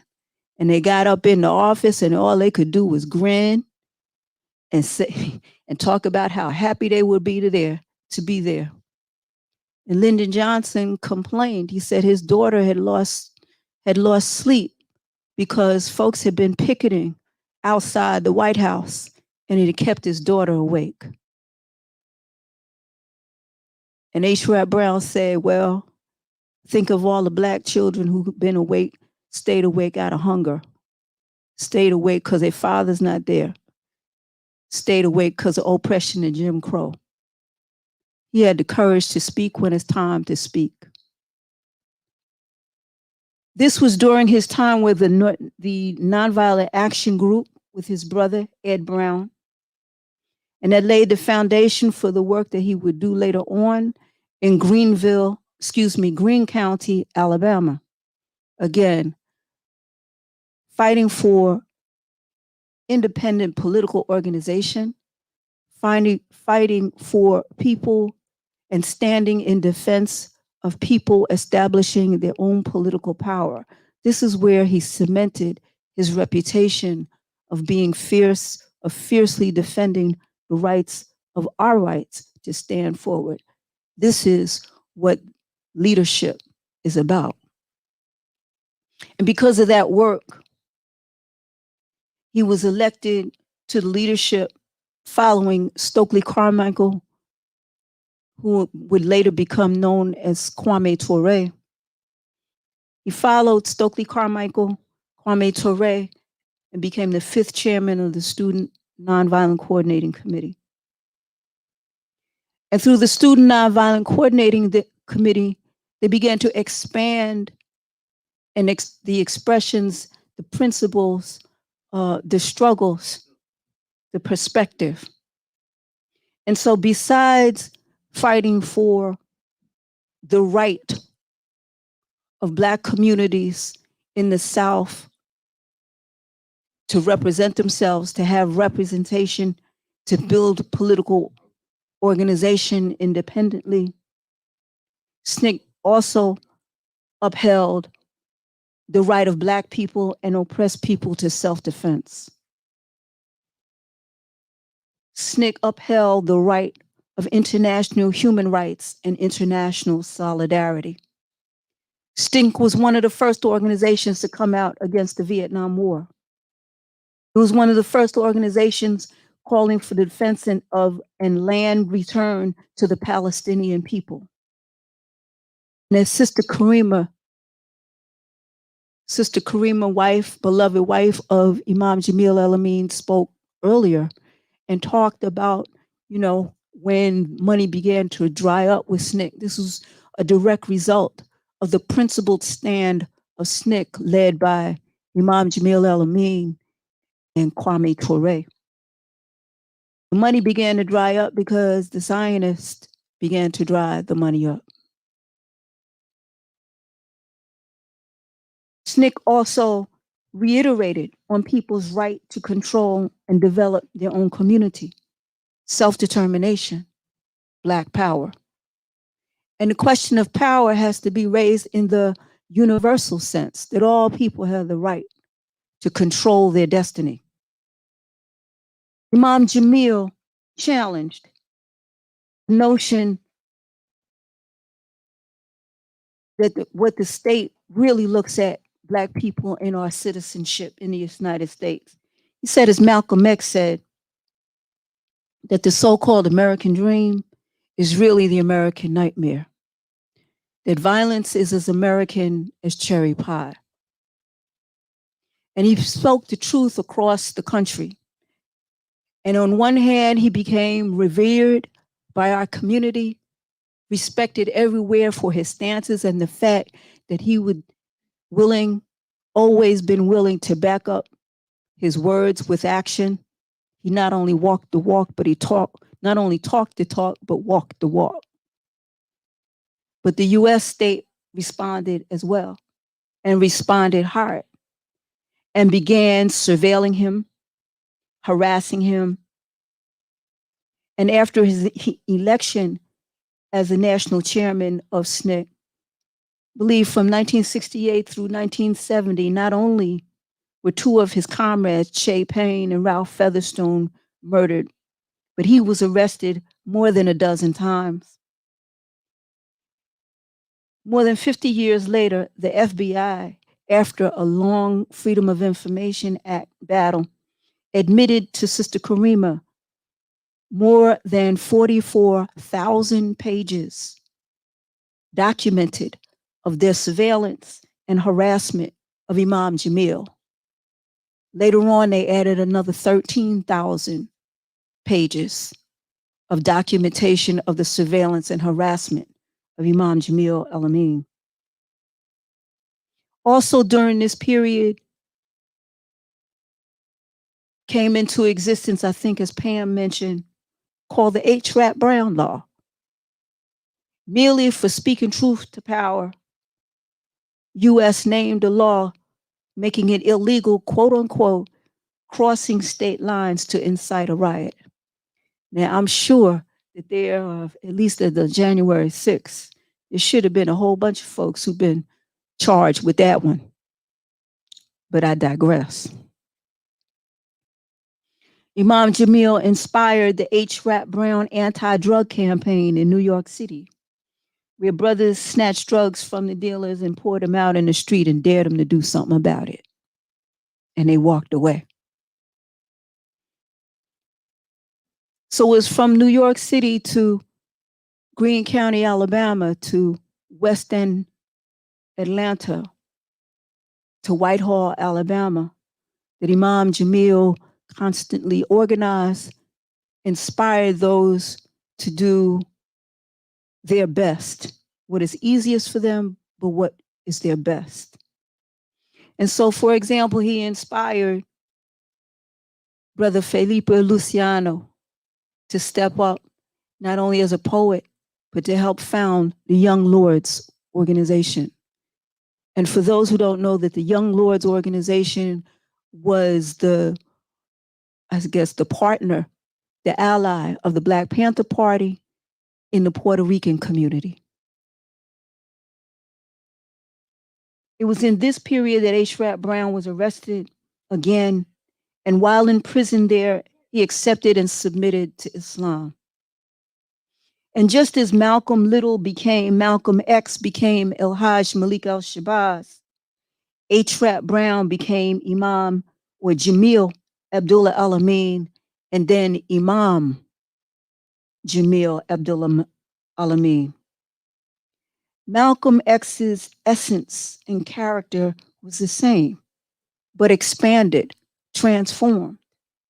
He didn't become another person. Just as H. Rap Brown's essence, character, he didn't become another person, but expanded upon what he already knew, what he'd already learned.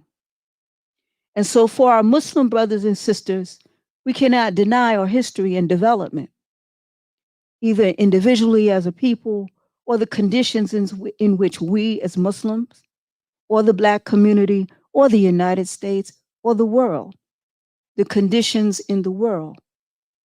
And we must respond to them, just as Prophet Muhammad, peace and blessings upon him, responded to the world around him. And for our brothers and sisters in other oppressed communities, that the essence of Islam is character, and that worshiping Allah includes standing against oppression. That is fundamentally who we are. There is the saying that it is our duty, we are commanded to speak and stand for justice. And if we cannot stand for justice and act against oppression, then we must speak against it. We must speak against oppression. We must act against oppression. And if we cannot do that, then we must speak against it. And if we cannot speak against it, then we must hate it in our hearts. And that is the weakest link. As a Muslim, Imam Jamil Al-Amin established a community that organized itself, that called the prayer, that cleaned the streets, that organized the street groomers, that stopped the drug dealing, that stopped the prostitution. As a founder, as a Muslim leader, he was a founder and or founding member or a member of the board at various times of the Islamic Society of North America, the American Muslim Council, the Muslim Alliance in North America, the National Majlis Ashura. He mobilized international solidarity against Bosnian genocide. Imam Jamil Al-Amin said, use his name to raise the level of struggle. That is our call today. Brother Imam Jamil Abdullah Al-Amin said, use his name to raise your level of worship, raise the level of struggle. Our new generation is coming forward, and the upsurge of last spring and last summer has changed the conversation in this country, in this world. Millions of people have mobilized in this country against white supremacy, against Black death, in this country, in France, in Belgium, in the Netherlands, in Australia, in countries around the world. It is time that we raise the level of struggle. That includes fighting for all of the freedom fighters, both those who've been traditionally held for 50 years 40 years, 50 years, but those who are in prison because of thought crimes. Imam Jamil Action Network stands for the freedom of Imam Jamil, but we stand for the freedom of all political prisoners. Sister Azira and Azari said yesterday, one fist, one voice. Imam Jamil Action Network says, along with Jericho, free Imam Jamil, free them all. Thank you.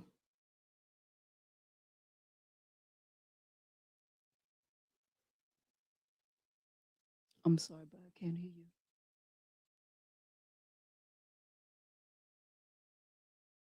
you. The Q&A session for this panel. We hope that Sister Pam and Brother Russell, Brother Jihad, or can I hear them? Okay, we're just asking you to be around. Can you hear us? Jihad and Pam? Okay. Can you hear me? Yes. Okay. 1 second.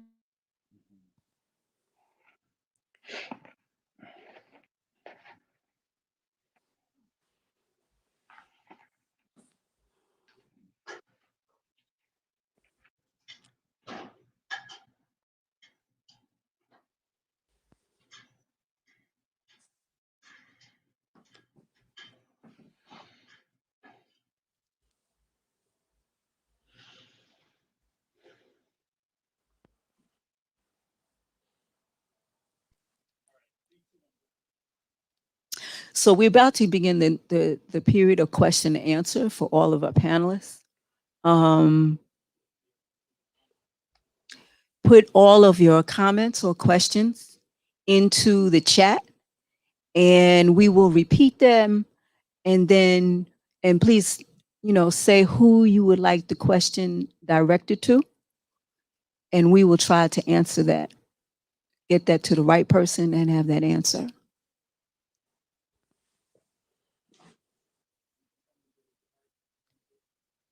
Brother Jihad, can you hear us? Yes, I'm here. Yes, I'm here. I have my mic muted. Pam? Yes, I'm here. Okay. Bismillah. Brother Russell, okay, he's all right. He couldn't stay.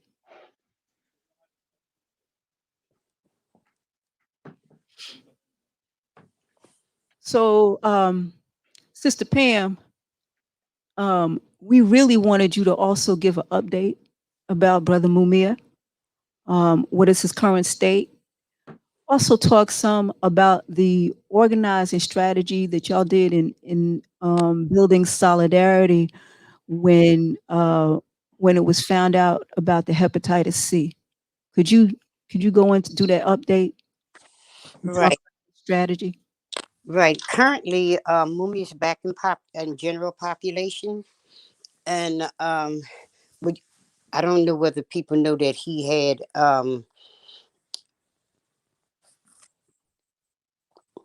he still have the results of hepatitis C, behind the fact that the doctors didn't do what they were supposed to do in the beginning, and it took a very hard, strong, consistent, non-stop battle on every ground that there was. In fact, our consistency in dealing with the governor and all, he got kicked out to Bellevue, Stratford, and then he wound up putting a stating that people in Pennsylvania should get the hepatitis C, but it came after demonstrating at his mansion, demonstrating in Pittsburgh, demonstrating and going into the churches, and also what we did, and we had to deal with everything that there was. Went down to the Board of Health, and we found out that they had boxes and boxes of books on hepatitis C. When we found out about it, MUMIA, dealing with MUMIA, we found out 7,000 prisoners in the state of Pennsylvania had hepatitis C. When we went to the Board of Health, I found out that there was 46,000 in the city of Philadelphia in the city of Philadelphia who had hepatitis C. So that information was pertinent to the everybody, for the people who said, you know, well, if you let them out, then we worried about us. I'm saying they need to be more worried about y'all than on because y'all got is 46,000 out here and 7,000 in there. So we got to unite to get rid of this. Then we wound up at another place where they had more information about the hepatitis C. We got that into the community, got the Board of Health section that was dealing with hepatitis C to demonstrate along with us, pulling in people. And when we was in front of the governor's office at the Bellevue Stratford, that's a very, upscale place in Philadelphia, and was letting them know that in the city of Philadelphia, what the count was and what it was here, they would block us off. They would bring the police cars in, and all their guests had to go around the back door. But we was consistent, and they never knew exactly when we was coming back, because all it took was a person with a bullhorn and some flyers and some information start, and then they'll shut the front down and bring the police in. And also eventually they had to get rid of, Governor Wolf. And going to the prisons, demonstrating at the prisons, passing out flyers and information, and to not only the inmates, but to also to the guards that was in there that's affected by hepatitis C. And it's the same strategy that we using, now. And the pressure, pushing all the buttons around the world and all the different phone calls, having Sister Charlotte O'Neill from Tanzania to come in from Tanzania and you speak out on what was happening in the prison to everybody. So we finally broke that with a lawsuit, because one thing, when you confront these people, they'll put all their wrong down and they don't think that nobody's going to catch them. So when we went to court, we was able to win that battle by packing the courtrooms, packing the outside, and it was in a place called Scranton, Pennsylvania. That's Ku Klux Klan land. We came, to us, we was in the hood, no matter where we go at, and if you got our people in there. So when demonstrating on the out.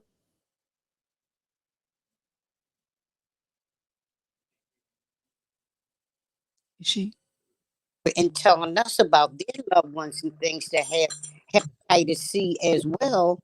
And talking about how people walking around with the eyes look like cat eyes, just come from the young giants in there.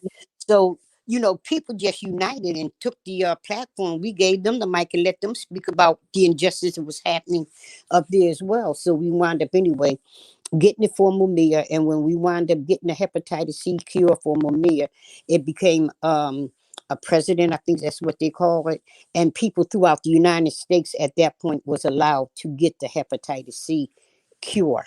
And dealing with fantastic, MUMIA, where he's at right now, and he still has the cirrhosis of the liver because they wouldn't do it. We got a lawsuit in about that. He no longer had the congested heart failure. They say, we don't know, because this is what the prison hospital doctors are saying. He no longer have that. He no longer have COVID, and all the things that that's happening again with other people inside the prison. The skin situation is still horrible. He still itch 24 hours a day, 7 days a week, and the cream that they was giving him in the prison infirmary, he didn't want to use that. It's full of some kind of steroids, and he couldn't wait to get back out so that he can actually use Vaseline. He covered his body top to bottom with Vaseline. That eased, the itching. Didn't stop it, it eased it. And that's exactly whatever it was that they were giving him inside the prison. It eased it, but not as much as the Vaseline. So we're still fighting. And for him to come home, we're stating very clearly that we do not want, well, you got the lawyers fighting for the trial, and we're fighting as well for the release of MUMIA, the immediate release of MUMIA based on judicial and prosecutorial misconduct. And that ain't something that, the world haven't seen, because it really played out in these last months. So with that, while he's in general population, he also have access to his tablet which his doctor on the outside can see him. This 45 minutes you get on a conference call, and he's also able to use email. Pam, thank you. I think that there are several lessons that you drew out there, and one is, the looking to the people and inclusion of people of our larger community in the struggle, not only to free or change the conditions of the political prisoner himself, but that his or her condition is inextricably tied to the condition of our people. That's We right. have to raise and deal with the conditions of our people, and that in turn will kick off a larger struggle and make it that much stronger. We've got two questions, but I also want to just take this opportunity. I used my time to give a background on Imam Jamil. For the younger people who don't know who H. Rap Brown or Imam Jamil AL-AMIN is. But this issue of execution by medical neglect is something that all of the prisoners are facing. And so I have a question that has been put for Jihad and Pam, in that, we're still in this pandemic of COVID-19. And the question is, what is the impact on Black or any of the political prisoners, especially since many of them are elders? See, Jihad, you want to go first, and then Pam? Yes. Is that all right, Pam? Yes, yes. Okay, alhamdulillah. 'Cause I know we can't see you, so. Yeah. Well, it's a very short answer, to be honest with you. It has impacted many of them. Many of them have contracted the COVID-19, and by the grace and mercy of Allah, that they didn't perish or die from it. And it's another coal in the fire for our demand to release our elder prisoners. And Pam already articulated that, so did Brother Russell with his dad. It just adds to the urgency on our part. As far as the Department of Corrections in any facility, they're not doing that. That's it. They're not doing that. This, it's as urgent as we see it to be. That has not happened. And a couple of the prisoners have had petitions in. Sundiata, I believe, now. Matulus was denied. And this, this something that we rally around, and just adds to the urgency of why our freedom fighters have to be home, and why we have to demand our release, however strategically that may play out to be, as I spoke about earlier, and Pam and everybody else before me, all the different wonderful efforts that's being made to build up that people support. And Pam already articulated how important that is. But as far as the government, we do the best we can. We make the calls, but no, it's just something that we would attempt to. Aging prisoners, COVID-19, repeated and unjust parole denials, all the, you're past the time that the judge gave you.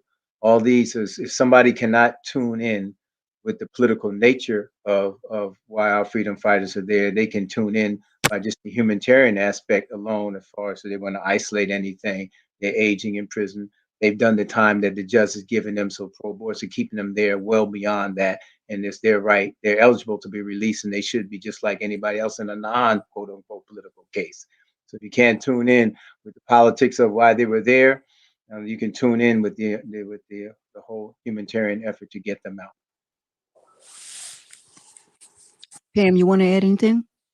When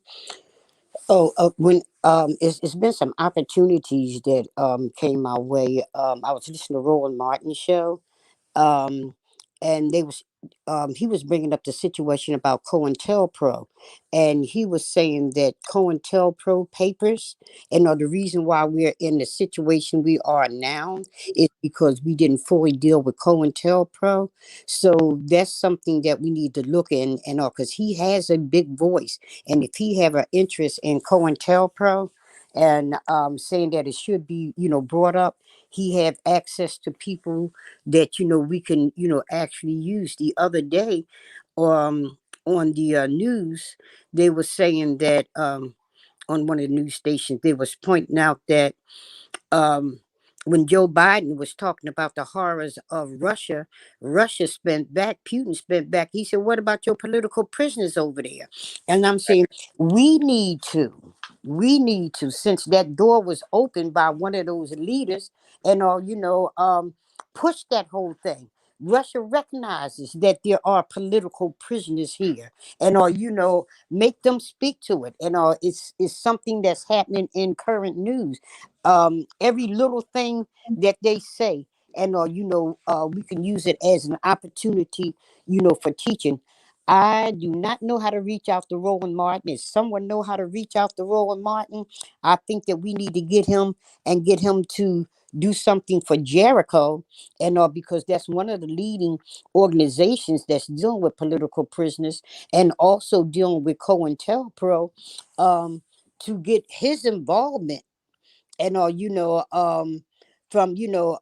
put a program on. Ask him, since he brought it up, to put a program out on COINTELPRO and let the people who suffered through this be the speakers, and bring that program out to people as well. He has a very good platform, and I forgot what the question was. I hope and what was the question? Because I did have those two, right? I wanted to say The impact of COVID-19 on political prisoners, especially since many of them are elder. Right. All I can say is that, we have to stay consistent and keep pushing every door that we can. And just because they haven't moved now, don't mean that they will not move tomorrow.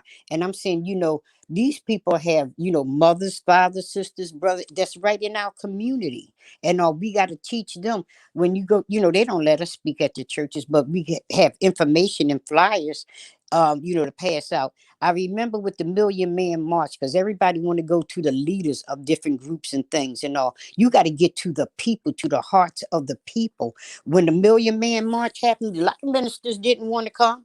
A lot of politicians didn't want to come, but when they saw that mighty uproar of black men and women pulling together to put on what is known as the Million Man March, the Million Woman March, none of them want to be involved in it. But it was the people and the people movement. We had the power. We have the power. And if we want to get out, make that move, and because not only we fighting we fighting big business. Big business is what is holding all of our people in. That's what I think. And but we just got to stay consistent, persistent, and just keep going at it. And I am a member of the Philadelphia Jericho. Yeah, and I'm proud to be, and I'm pulling more people in to be a part of the Philadelphia Jericho. I was there, with Brother Herman Ferguson on the ground. My children, who are one of them is a grandmother, right now, but was a part of that, that's a part of our history that I am so proud. And I'm sorry, I guess I'm just an emotional kind of person, but things that that happen, and we got to look back at our mistakes and see what what mistakes we made, make them better, pull everybody back in, and we can take this mother sucker down. We can take it down, and with consistency. And I'm so glad that Brother Jihad is, heading things here in Philadelphia and working with Brother Ghani and the Abolitionist Law Center. These is great things, and I just want to cheer out to all the brothers have came home and hit the ground fighting, working, and all, and pulling together to make things better for us. So I'm saying, I know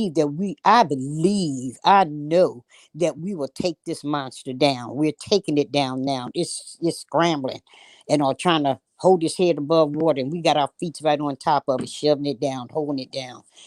So we just need more people. Malcolm said the house Negro, I'm paraphrasing, used to pray, talk about Massa, we sick. Yeah. Field Negro said would pray for a win. In fact, the field Negro would blow.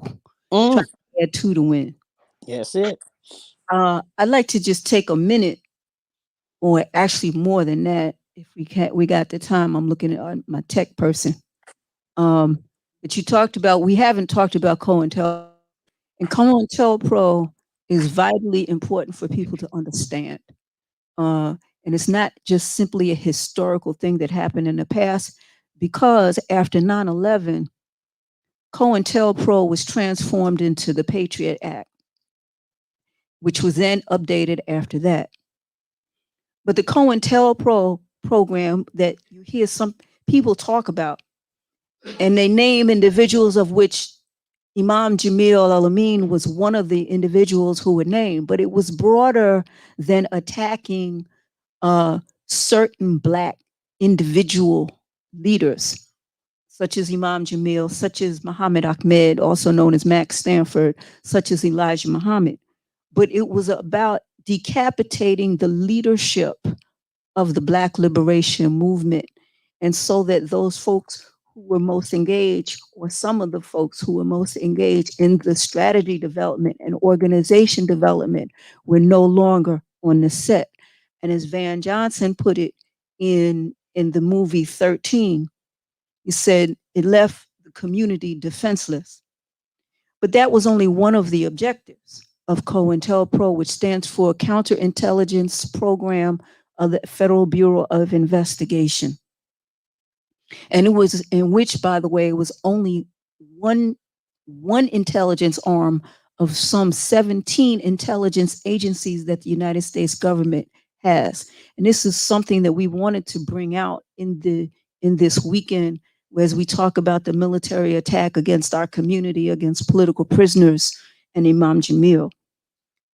The other areas that the counterintelligence program aimed at, or objectives it had, was to separate the youth from the movement, to somehow keep the youth from understanding the lessons from catching the baton, to see the Black liberation movement and all the other movements against oppression as somehow separate and apart from them. Because if you remember, we said earlier that the Student Nonviolent Coordinating Committee was led by young people. And in fact, the Black Panther Party was led by young people. I remember reading, I think it was in Safia Bukhari's book, or it was either the book on Afeni Shakur, who talked about that the unit leader, that Assata Shakur, when she joined the Black Panther Party, her unit leader, which was the person who was responsible for her development, responsible for her political education, was 16 years old. Now that's something to think about. So there was, the second objective was separating the youth from the revolution. The third objective was, or rather the fourth objective, was to cut the international ties. And so that we would see our movement as only contained by the US Constitution, that we would only see our movement within the borders, the confines, the definition that the United States put on our movement. But that was not the case, because we had already made ties with brothers and sisters in Trinidad, brothers and sisters in Haiti, brothers and sisters in Great Britain, oppressed peoples in Vietnam, oppressed peoples around the world. And we understood our movement as part of a worldwide global revolution. And that is one of the things, some of the things that the United States did not want us to understand, is that we are connected. Just as in Islam, we understand humanity and we are opposed to oppression against all humanity. You know, that we understood in that period that our revolution, our liberation movement, was a part of and in alliance and in solidarity with the other liberation movements in Africa, Asia, Latin America that were around the world. And so it wasn't a thing to go to a conference in Brooklyn or in California and the person sitting next to you talking about housing, talking about water, talking about pollution might be from Trinidad, might be from Great Britain, might be from Mozambique, might be from Cuba. And we all talked, and it was And the United States saw it's their interest to break those ties. When brothers and sisters, it's in our interest. You know, we are opposed to oppression wherever it stands, wherever it exists. And so we must rebuild those ties.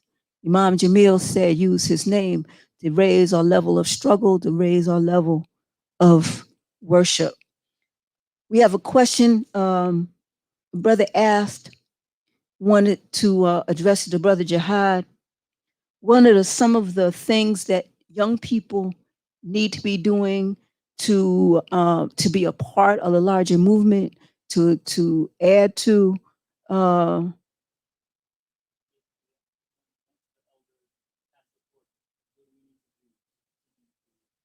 once the elders pass the torch, what do they need to do in order to move the struggle forward? Right. Lit. Alhamdulillah, Bismillah. Assalamu alaikum. Appreciate the question. Well, there are, I think what's happening now, I guess is one of the interesting consequences of the COVID-19 is it has really opened up the opportunity to be connected to organizations all around the country, all around the world, because now everybody is familiar with Zoom or whatever this platform is also, and all kinds of platforms. Now, I would suggest a couple of things just pragmatically. One of the easiest things to do is to, when you're hearing a program such as the one put on here today, that you contact the organizer if you want to be directly involved in the Imam Jamil Al-Amin Action Network, for example, Jericho, for example, our friends and family MUMIA ABU-JAMAL, for example, just reaching out. And I pray that the organizations that host these programs make themselves transparently available and easy to contact, you know, because sometimes you can, you know, the organizers are hidden behind layers of a website. You can't even get to them. Who, you know, if I wanted to become involved. So we as organizations want to make sure that we make it easy for young people or anybody for that matter to be able to reach out and actually contact somebody and say, hey, I want to become involved. So we want to be mindful of how we are transparently displaying ourselves and being inviting to people. Second thing I want to suggest real quickly is that just organizing where you are. You have a group of friends, you know, you can meet over coffee and tea, or, you know, however you may do that. Coffee and tea, I'm old, but maybe a young person be doing the coffee and tea thing. But you just call a meeting amongst yourself and ask, what can we do? Start an organization, start a study group. I know when I was in the Black Panther Party, that's how we actually, I mean, we connected with the larger group out of the Bronx, but you know, organizing locally as a 16-year-old, just hey man, this is what I'm into, check this out. We started reading Mao Zedong's quotations, Red Book, and doing these studies. We did much more studying back then. There was no superficial flipping through Instagram or something like that, actually hardcore reading and studying. But the point is that, you know, reach out to established formation or organization, and I hope those established organizations make themselves transparent and available to individuals that want to join. And secondly, you yourself in your area, you can just hook up with your friends and family that's interested, have a little session, call a meeting amongst your family, amongst friends, 4 or 5 of you, sit down. What can we do? What's going on in my area, my city? If it's nothing, just start something. Start with a bi-weekly study group or something like that.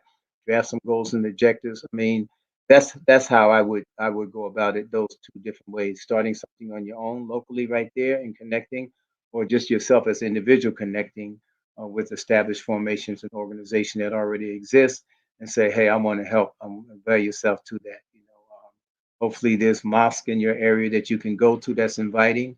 And hopefully there's organizations in your community that you can go to that's inviting, or you can visit the internet and do it that way, reaching out. So. You like that? Excuse me? I asked Pam to add anything. Okay. Pam? I can say, speaking for Pam, you could probably go to Philadelphia and stand anywhere and say, Pam Africa, I'm here. That's right. And somebody representing Pam or with Pam or Pam herself will come. So it's That's easy right. to connect. We got Philadelphia Jericho, we got the family friends of MUMIA ABU-JAMAL, we got Pam Akron, her beautiful husband, we have Salim Holbrook and Ghani Banga. Yes. We got so many people there already. John Africa Jr. and Michael Africa Jr., excuse me, and many people there already in Philadelphia and New York, Jericho. There's so many places. I'm in Richmond, so hello. I maybe won't see you there, but I'm here. I'm And sorry, Pam. Go on. you good. you hollered Pam Africa. I said, I'm here. That's right. I've done that, and you showed up, so there. There you are. So, you know what? The youth, the people think the youth aren't doing anything. You know, I mean, people be saying that, but you know, these webinars, you know, they wouldn't be without them. You know, they're the ones that pull all this, you know, things together. And I'm looking our website, the Jamal Journal, and that's done by young people. The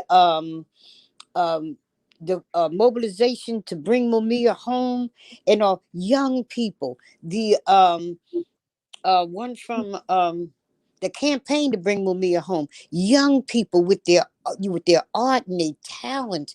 I'm telling you, when you go to our site, the petition is there. When you talk about Larry Krasner, you can push right on that name, and it'll bring up, you know, what he did. I never seen stuff like that. You know, I'm from the old school. You just sign on a line. But the young folks is key. And might I add, you know, if we have a minute, the brother Sundiata Kohli, and you know, the political prisoners, and they are sending brothers out here that Ghani and Salim, and the list goes on and on, of youth that was in the prison have come to the front line, and with the spirit, the very spirit of the brothers that taught them during the time that they were there. And what I'm saying is, I'm throwing up a strong black fist for all those brothers who had to be the mother for them, the father for them, the friend for them, somebody that can put them whole and take the insanity out their head. And I'm telling you, a lot of brothers, they give it up to the political prisoners that was there before, you know, before they came, and that are still there. But we still got to get them out. And as far as like carrying it on and passing it on, they're passing it on inside the prison, and the product is out here before us. I want to just that leads right into the question that someone asked. Even though I'd really like to add on to that question, but since many of the brothers are seniors, why does the state view them as such as enemies if they're in their 70s and 80s? The threat. Yeah, go on, Sister Pam. Go on. You first. No, you go on. Totally fine. I'm saying, you know, because they haven't been able to break them. And all these brothers is suffering with cancer and can barely talk and everything. And they're still putting out that information. Despite everything that they did, they're still teaching. They are a threat to them because, you know, they're not afraid to speak out. And, you know, the power of them, you can see in the people that come from out them prisons. And those that have not come out and may not ever come out, the mindset is one that they're teaching. And also, that's my end to that, because I'll go on, you know me. I would say the same thing as Sister Pam just said. Just the ideas, the inspiration, the motivation, and I guess needless to say, the government and the state would like to show that that if you dare step across the line with your activism, you know, you'll be in prison just like the rest of them for the rest of your life. You know, that fear thing like that. You know, all those are the reasons that Pam was saying. I guess that is it. That's right. I agree. The thinkers, the strategizers. And then, you know, there's nothing more powerful than a source of life that have us all here and have us in different positions. Brother Jamil Al-Amin, when they put him up in, was it Florence, Colorado, and had him all those several feet below ground, and that spirit of him, you know, organized people to come out, because their intention was to have him there till the day he took his last breath. But he's out and he's doing the things that they don't want him to do. and he did them, there. But I'm just talking about the power of the source of life, and which will never betray us. And as long as when you really, really believe in that source of life, God, Allah, Mama, whatever people want to call that source of life, and is keeping us here for a reason. And I'm just proud to be a part of that reason. Alhamdulillah.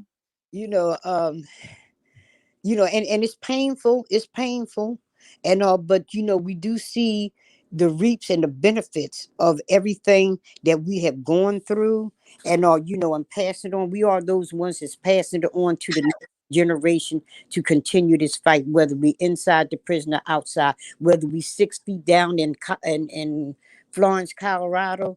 The source of life, and speaks loud for us. And this is something we've been dealing with for centuries, and but we keep coming up, and I'm just proud to be a part of this program. I'm going to pass it on, and the education that's coming out of this. And you know what? This program, personalized people, because Sister Karima, and I love her, and I love her that much more, and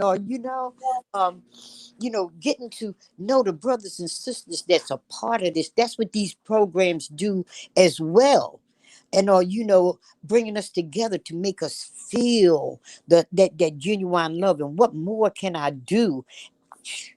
And I'm just proud to be here, and proud to be a part of everything that's happening here. Sister Pam, we want to thank you so much. We just love you, and we love to be a part that you are honoring us with being with us, running with us, helping give us direction and inspiration, ideas. In the last couple of minutes, I'd like to ask yourself, Brother Jihad, give us the last closing words of wisdom, of inspiration, of guidance, of direction. Sister Pam, you may go. Keep it short. Never give up. Yeah, maybe I should go. Never give up. That's it. I'm going to be short. Never give up. And get in contact with me, JamalJournal.com. All right. Jihad? Yeah, I just remember Allah, however you may view the Creator in your mind, keep that attachment. Realize that when we pass, we return to Him. In Allahi in Allahi Rajiun. From Allah we came, into Him we shall return. That's maybe seem like a very simple statement, but to really embellish that and embrace that gives us a type of courage and strength in the face of oppression, in the face of violence, that will keep us motivating and moving forward. So I just want to give my prayers and praise to all you sisters and brothers who put the program on. I just wanted also to acknowledge Brother Khalid Samad, who was on earlier this morning. I heard him and all the work that those brothers and sisters are doing in the street to keep up that struggle. And may Allah reward us for our best deeds and actions. Amen. Amen. Fear none but Allah. We want to thank Pam, Africa, Brother Russell Schultz III, Brother Jihad Abdul-MUMIT, for that education, for inspiration.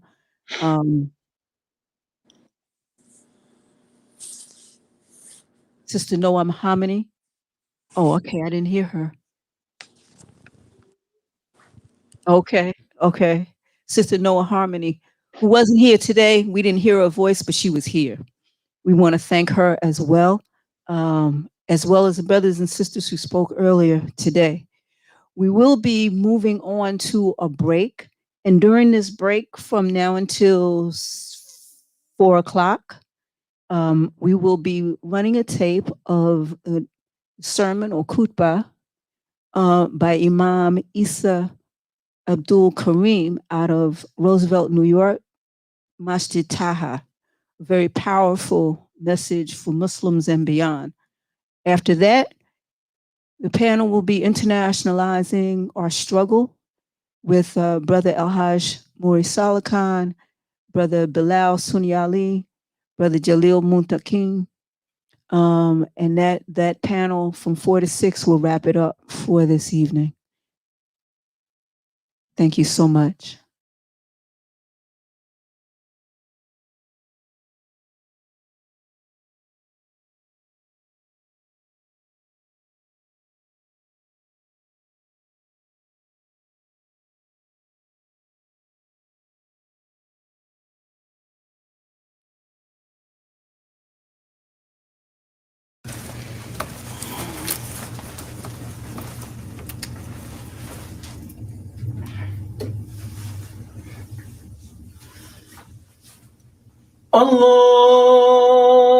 الله أكبر الله أكبر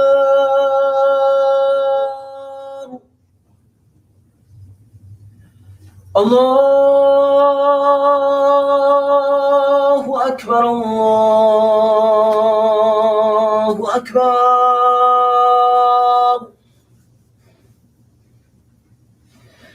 أشهد أن لا إله إلا الله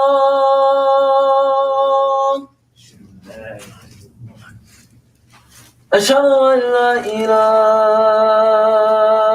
إلا الله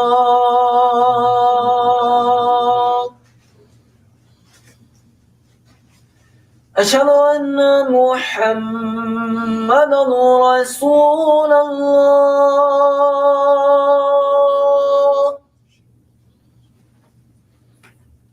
أشهد أن محمدا رسول الله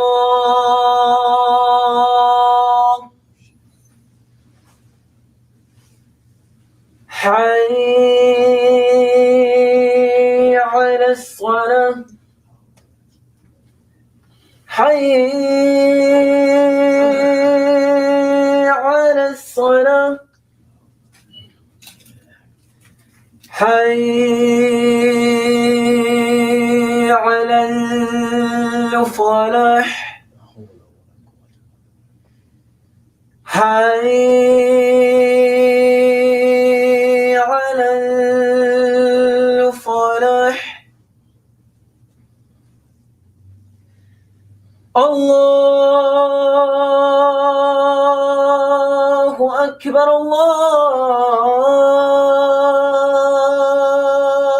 الله أكبر الله أكبر الله أكبر لا إله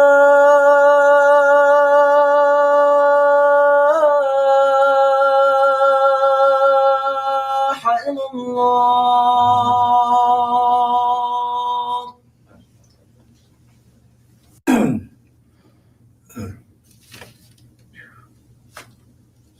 بسم الله الرحمن الرحيم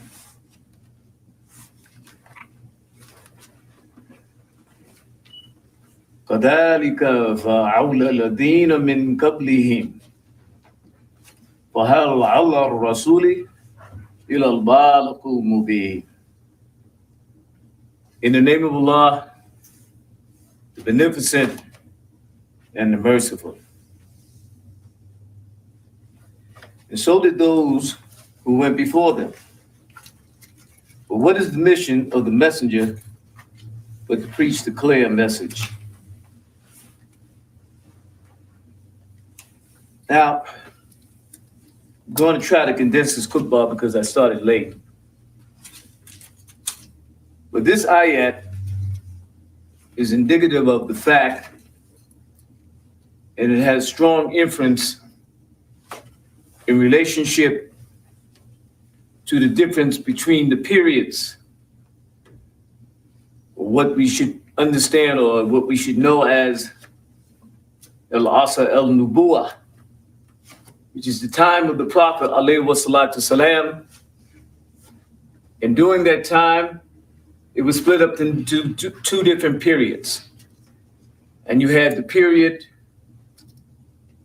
of Mecca or al-Makki, and there was the period of al-Madina or al-Madani, the period of Medina.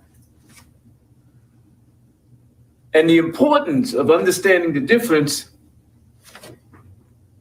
is as important in terms of understanding the proper context in which we recite the Quran, we read the Quran, and the proper context in which we read and recite the hadiths. Because sometimes, because of our lack of understanding the difference between the two periods, we tend to mix up ayats and we tend to mix up hadiths. We take them out of context because we fail to realize that there's a difference between Rasulullah alayhi wassalatu salam when he was among the society in Mecca, as opposed to Rasulullah alayhi wassalatu salam when he was among the society in Medina. What is the difference? This is why this ayat is so important. Because the ayat states here, particularly last portion of it, it says, but what is the mission of the messenger but to preach the clear message, giving a clear indication that Rasulullah alayhi wassalatu salam, as the messenger, came under the category of what we refer to as the theoretical authority. Theoretical authority meaning that he only was responsible for giving you counsel. He was only responsible for giving you advice. He was only responsible for the deliverance of the message. But that in terms of the responsibility in relationship to being the Amir, that responsibility was not there. It was only when after the Bay'at at Aqaba, particularly the second Bay'at, that the whole concept of authority changed. And that's why it's important to understand the two periods. Because the Bay'at marked the beginning of the Medina period. And in the Medina period, the Prophet ﷺ was no longer a theoretical authority, but he became the Amir. What's the difference? Theoretical authority, he only has the right to advise you. He only has the right to counsel you. He only has the responsibility to deliver the message. But now he becomes the Amir, and as the position that he takes as the Amir, you must hear and obey in times of whether you like it, in times of whether you dislike it. So it's important that we understand that.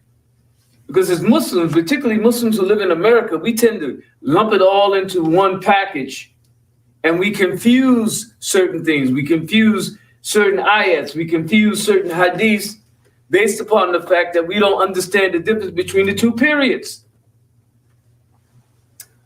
I'll give you an illustration.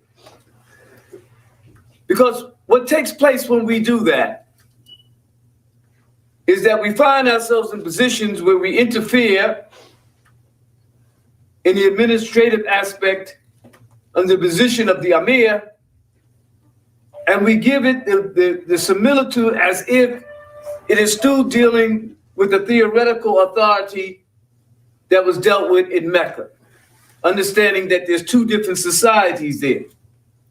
And so when we come in conflict with that and we confuse that, then some things take place. One of those things is we tend to usurp the leadership and we tend to emasculate those brothers who have given the bay'ah. And why do I say that? Because any brother who gives bay'ah and then has the intentions of fulfilling that bay'ah, that is a brother that has exemplified the concept of manhood, because it takes a man to fulfill your bay'ah. It really does. It takes a man to hear and obey in times of whether you like it, in times of whether you dislike it. And I'll go even a step further. It takes a man to hear and obey in times of whether you dislike it. Because the discipline, the discipline of controlling your nafs, of being able to restrain your nafs and adhere to the command based upon the fact of two things. One, the fear of Allah subhanahu wa ta'ala, not the fear of the man. Because the fear of the man, you in the shirk. But it's the fear of Allah subhanahu wa ta'ala. And in addition to the fear of Allah subhanahu wa ta'ala, it is the manhood under which you display that says that you are about to keep your word. And sometimes it is very hard to do that. So that takes manhood. In relationship to usurping the position, I have to go back to particular ayats or particular hadiths, I should say. And there's one hadith that we quote often, and this is in relationship to brotherhood. The question is, what brotherhood? Are we talking about the brotherhood in Mecca, the society of Mecca, or are we talking about the brotherhood in Medina?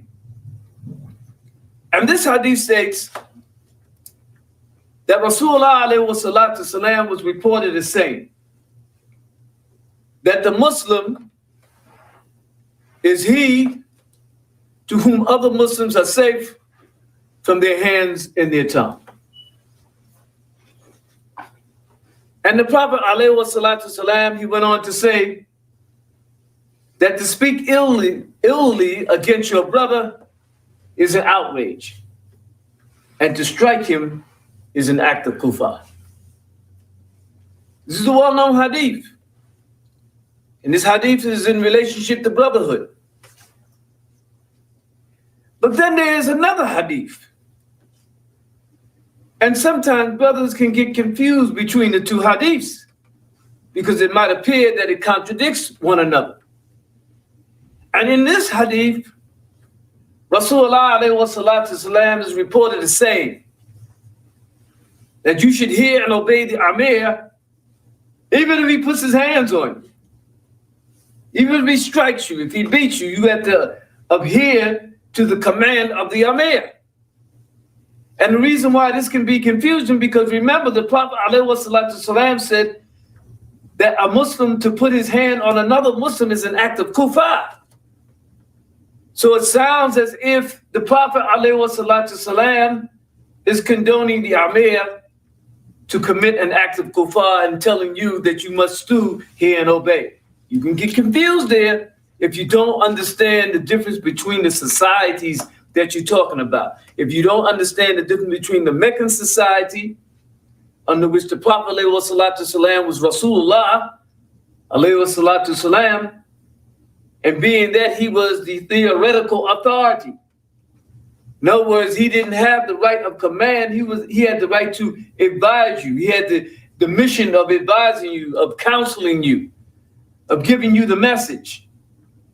But then when you get into the Medina society, remember again with the bay'ah, he was given the responsibility and the power to command you in times of whether you like it, in times of whether you dislike it.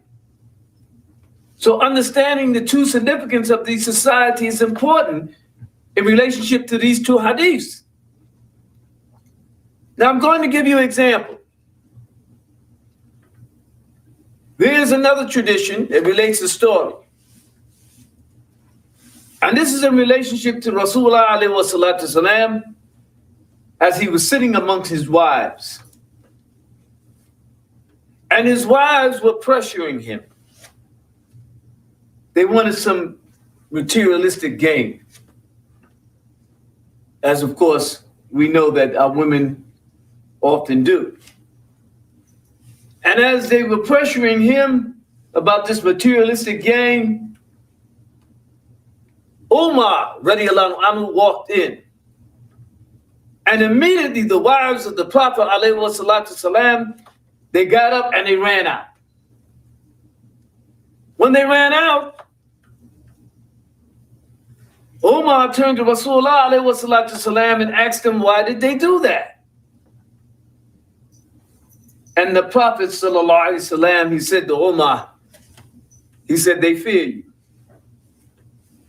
And Umar said to him, Ya Rasulullah, alayhi wa salatu salam, they should have fear more to you than to me. And the Prophet, alayhi wa salatu salam, he said to Umar that if you were walking down the road and Shaitan was coming up that same road in the opposite direction, he said that the Shaitan would get out of your way. Indicating something very, very special. Because when we go on between the relationship with Rasulullah alayhi wa salatu salam and Umar, we find that even though they had no contention with each other, there was no agreement about the ideology, which is what you learn in the society of Mecca. The Prophet ﷺ did not always agree with Umar's methodology, because Umar was very physical. He liked to grab brothers. He liked to, put his hands on them. And so therefore, that was what won him the reputation of being feared. But the fear wasn't actually the fear of him as much as it was that Umar would make sure that people would adhere to this deen, even if he had to physically put his hands on them. And the Prophet ﷺ was known for correcting Umar. Umar, don't be so rough. Don't be so hard on them, Umar. But you find that in this hadith that I just related, in relationship to Umar coming in on the wives of the Prophet ﷺ, and then the statement that the Prophet ﷺ made to Umar that if you're coming down one road and the Shaitan is coming up the other road, the Shaitan will get out of your way, was an acknowledgement of that Rasulullah ﷺ, even though may have disagreed with the methodology, he understood that it was effective, that it worked. And that was an acknowledgement of that. But still, there's disagreement in methodology. And we know that the best example is Rasulullah ﷺ himself. And so I give you another similitude. And this is dealing with the Battle of Tabuk. When the Romans invaded Tabuk, the command came down from Allah subhanahu wa ta'ala, calling the Prophet ﷺ to rouse the believers, to get them ready to prepare to go to war. And some of the believers did not go because of materialistic gain, because the command came down during the harvest season.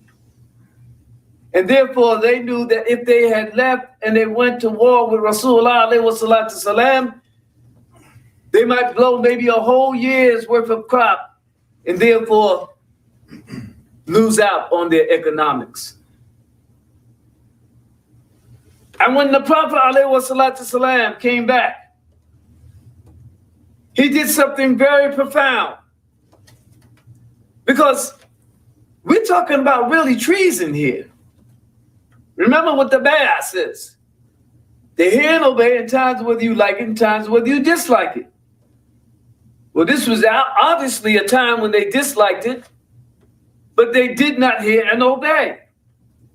At a time when you're talking about going to war, so in reality, the Prophet ﷺ had a case of treason against him. And Allah knows best how Umar radiallahu anhu would have dealt with that situation. But Rasulullah ﷺ, he came back, and the way he dealt with it was different with the way that Umar deals with his situation. He didn't put his hands on them.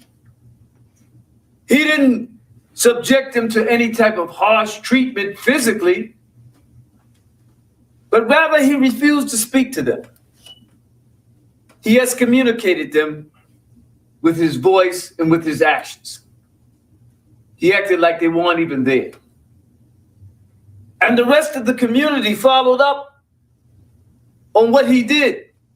And they excommunicated him. They wouldn't talk to him. And their wives excommunicated them. They refused to talk to him. Everybody refused to talk to him. And they did not know whether this was going to be permanently or temporarily. And they went crazy. I mean, they literally went crazy, begging the Prophet ﷺ.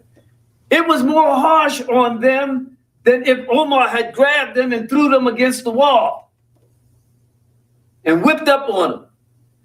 The feeling of being excommunicated, that the community boycotted them. That's what they did. They boycotted them. They turned away from them and refused to talk to them, had such an effect on them that they were begging for forgiveness.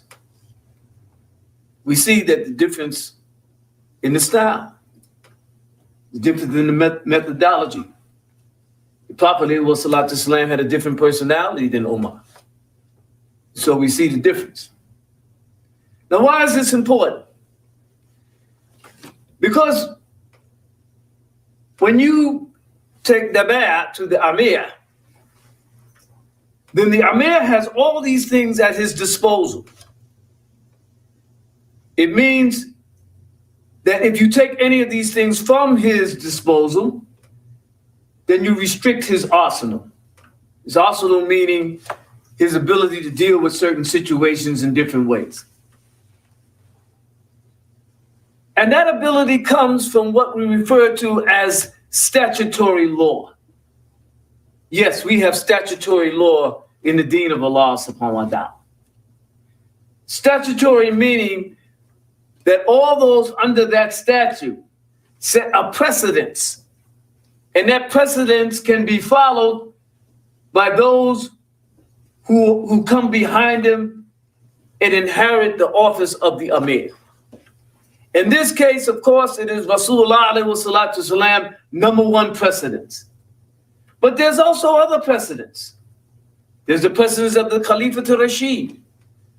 There's the precedence of Abu Bakr. There's the precedence of Umar. There's the precedence of Uthman. There's the precedence of Ali. They're not called a Khalifa to Rashid for nothing. It means that they are the rightly guided Khalifas.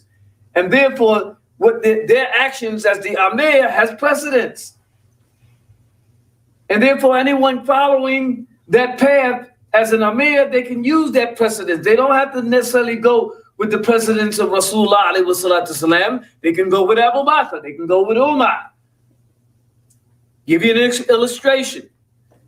People come to me all the time, and they want to know about what they refer to as talaqul bid'ah. And talaqul bid'ah is the pronouncement of 3 talaqs in a row. The first thing I tell them is that Rasulullah ﷺ, he hated that talaq. In fact, one tradition relates that after a brother ﷺ that did talaqul bid'ah, he threw his hands up and he said, "Oh, I wish that these people would stop playing with their religion." But the talaq stands. The talaq stands based upon 2 things. It is based upon the fact that we understand the difference between opinions, even with Rasulullah ﷺ and Umar. Because under Rasulullah ﷺ, his position might be different. But under Umar, his position was the same. And I'll give you an example in terms of talaq. Under Umar's caliphaship, whenever someone divorced their wife for the 3rd time, then the talaq stood. Even if they were angry. But during the Amir of Rasulullah ﷺ, he didn't accept it. If they were angry, the Prophet ﷺ wouldn't accept it. So the Amir has an arsenal. He can accept it or he can reject it. He can reject it based on Rasulullah ﷺ in the position that he took, that he never accepted a talaq that was done out of anger. Or he could reject it and say, hey, he can reject that and say, I'm accepting the talaq based upon the position of Umar radiallahu anhu. He has that arsenal. So it's very important that we don't restrict the arsenal and that we make sure that in the society of Medina, everyone has a responsibility. And I'm going to try to summarize this and bring it on around, because as I said, I started the khutbah very late. One of the things that we have to begin to realize as Muslims is that in order for us to improve, and I'm talking primarily to the Black, African American, indigenous Muslim in America, if we want to improve, we have to begin to approach our situation and our circumstances from a position of being objective as opposed to being subjective. Because when we approach it from a position of being subjective,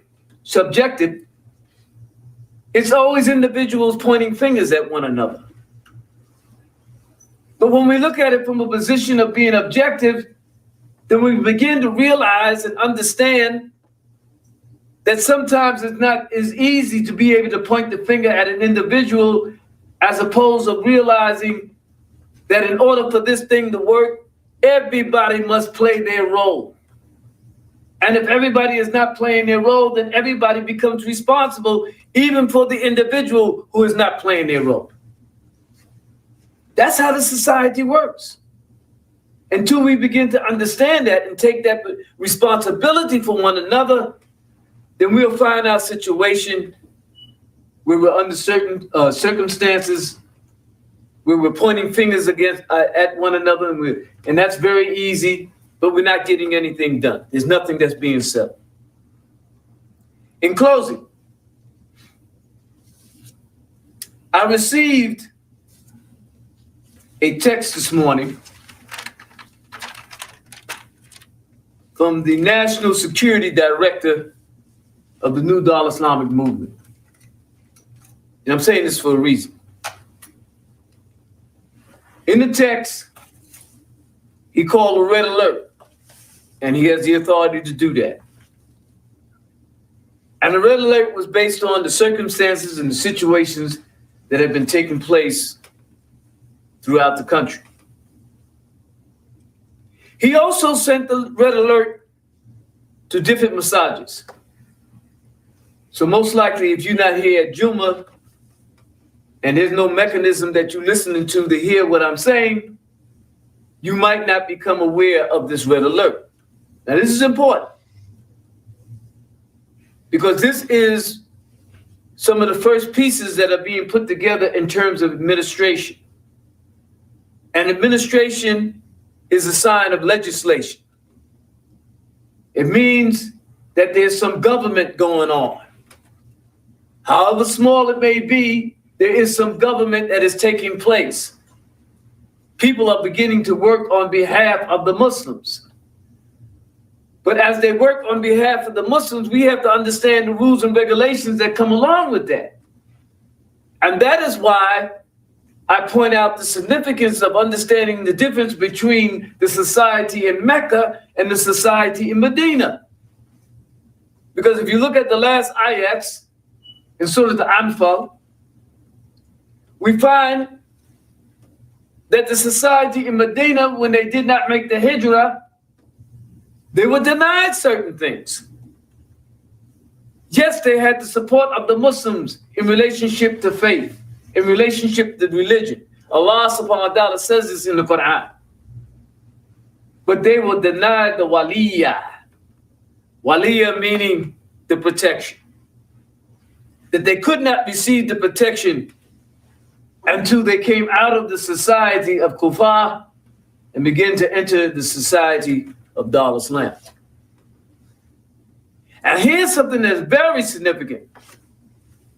Because I was reading this morning in relationship to the ayat where Allah subhanahu wa ta'ala, he says, La ikrah fi din. There's no compulsion in religion.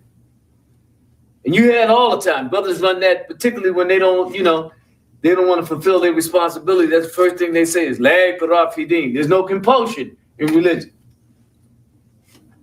They forget all about the ayat where Allah subhanahu wa ta'ala says, Ya ayyuhalladhina amanu, a'udhu bil uqud. Oh, you believe, fulfill all your responsibilities. They forget about that. And again, sometimes it comes into conflict when we don't understand the significance of understanding the Medina period as opposed to the period of the society that existed in Mecca. And so I'm reading this ayat, and I decided to go back to look at the ayat, and I find that this ayat, of course, is in Surah Al-Baqarah, and that's a Medina ayat, Medina period, Medina society, which caused me now to look at the tafsir on this, and I found a very interesting tafsir this morning.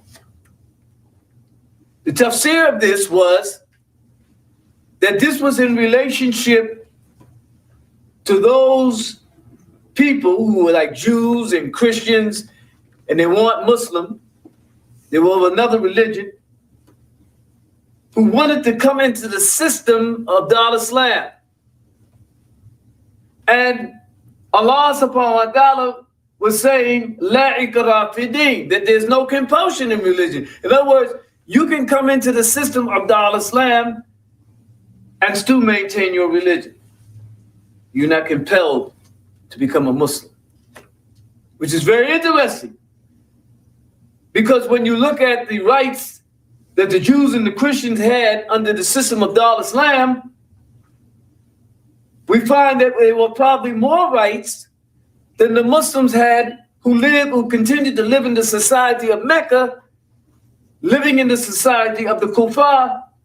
Therefore, they were denied the right of the waliyah, the protection, particularly if it was against a treaty or those who were living in Dar-Islam had a treaty with. So that they had a treaty with the Jews and the Christians, and the Jews and the Christians had problems with the Muslims who lived in Dar-Kufa, then the Muslims who were living in Dar-Islam could not help them. I mean, that's amazing.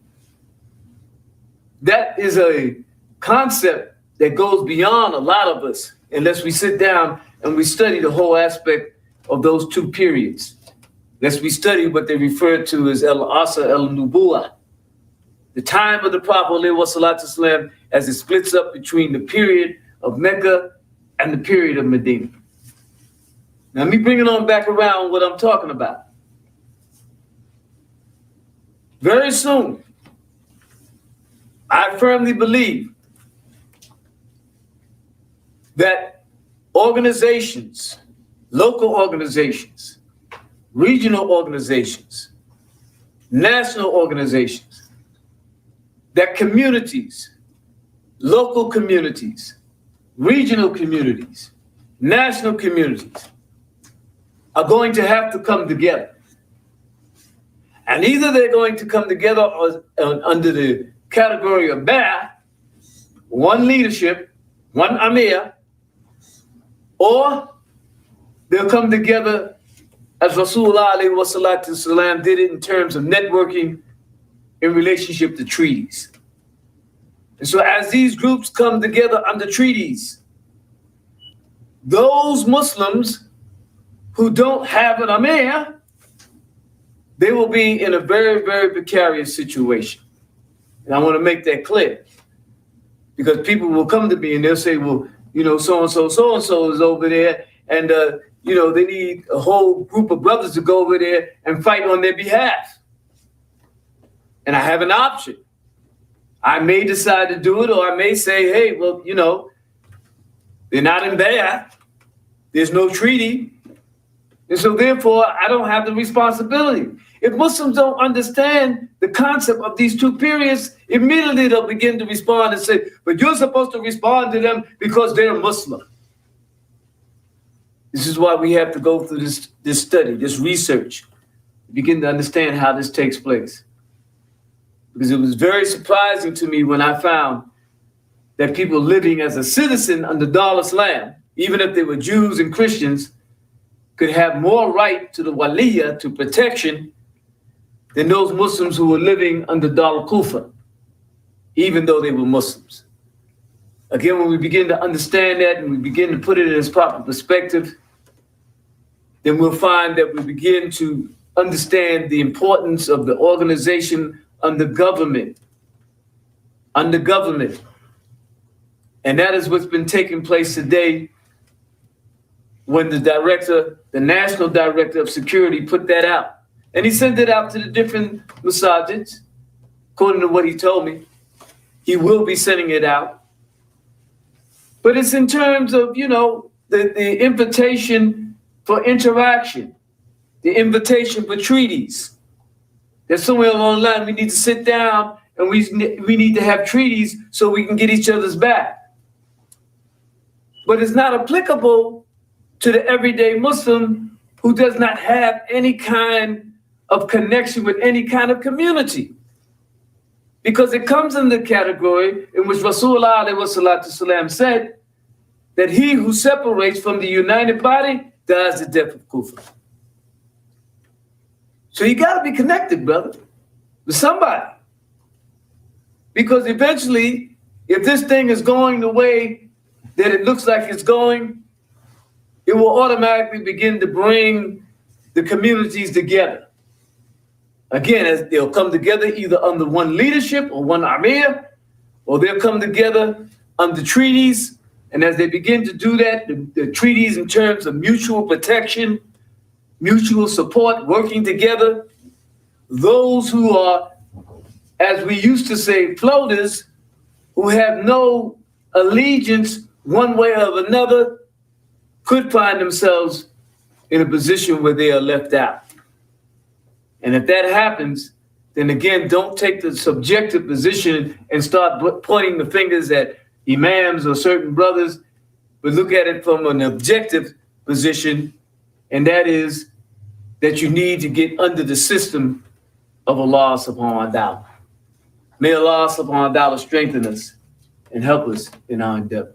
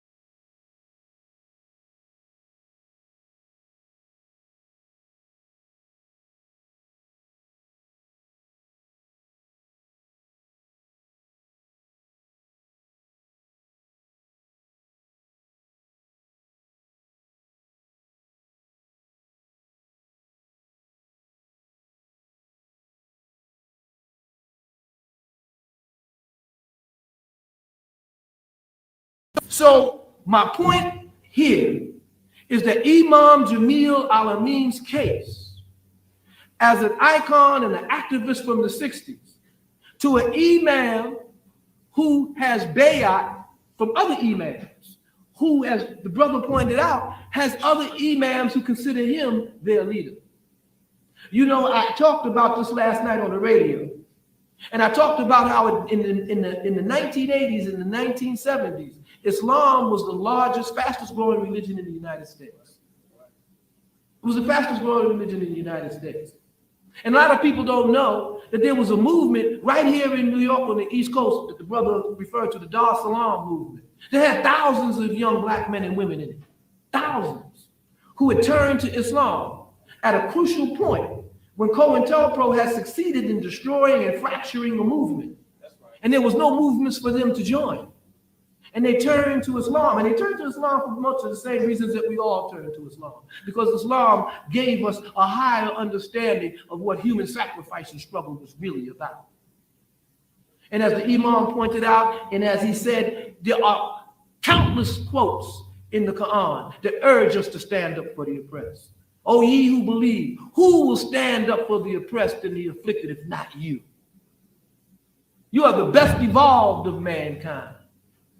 Who will defend the oppressed if not you?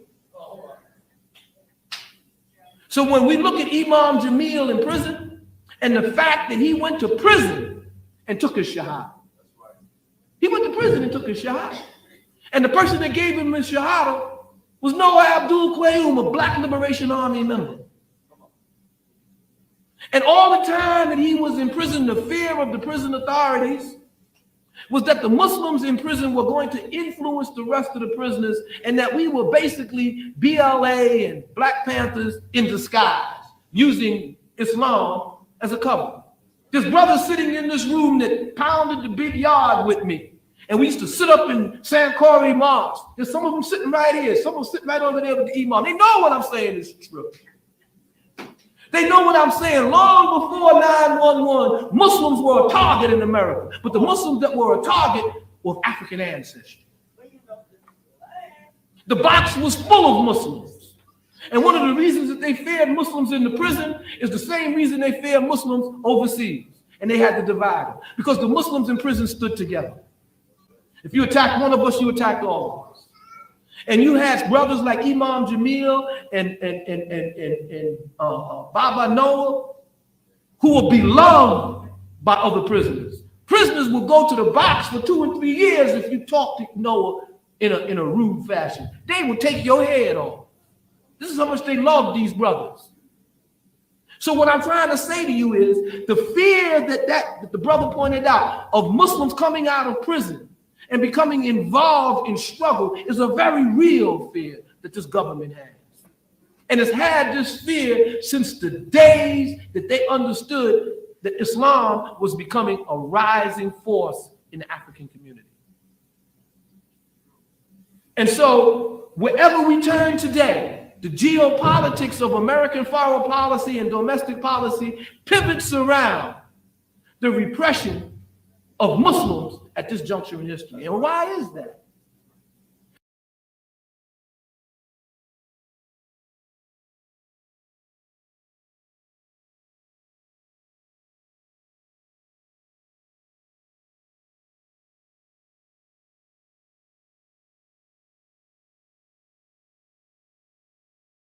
I don't think we...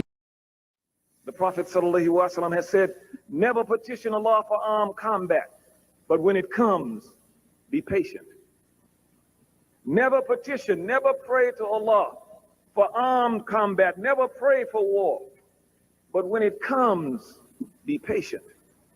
And so therefore he gives us those tools that enables us to practice sabra, to develop sabra, prayer, fasting, charity. See, it's no in between. You're either free or you're a slave. There's no such thing as second-class citizenship. If we go to YouTube and search H. Rap Brown, I don't think there's anyone, I think his performance was unparalleled. After, he became Imam Jamil, we know the tremendous work that was done.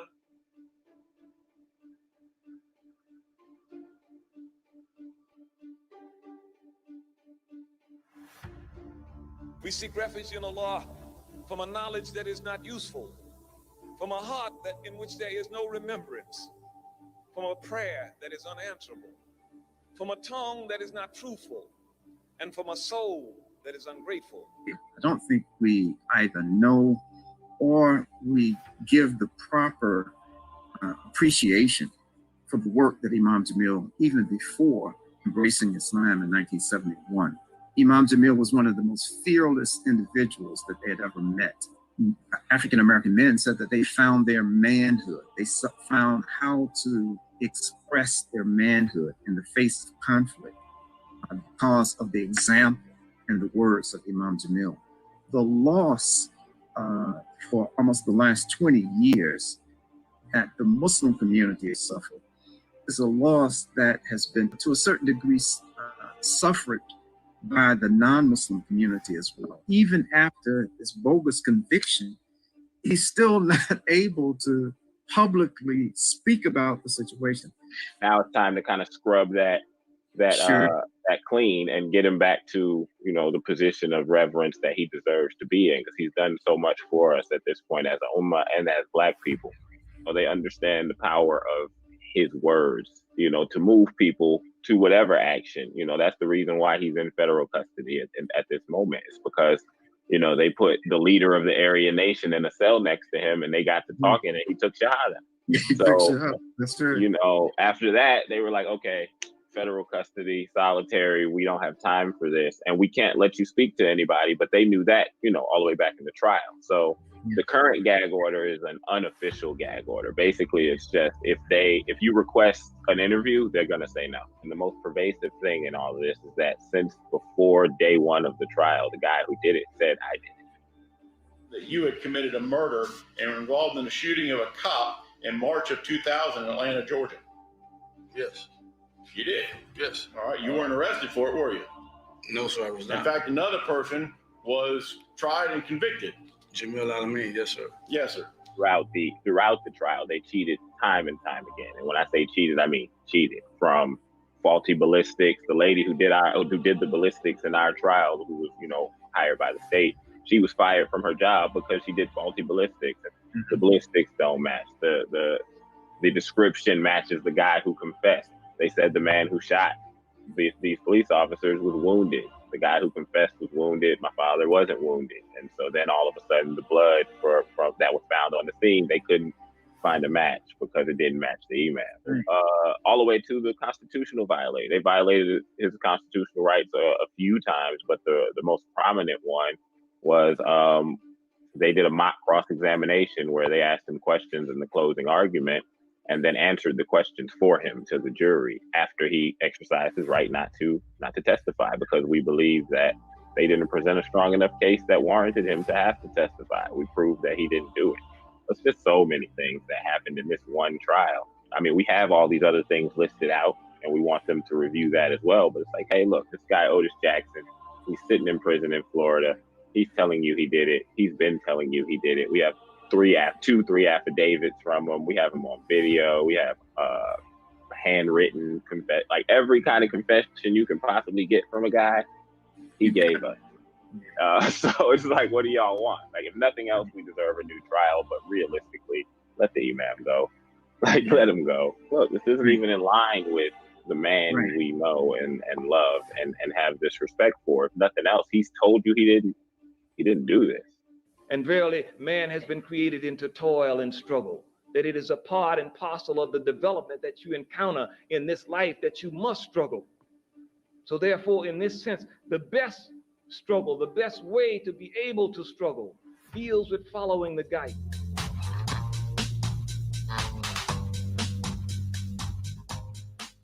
On the move. It's been 2 years now into the Obama administration.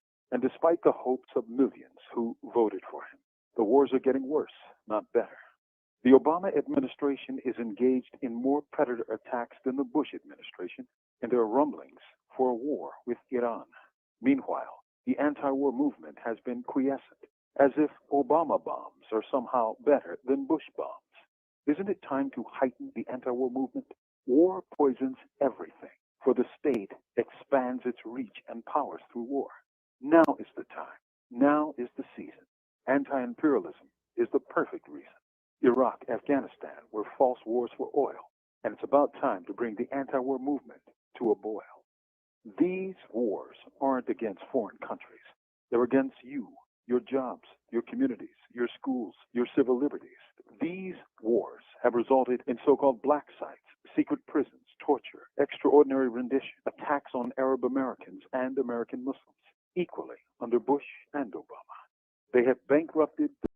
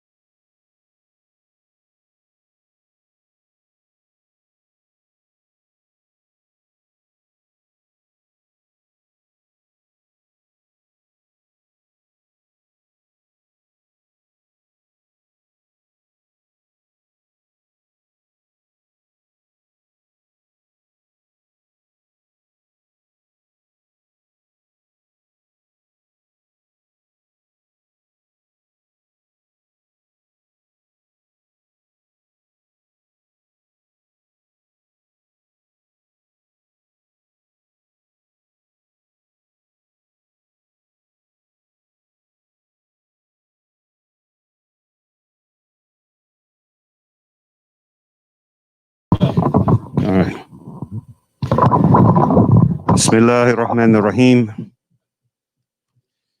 Alhamdulillah.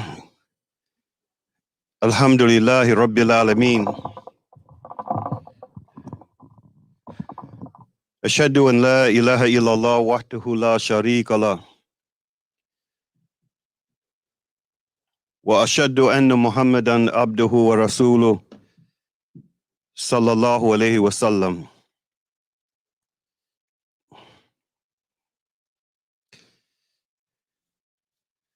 My brothers and sisters in Islam, friends of the human rights struggle in America, I want to begin by expressing my gratitude to Allah subhanahu wa ta'ala for blessing me to be here on this auspicious day.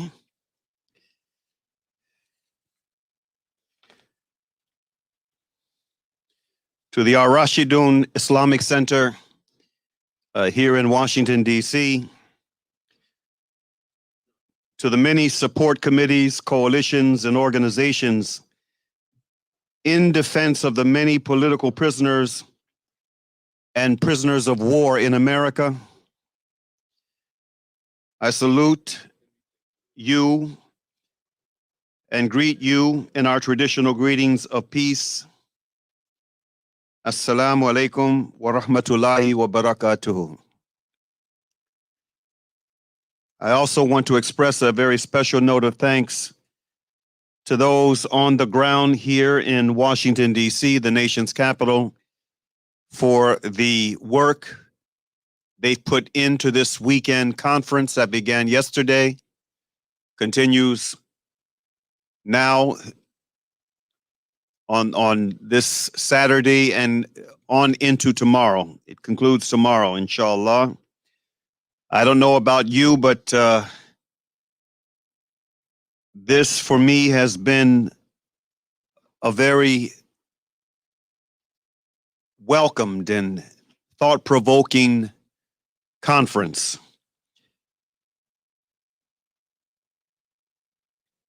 Brothers and sisters, after Salatul Dhuhr today, I opened the Quran that was on the shelf near where I was sitting, and the page that I opened the Quran up to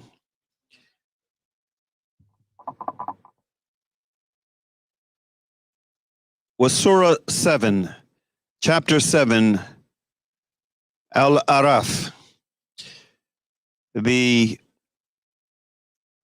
34th ayah or verse of the Quran that reads in translation, "To every people is a term appointed. When their term is reached, not an hour can they cause delay, nor an hour can they advance in its anticipation."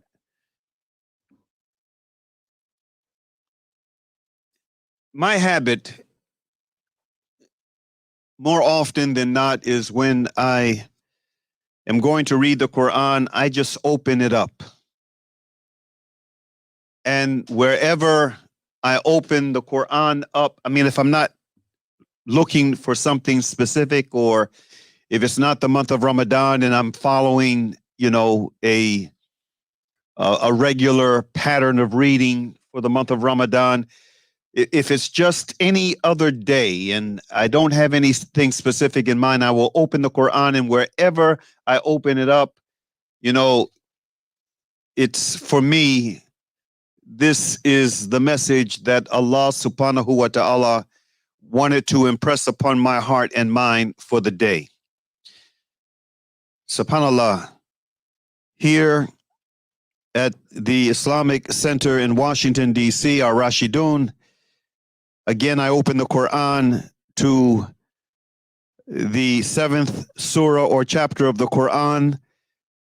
My vision immediately went to the 34th ayah or verse, which again reads in translation, To every people is a term appointed. When their term is reached, not an hour can they cause delay, nor an hour can they advance in its anticipation. Inshallah ta'ala, I'm going to come back to this at the end.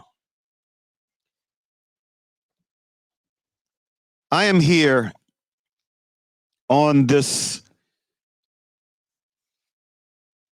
international segment of this weekend conference on political prisoners in America, and specifically Muslim political prisoners, to talk about a prisoner who I have spent an enormous amount of time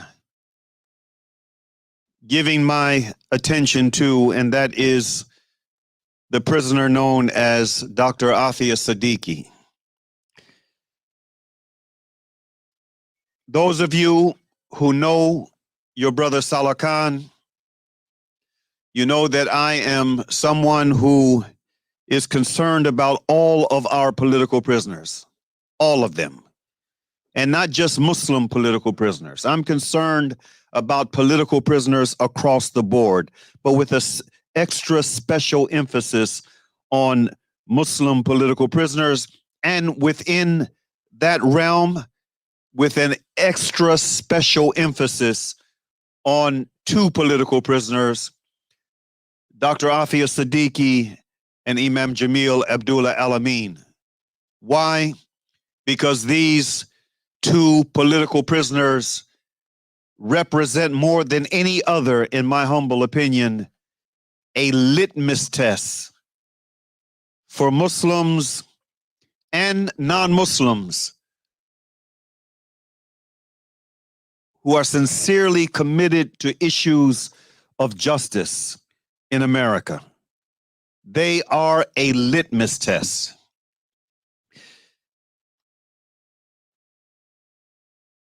Our political prisoners and prisoners of war don't receive the level of attention that they should. And this is one of the reasons why so many of us, both here in America and abroad, are catching hell. There's a verse in the Quran that reads, in translation, Allah will not change the condition of a people until they change what is within themselves.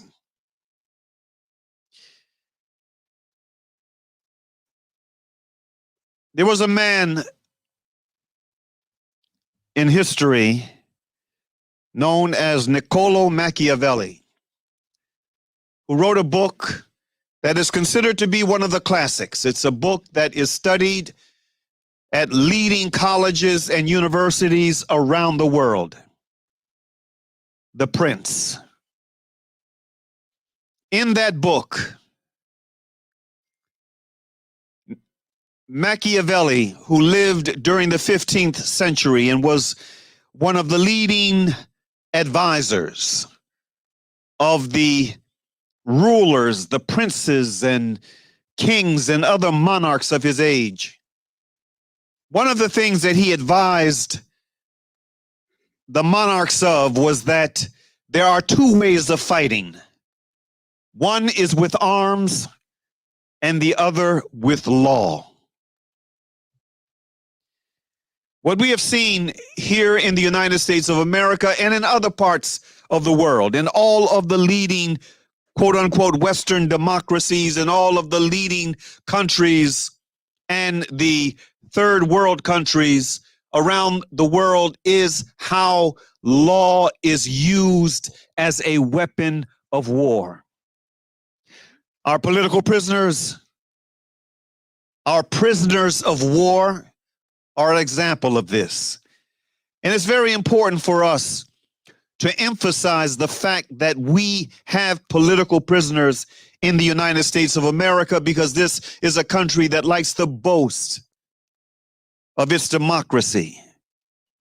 It is a country that likes to present the idea, which is a false idea, that political prisoners only exist in other countries, in other parts of the world. We don't have those kinds of issues in the United States, when in fact we do. And we have always had these issues from the very birth of this country. We have always had these deep-seated contradictions.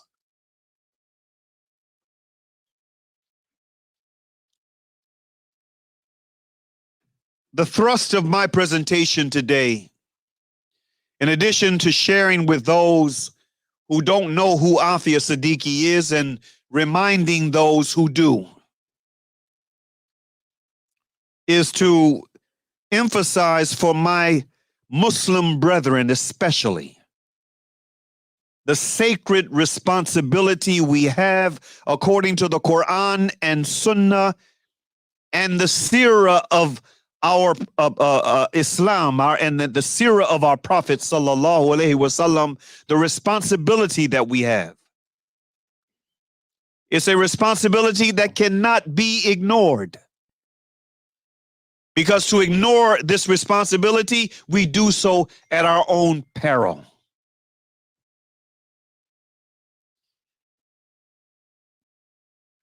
Dr. Aafia Siddiqui, like Imam Jamil Abdullah Al-Amin, her living nightmare began in the month of March. For Imam Jamil, it was March 16th, 2000, the night before Eid al-Adha.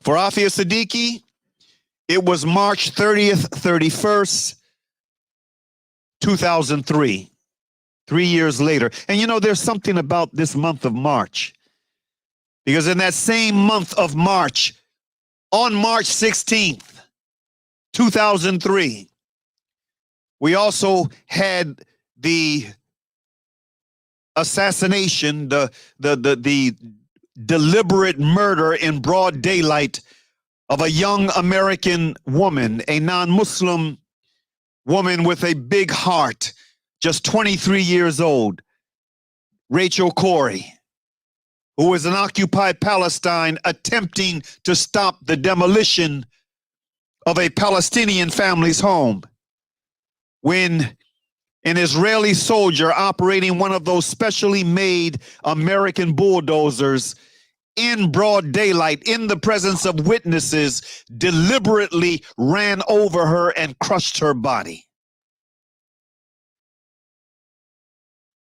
This coming Sunday, inshallah ta'ala, tomorrow, we will be in our weekly broadcast out of Johannesburg, South Africa. We will be talking about Rachel Corrie. But getting back to Imam Jamil and Aafia Siddiqui, and specifically Aafia Siddiqui, again, all three of these tragedies took place in the month of March. Aafia Siddiqui came to the United States at the tender age of 18. She came here from Karachi, Pakistan. Brilliant, full of all kinds of promise. She did her freshman year at the University of Houston in Texas. And by the end of her freshman year, she had acquired a full scholarship to MIT. She went off to MIT in Boston, graduated from there with honors, went from MIT to Brandeis University, two of the leading Ivy League universities in the world. She graduated again with honors, with a PhD in cognitive neuroscience. But it was more than her academic prowess that distinguished Aafia Siddiqui, far more. What distinguished Aafia Siddiqui was her heart and her mind, her soul. For in addition to being this academic scholar, she was also and is, because she is still alive, a shell of her former self, but she is still alive, a hafida of Quran. For those of you not familiar with this term, a hafida of Quran is a female Muslima, or a female woman. The male is the hafiz, who memorized the entire Quran from beginning to end. She is a hafida of Quran. This is what propelled the work that she did outside of her academics. During the time that she was a student at MIT, excuse me, a student first at the University of Houston, and then on to MIT, and then on to Brandeis. Not only was Aafia known for her academic prowess, she was also known for her extracurricular activity. She was a sister who was committed to dawah, and she was also committed to humanitarian relief. During the Bosnian crisis, one of the most powerful and effective organizing voices in the greater Boston area was this young student by the name of Aafia Siddiqui. She was the one that was most responsible, I was told, for galvanizing the entire greater Boston community to respond to the humanitarian requisites that emanated from that crisis as a communal force. Aafia Siddiqui was also known at that time for delivering books, Qur'ans and books of hadith and other books and materials to men and women who were locked up in jails and prisons in the greater Boston area. She was known for the halakas that she would organize, not only to teach non-Muslims Islam, but also to teach new Muslims to Islam, their deen, their religion. She was a dynamic force. And it was because of this dynamism that Aafia Siddiqui, after the tragedy of 9/11, became a person of suspicion, simply because she had been so active, in addition to being this brilliant student. She came under a very sharp and menacing microscope, first of certain groups, especially certain Zionist groups in the greater Boston area. And those groups are very powerful. They're very influential in Boston. I'll never forget some years ago when I was in Boston for one of the annual conferences of the, subhanAllah, I forgot the name of the organization that begins with an S. They do this annual conference on on Zionism and the occupation of Palestine every year. Anyway, I'll never forget how the late South African Archbishop Desmond Tutu was the keynote speaker for the 3-day conference this year that I attended. I'll never forget the tremendous, in terms of numbers, demonstration that was held outside of the church, one of the oldest churches in the United States of America, the Old South Church. It goes all the way back to America's revolutionary days, the Old South Church. He was the keynote speaker, South African Archbishop Desmond Tutu. And they were outside demonstrating not only against the conference, but against him, saying some terrible things. And this was a demonstration that had been spearheaded, had been organized by the Christian and Jewish Zionists in Greater Boston. I saw up close and personal how influential and powerful of a voice they were in the socio-political construct of this metropolitan area. Aafia Siddiqui came under that microscope of criticism and denunciation as well. And then, subhanAllah, ultimately, it culminated with, after she had left the United States, after she had completed her studies. In 2002, she goes back home to Karachi, Pakistan. One would think that if she was such of concern to the U.S. government, that concern would have dissipated after she left the country, but that was not the case. You're a little loud, brothers. She was, you would think that it was, it had dissipated, but it wasn't. It followed her all the way back to Karachi. And within months of her return home, this woman who had married while she was in the United States, had given birth to 2 children, American-born citizens, her 2 oldest children, and was pregnant with a 3rd. 6 months after she delivered her youngest child, in March of 2003, she gets into a taxi cab. The taxi cab is on its way to the airport. She's going to visit a maternity. It was either on its way to the airport, or the taxi was going to drive her from Karachi to Islamabad. One of the other. But anyway, she never made it outside of Karachi. The taxi was stopped. She was forcibly removed along with her children, one aged 6, 4, and 6 months. And then they disappeared. They disappeared from March of 2003, and she did not reappear until the summer of 2008 in Afghanistan. And when she reappeared there in a weakened and disheveled state, it was after she had been secretly held and tortured for years, and they basically released her to set her up to be killed. Before everything ended, at that fateful moment in her history, her personal history, Aafia Siddiqui had been shot by an American soldier. She didn't die.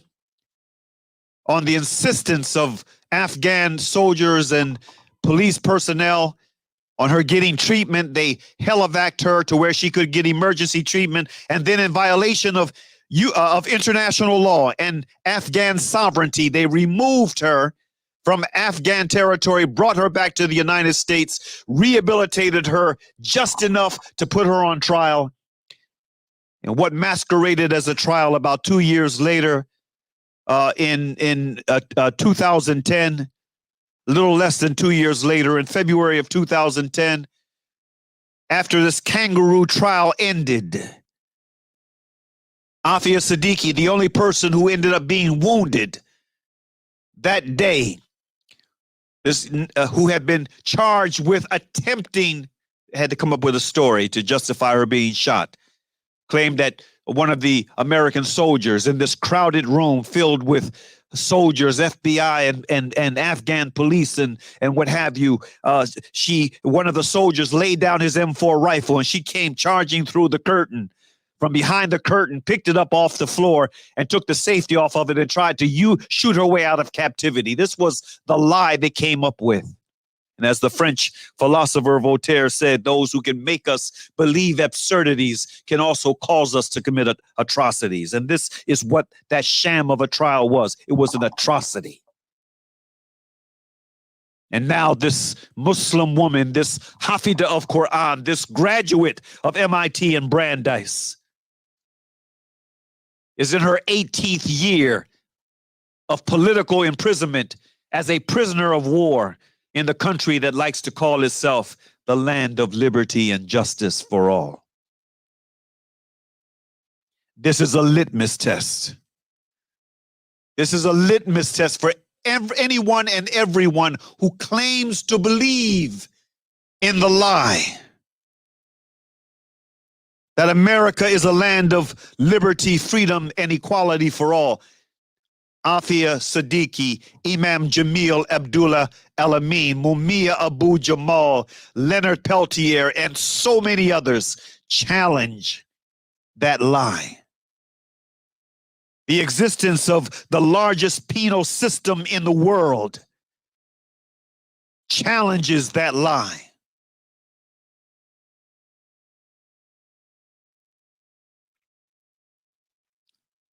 I want to conclude with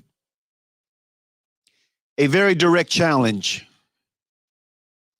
to my Muslim brethren and a direct challenge to non-Muslims who claim to be people of truth, people of justice, people of conscience, people who view themselves as being this way.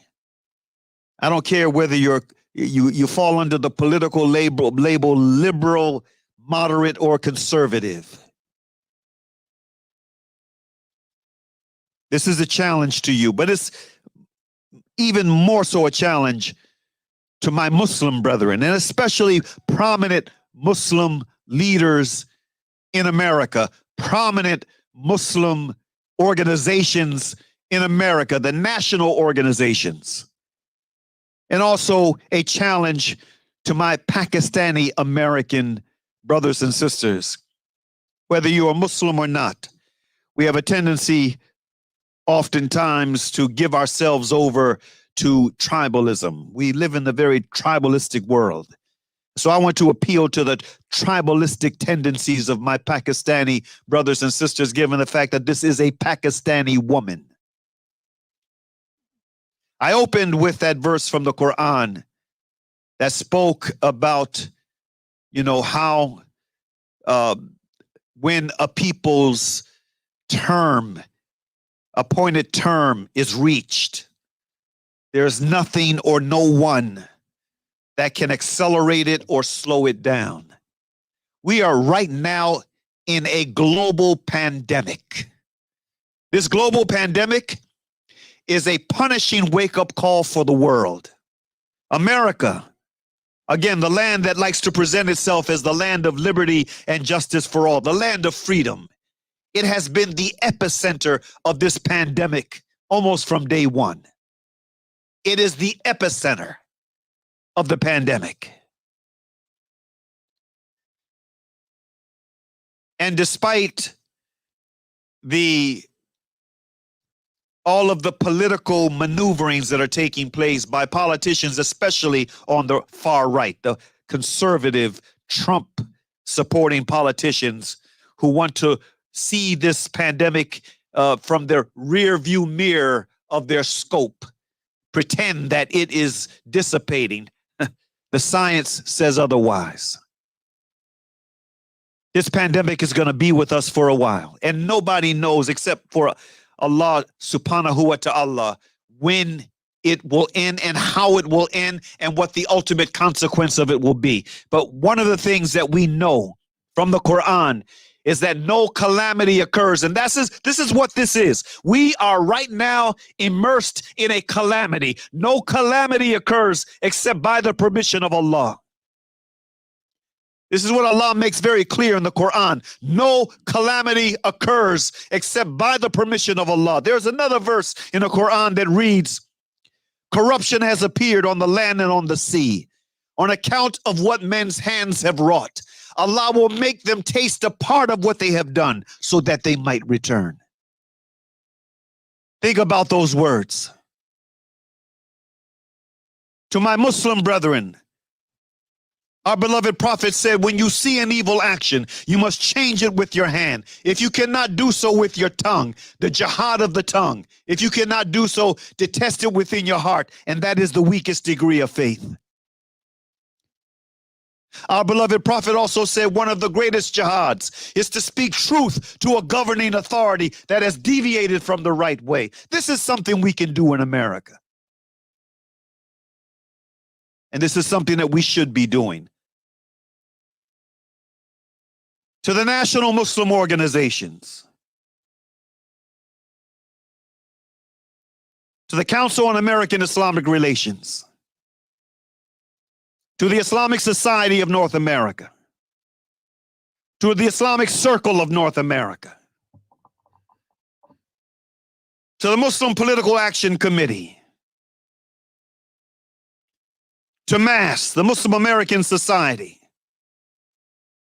and yes, even to MANA, but although MANA, alhamdulillah, this past month, you know, it in February, it did a phenomenal conference, a teleconference, webinar on Imam Jamil Abdul-Amin.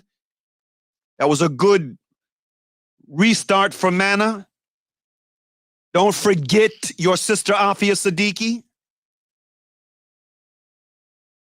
And to all of the other major organizations and the various Islamic leadership councils of different major cities in New York City, in Washington, D.C., in Atlanta, Georgia. Especially in the major cities, the Shura councils in these various places. You have a responsibility to not ignore any political prisoner, but especially your own. And especially female political prisoners. They represent a very special category of political prisoners. And this is very clear in Islamic law. Very clear. When the Treaty of Hudaybiyah was signed and agreed to during the time of the Prophet sallallahu alaihi wasallam, and as part of that treaty, those Muslims who escaped from the non-Muslim controlled territory of Mecca, they had to be returned, but not the women. If a woman made it into Medina, into Al-Medina, she was not to be returned. Special category of person.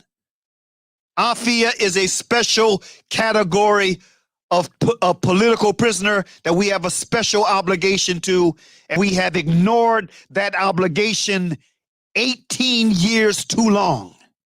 It's time to stop. Allah will not change the condition of a people until they change what is within themselves.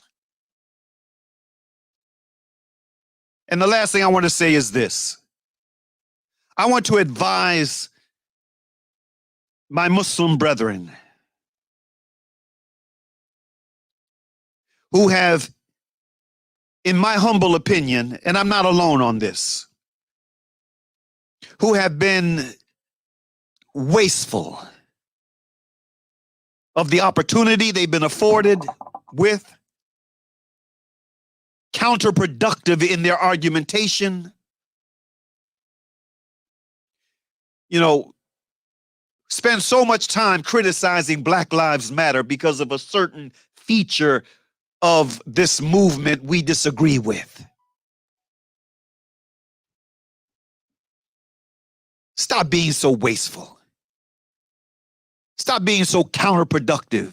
Stop presenting an image that does not enhance the image of Islam and Muslims in the United States of America or globally.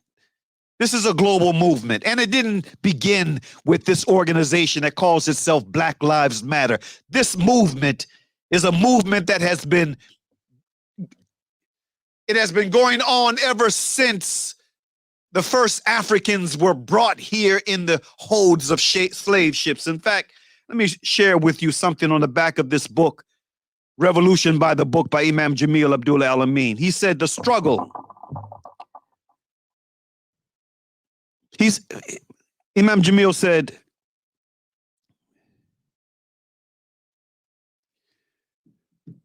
the struggle is an ongoing process. When the first slave rebelled against being a slave, he gave an alternative to slavery that has been built upon until now, that struggle. And there have been many movements in the struggle. The abolitionist movement, the anti-slavery movement, the civil rights movement, but the struggle continues. The mission of a believer is totally different from a coexisting or being a part of the system. The prevailing morals are wrong. Their ethics are wrong. Western philosophy has reduced man to food, clothing, shelter, and the sex drive, which means he doesn't have a spirit. Successful struggle requires a divine program. Allah has provided that program. We have a responsibility to demonstrate through our example, not through our anti-Black Lives Matter rhetoric, what we stand for. What we stand for. This movement is bigger than this organization. This movement is rooted in history. Let us spend more time and energy demonstrating what we are for as opposed to what we are against. And one of the best ways we can do this is by giving our attention, more of our time, attention, and energy to our political prisoners and to the issues, the larger issues that this Black Lives Matter movement represents. The last thing I'll say, this book, The Imprisonment of Imam Jamil Abdullah Al-Amin, Is It a Government Conspiracy?, is required reading.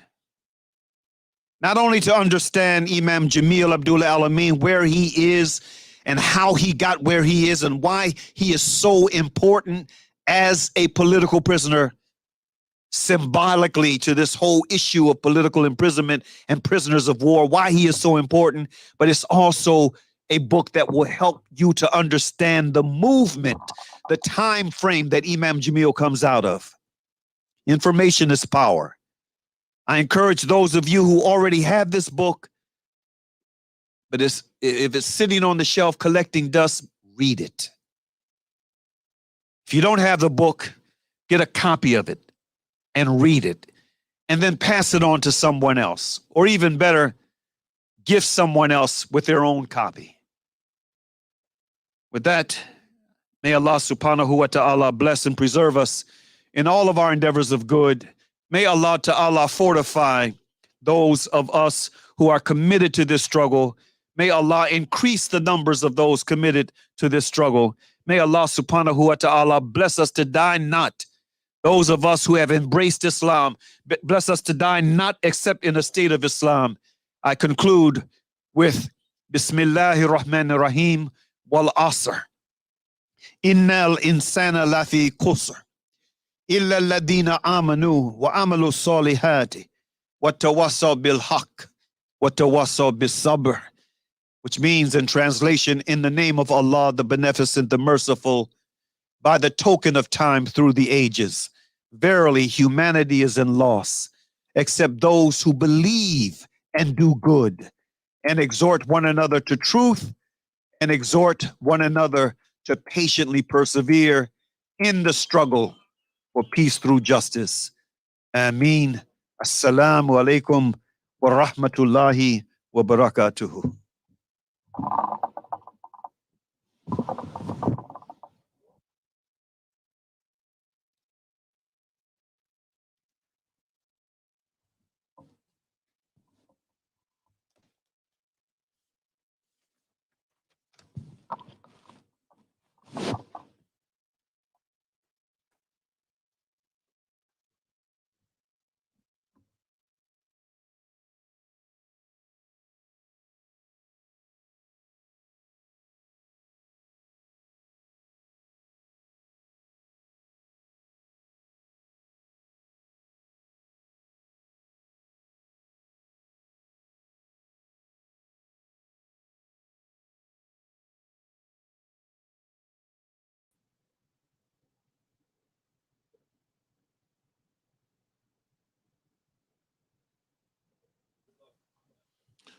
Assalamu alaikum. First, I'd like to thank very much and want you all to thank Brother MAURI SAALAKHAN, El-Hajj MAURI SAALAKHAN, for that very spirited and very necessary address he gave. It's important that we always keep in mind the place that women should have in our lives. the place where Allah gives them, where our Creator says that, you know, a lot of people get it twisted. But Allah says that man has a duty, the man has a duty to protect the woman because he has given one more than the other. And we, from deep introspection, we see that who has been given something special is the woman. And we have that duty to protect her. Sister Aafia Sadiq, as Brother Maurice SAALAKHAN said, is a very special category, of political prisoner because she is a woman. She had a child, 6 months old, when she was abducted. 6 months old, she had just given birth. It's the woman who gives birth who keeps this journey going. And we as men have a duty to protect them. Not because they're the weaker sex. We have a duty to protect them because Allah has given them something special, has given them the gift, the ability to carry on life, to continue life. And we as men have a duty to protect that life that women have been given the charge to continue. And we better not keep getting it twisted, because right now it's all in our face. Sister Aafia Sadiq has been, I believe it's 18 years. 18 years. Time goes by. Time goes by. How long has it been since Imam Jamil has been locked up? 21 years. The year 2000, this is the year 2021. It's been 21 years. We're sitting here 21 years after, as we said before, it's been 21 years since someone confessed. Since someone confessed to the crimes that Imam Jamil has been sitting in prison for. And in that 21 years, and it was the morning after the confession. We have the confession on video now, and we've been showing it. But we also have been showing, if you notice, a video of the same person who 21 years ago came forward and said to the press that he knows for sure that Imam Jamil didn't shoot anyone. It's the same person who came to the press 21 years, 17 years later, and was proven and was declared sane. They had been trying to tell us that he was insane, that he had some kind of ulterior motive, that he just liked to confess the things that other people had done. But this confession and this sworn affidavit took place the morning after. Imam Jamil was arrested 4 days later, and this brother was arrested 8 days after Imam Jamil was arrested. He was finally violated for parole. And they tried to hide him all of these years. They can hide people. We sent an investigator to go speak to him, had a good talk with him. One day, the next day, the investigator went back and they said they didn't know where James Santos was. The same prison that he was in the day before. All of a sudden, they didn't know where he was. They couldn't find him. So this issue of Imam Jamil has been over 21 years. I'm gonna bring, not to take too much longer, I want to bring on a brother to you who was locked down much more than 21 years. It's Brother JALIL MUNTAQUIN, who's sitting in the wings waiting to come on. Okay, he is on. Okay, and so I want to remind you that Brother JALIL MUNTAQUIN served I believe, just weeks short of 50 years. Weeks short of 50 years, and then when he got out,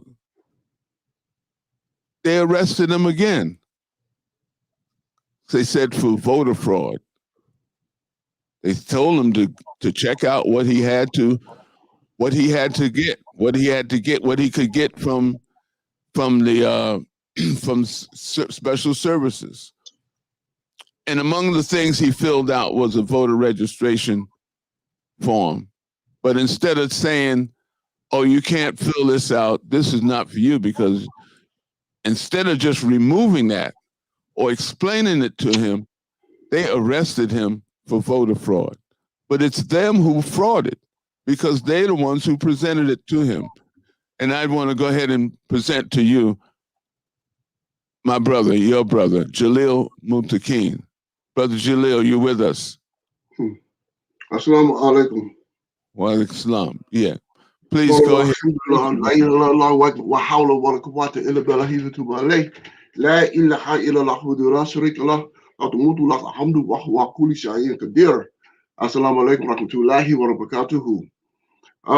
I am honored to be here to discuss matters pertaining to Imam Jamil ABDUL-MUMIT. It is extremely important and gratifying for me to be here, and I want to begin by just sharing some personal reflections in regards to Brother Jamil AL-AMIN. And those reflections begins in 1972. 1972, I was extradited from California, had been convicted in California for having a shootout with police officers. I had been a member of the Black Panther Party and Black Liberation Army. I was arrested at 19 years of age.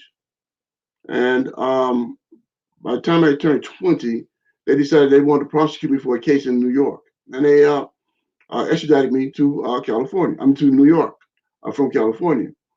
And in the process of extraditing me, they took me to a prison, a city prison called Old Queens Detention Center. And when I arrived there, I was taken to the 4th floor, I believe it was, and there was 3 other guys on that tier that they put me on. Only 3 guys on the whole tier. One of the guys, a guy named Collins. He was a notorious bank robber. The other guy named Max Sanford. Max Sanford was the head of the Revolutionary Action Movement. He changed his name and became Muhammad Ahmed. Another person was named Rat Brown. And Rat Brown, to me, was an icon, as was Max. At the time, icon in the movement, coming out of the Civil Rights Movement into the Black Power Movement. And here I am, 20 years old, coming into on this gallery with these 3 guys, 2 of which I recognized as being, like I said, the icon of a movement. Max Sanford, like I said, was the head of the Revolutionary Action Movement. And of course, Imam Jamil AL-AMIN, Rat Brown, at the time, previously had been the leader of SNCC, a Student Non-Violent Coordinating Committee, and also a member of the Black Panther Party. I believe he was the Minister of Justice for the Black Panther Party before he decided to move on. One thing that was peculiar to me in my stay with them, being with them, was that the 2 of them, 5 times a day, would get up and make prayers. And at the time, I had no idea or any understanding of Islam whatsoever. I consider myself a quote-unquote black communist coming out of the Black Panther Party.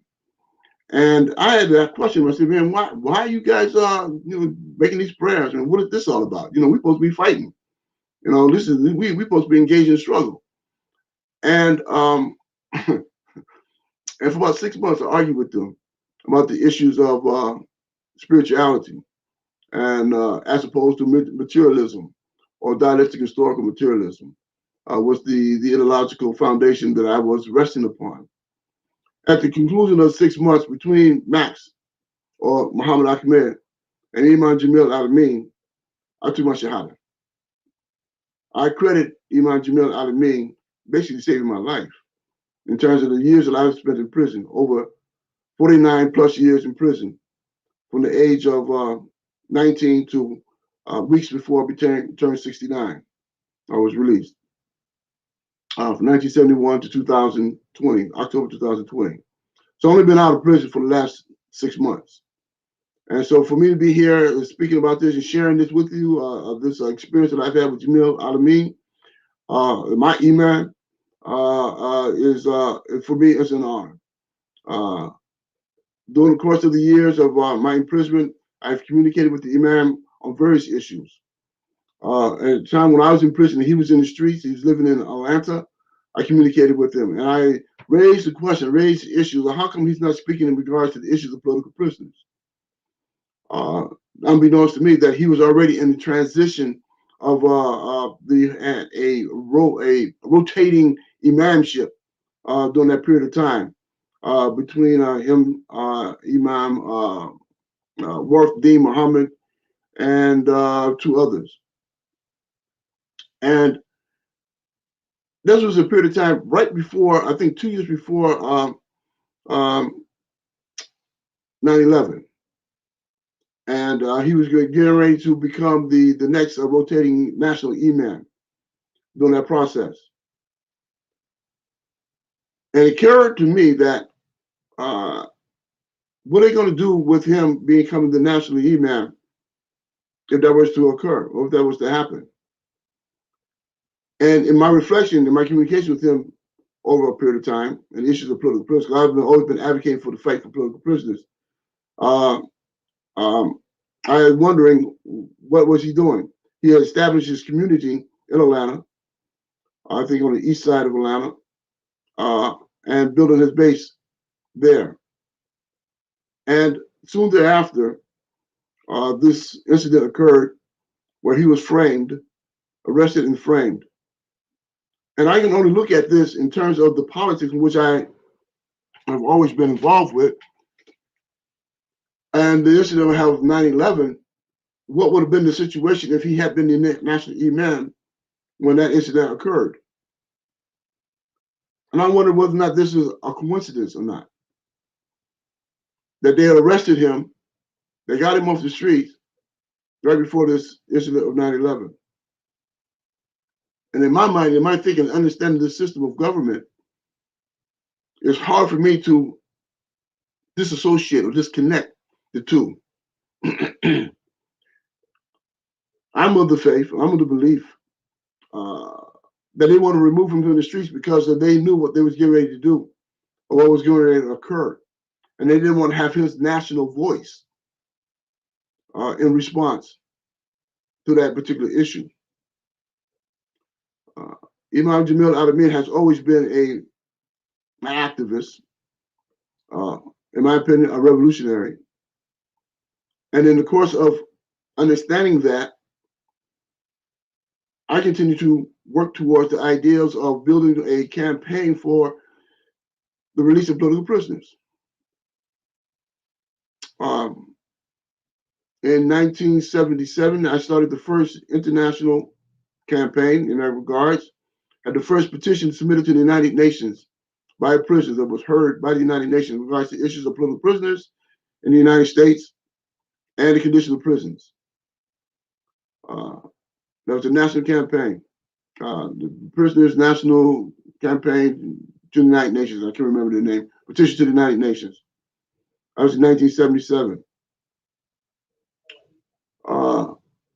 By 1998, there was a time where it was necessary for us to reassert the idea of political prisoners and I made the call for the establishing of the Jericho movement.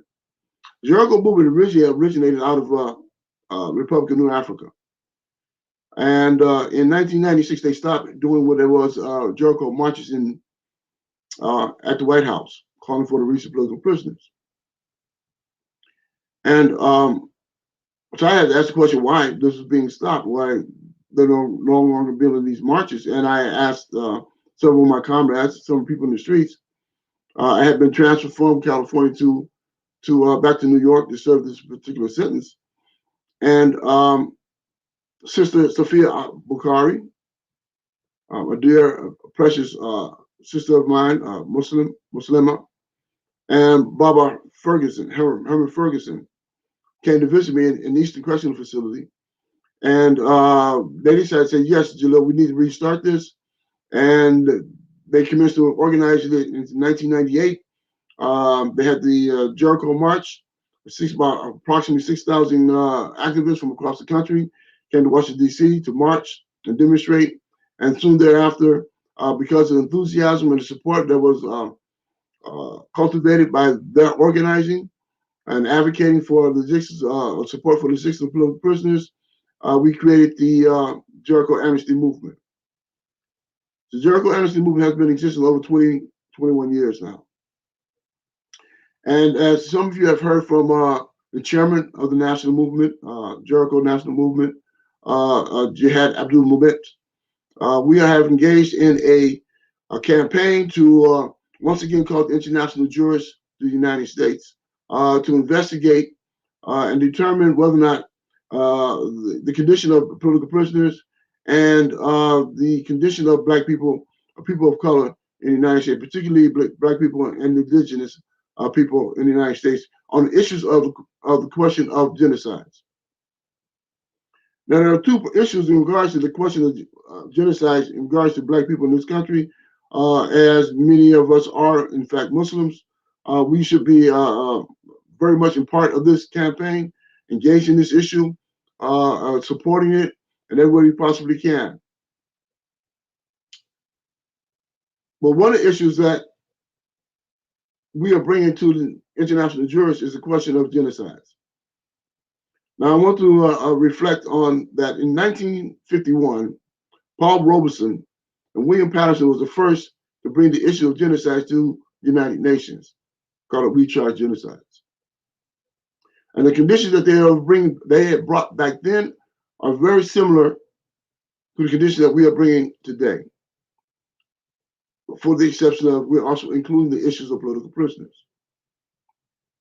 And so our fight on this particular issue is raising everything that has been transpired in the 450 something years that Black people has been brought into this country, and our toil and our struggle in this country. Muslims should be engaged in this.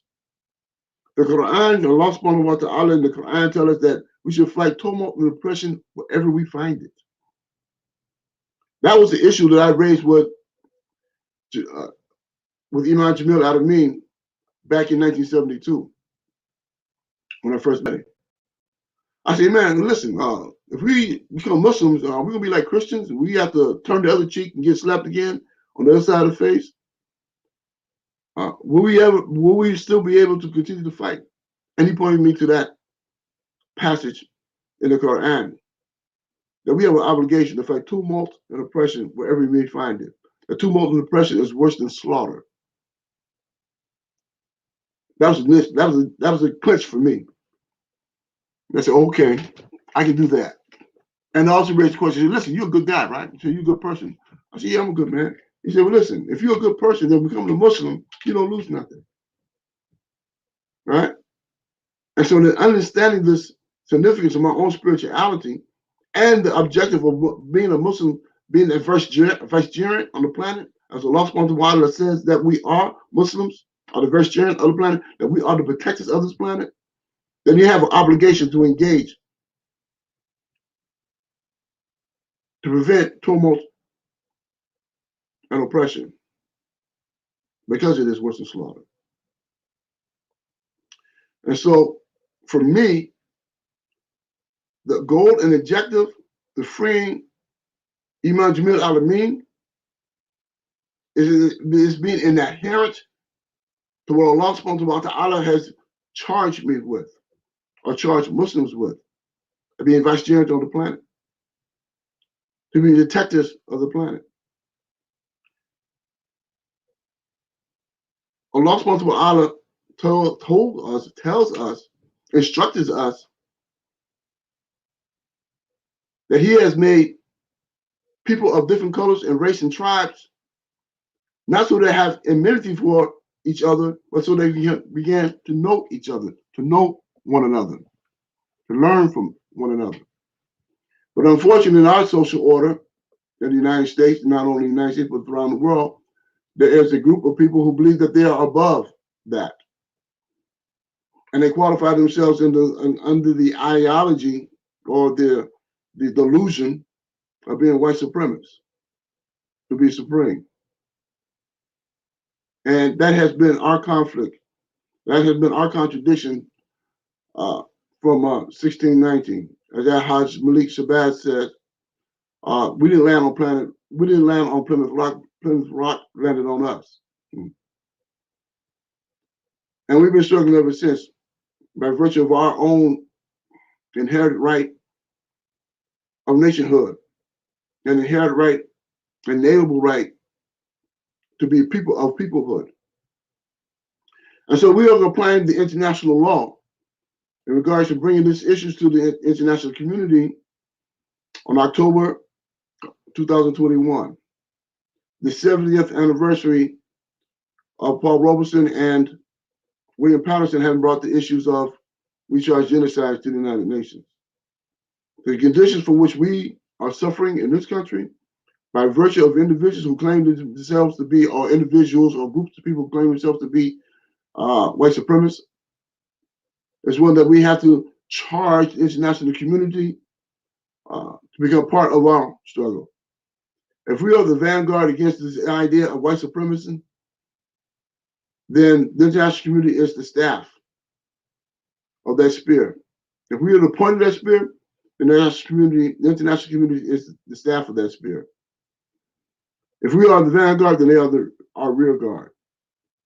And as Al-Hajj Malik Shabazz has often said, that our situation, our struggle is one of human rights. That if we confine them to the issues of civil rights, then we have confined them to the borders of 3,000 to 2,000 miles of territory of the United States. But once we make our struggle, makes our issue one of human rights, it becomes international. And so, as we make this call for the release of Imam Jamil al-Amin, we have to make this raise this issue on the international community, in as much as we do so on a national level. And Muslims, more importantly, Muslims should take the lead in this fight to gain the release, gain the amnesty of Imam Jamil al-Amin and all other political prisoners, Aafia Sadiq, and many others who are in prison due to the issues of a system of governing that is on the ideology of white supremacy. There's a total contradiction of what we've been instructed as Muslims by Allah subhanahu wa ta'ala in terms of our relationship to the human beings, our own humanity. It's a blatant contradiction. And we've been negligent, Muslims, negligent in dealing with that charge. So basically, that's why I feel honored, had an opportunity to make a presentation here on this matter. And I'm praying that for those of you who have heard this story, who understand my position on this matter, who recognize what Brother Jihad ABDUL-MUMIT offered, I ask that you join the Jericho, become a part of this campaign that we are bringing international jurors to the United States for the purpose of raising these questions of genocide and to demand the release of our comrades and brothers and sisters inside prison, our political prisoners.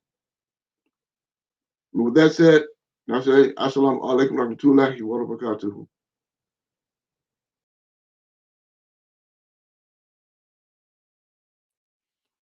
Assalamu alaikum and shukran. Thank you very much, Brother Jalil MUNTAQUIN, for that very important message. One of the reasons why that message is so important, that we need to understand tribunals, that putting tribunals is a part of our self-determination.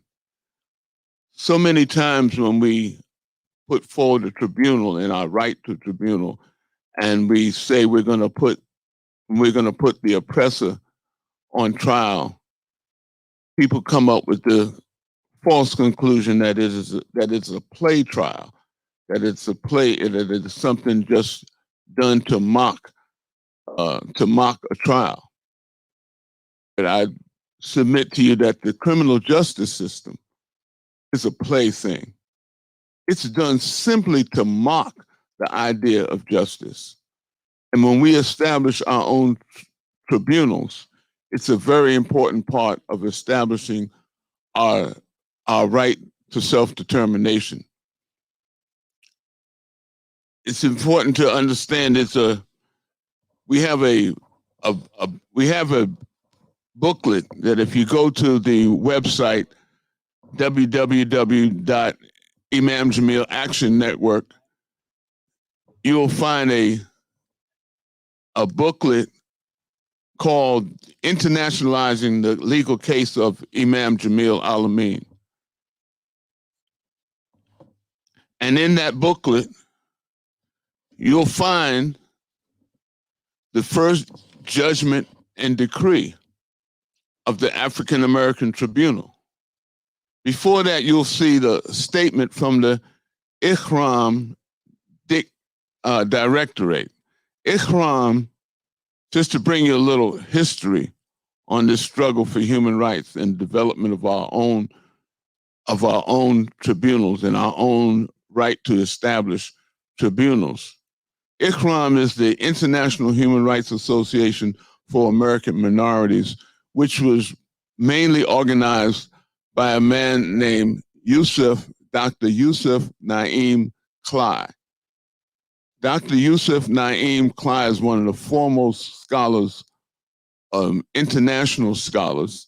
He's Gullah Geechee by birth, but he was a part of the companions of El-Hajj Malik Shabazz. So when we hear about, a lot of people talk about El-Hajj Malik Shabazz, Malcolm X talked about human rights. And we need to understand that it was, in fact, Dr. Yusuf Naim Clay who was teaching international law to Africans in the community back then.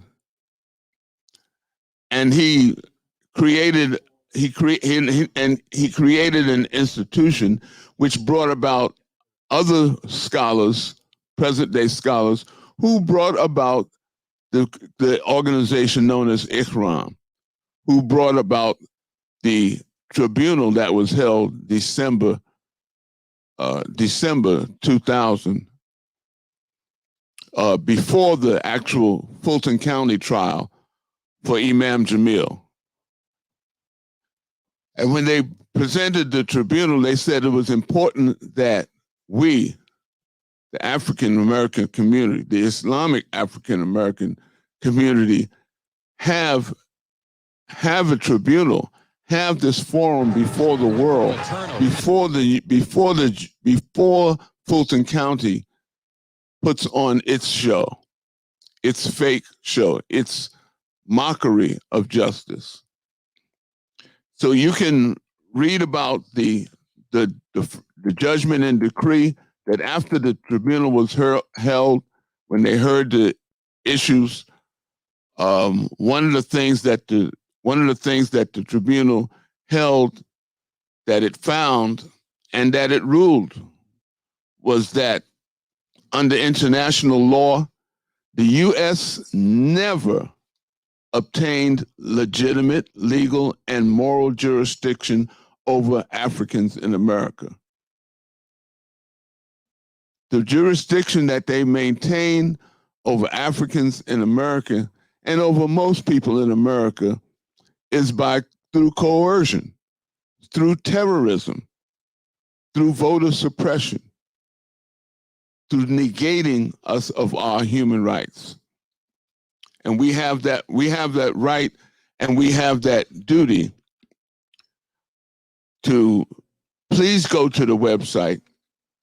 Please look up the international, the folder internationalizing the case of Imam Jamil, and understand the importance of the development of IHRAM, the International Human Rights Association for American Minorities, and the development and the actual putting forth of the tribunal back in December 2001. That court decision also encourages us to continue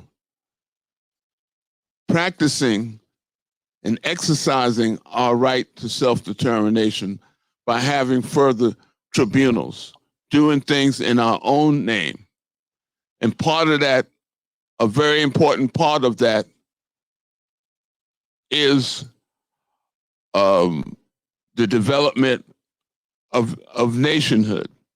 There was a conference in October 2017, September and October of 2017, called the first conference on Confederation and Human Rights Remedies, which was a furtherance of the same people who were part of the International Human Rights Association for American Minorities. One of them, Attorney Musa Danfodio. Attorney Musa Danfodio is the international human rights legal advisor to Imam Jamil Abdullah Al-Amin. Attorney Musa Danfodio is under the International Human Rights Commission of the UN. He is the official representative for the descendants of Africans, the African descendants that are here in the Western Hemisphere. The same brother, Musa Danfodio, who called the conference the first conference on Confederation and Human Rights Remedies.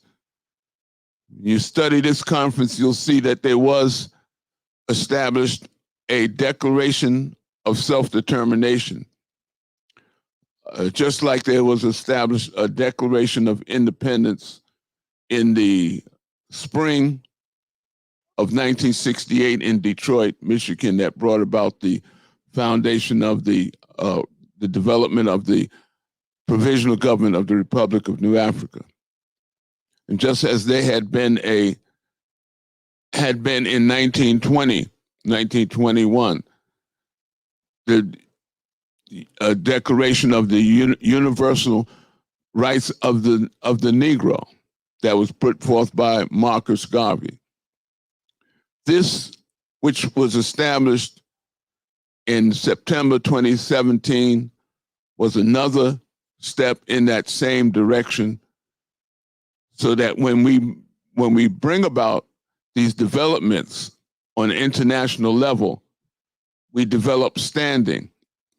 So at that conference, we had this declaration which you can study about and you can even sign. And we had at that conference people who were part of our community, also met people who were members of the Nation of Islam, who were part of Louis Farrakhan's community, Brother Silas Muhammad with the Lost Foundation of Islam. We had brothers and sisters who were indigenous, who represented the Chippewa Nation, who represented the Chickasaw Nation, who represented the Washita Nation, and various other nations of people of clearly African descent who were indigenous to the Western Hemisphere. So we are asking people to be a part of this tribunal, which Brother JALIL MUNTAQUIN has talked about, and study the development and study the importance of developing ourselves into a body which can have standing in the United Nations. So we're not just a group, and it doesn't matter if you've been a part of a group that who are already establishing citizenship, such as many of us who are citizens of the Republic of New Africa, many of us who are citizens of the Universal Negro Improvement Association, African Communities League. We can also be considered citizens of this nation that was defined at the first Conference on Confederation and Human Rights Remedies. These are things that we want people to understand, and we want Muslims to understand, and Muslims to do this research and do this study and begin studying these things in your masjids and begin teaching these things in our schools. And so we can begin to move with a greater status and so we be clear when we put forward a tribunal who it is that's putting it forward. And so without any further ado, we want to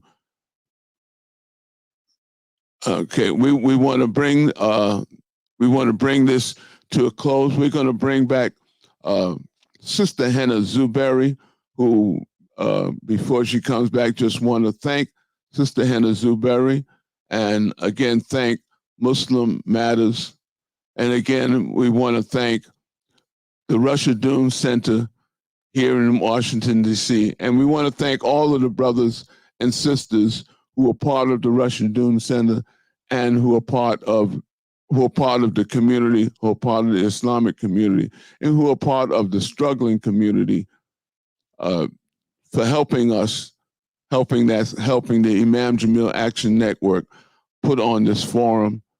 And we'll have time for questions and answers. And that's the close of my presentation. We'll be back tomorrow, but right now we'll hear from Sister HENA ZUBERI with MuslimMatters.org.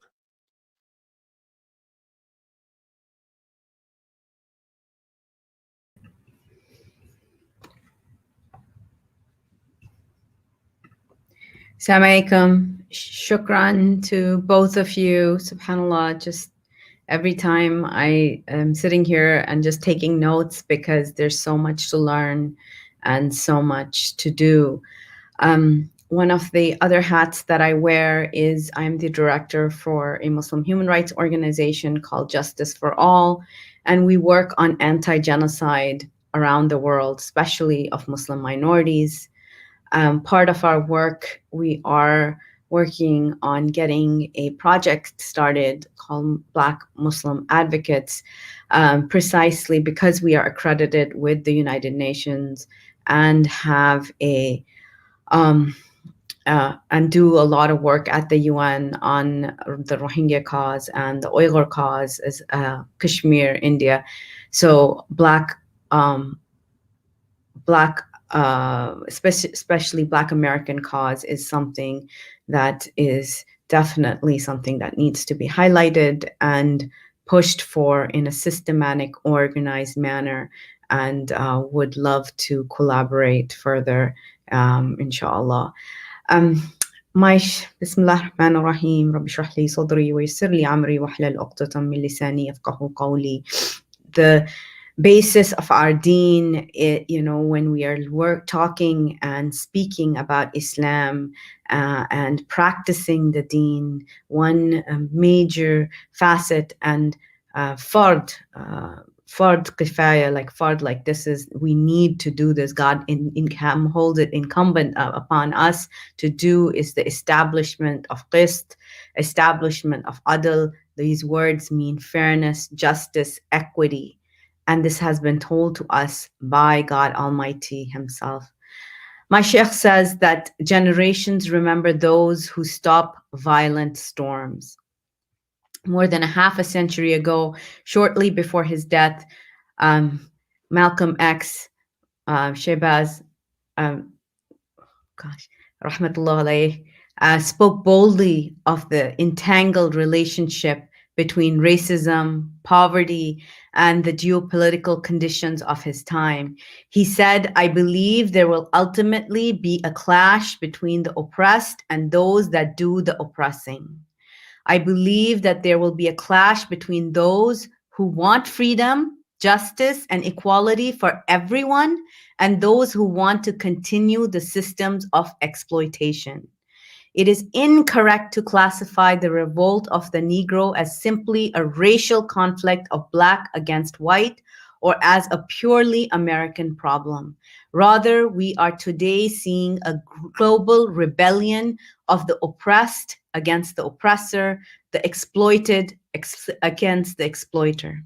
And his words hold true today, that interconnectedness of those who want to maintain the power of governments and control of wealth by the very few in this country and around the world.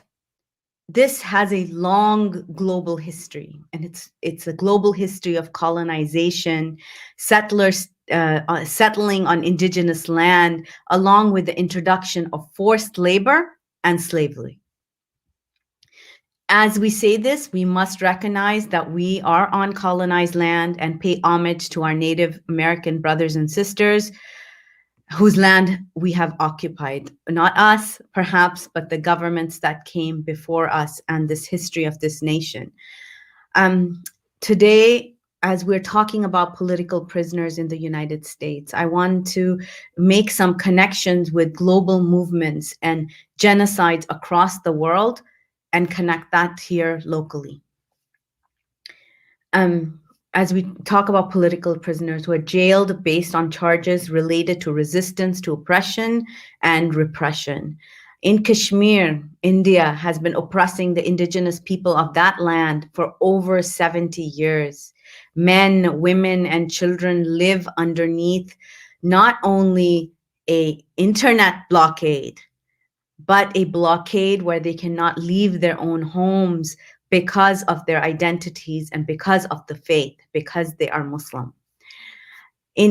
Again, in India, a new law is trying to strip Muslims of their citizenship. So imagine that these are many of them are indigenous people of their land, and now they're being told that no, prove your citizenship, prove that your great-great-great-grandmother was born in this country. And if you can't prove it, then leave, then you are stateless. Across India, anyone who dares or could dare to express political disagreement with the now Hindutva majority political party of Modi government risks going to jail on trumped up charges, just like Imam Jamil Amin, in which trial and bail are extremely difficult. This is what India has become. Poets and professors, activists are being put into jail on what are widely considered to be trumped up charges to shield the violent edge of Hindutva violence. Now, Hindutva is very different from the Hindu majority. We're not talking about the religion of Hinduism. We're talking about a violent national paramilitary organization that is now running the government of India. The United States has joined the calls for the release of these human rights activists in India who are in prison waiting trial under anti-terrorism laws. And we see this here too. Let's move on. You know, the charges against them are very similar to what you may be very familiar over here. Terrorism, stealing, killing, cop killing. All kinds of charges are being drawn to use prosecution as an opportunity for persecution. One good doctor in India, Kafil Khan, was in jail because, I mean, this man is a man who treats children for free, and he was, just because he dared to speak out against the Home Minister of India, he was thrown into jail. So people are being convicted merely because they're exercising their constitutional rights. What doesn't this remind you of the United States? Again, I want to also remind people that there are 2 genocide alerts against India right now. This fascist government that leads over there is inspired by Hitler's rule over, and they rule the nation right now. I also want to speak about the caste system in India, where Dalits are considered untouchables. These are indigenous people of the land. Many of them are, and you will, another thing that is in common is they are of darker skin color. And many people don't know this, but many Muslim Indians are converts, Dalit converts to Islam. They came seeking freedom in Islam from the caste system, and they found liberation in Islam. Subhanallah, let's move on to our Rohingya brothers and sisters. The stripping of citizenship for them happened 20 years ago. It was the start of a slow burning genocide. And what has resulted after this? We now have 1 million Rohingya Muslims living in squalid conditions in Bangladesh, in the largest refugee camps in the world. Thousands were raped and killed, their villages burnt by the genocidal Burmese army. You know what they're called in Burma? Kalar. This is a derogatory, racist word, but used by light-skinned Brahmins. It's a racially derogatory term because it means black. Think about it. Anti-Black racism is woven in the fabric of our global society.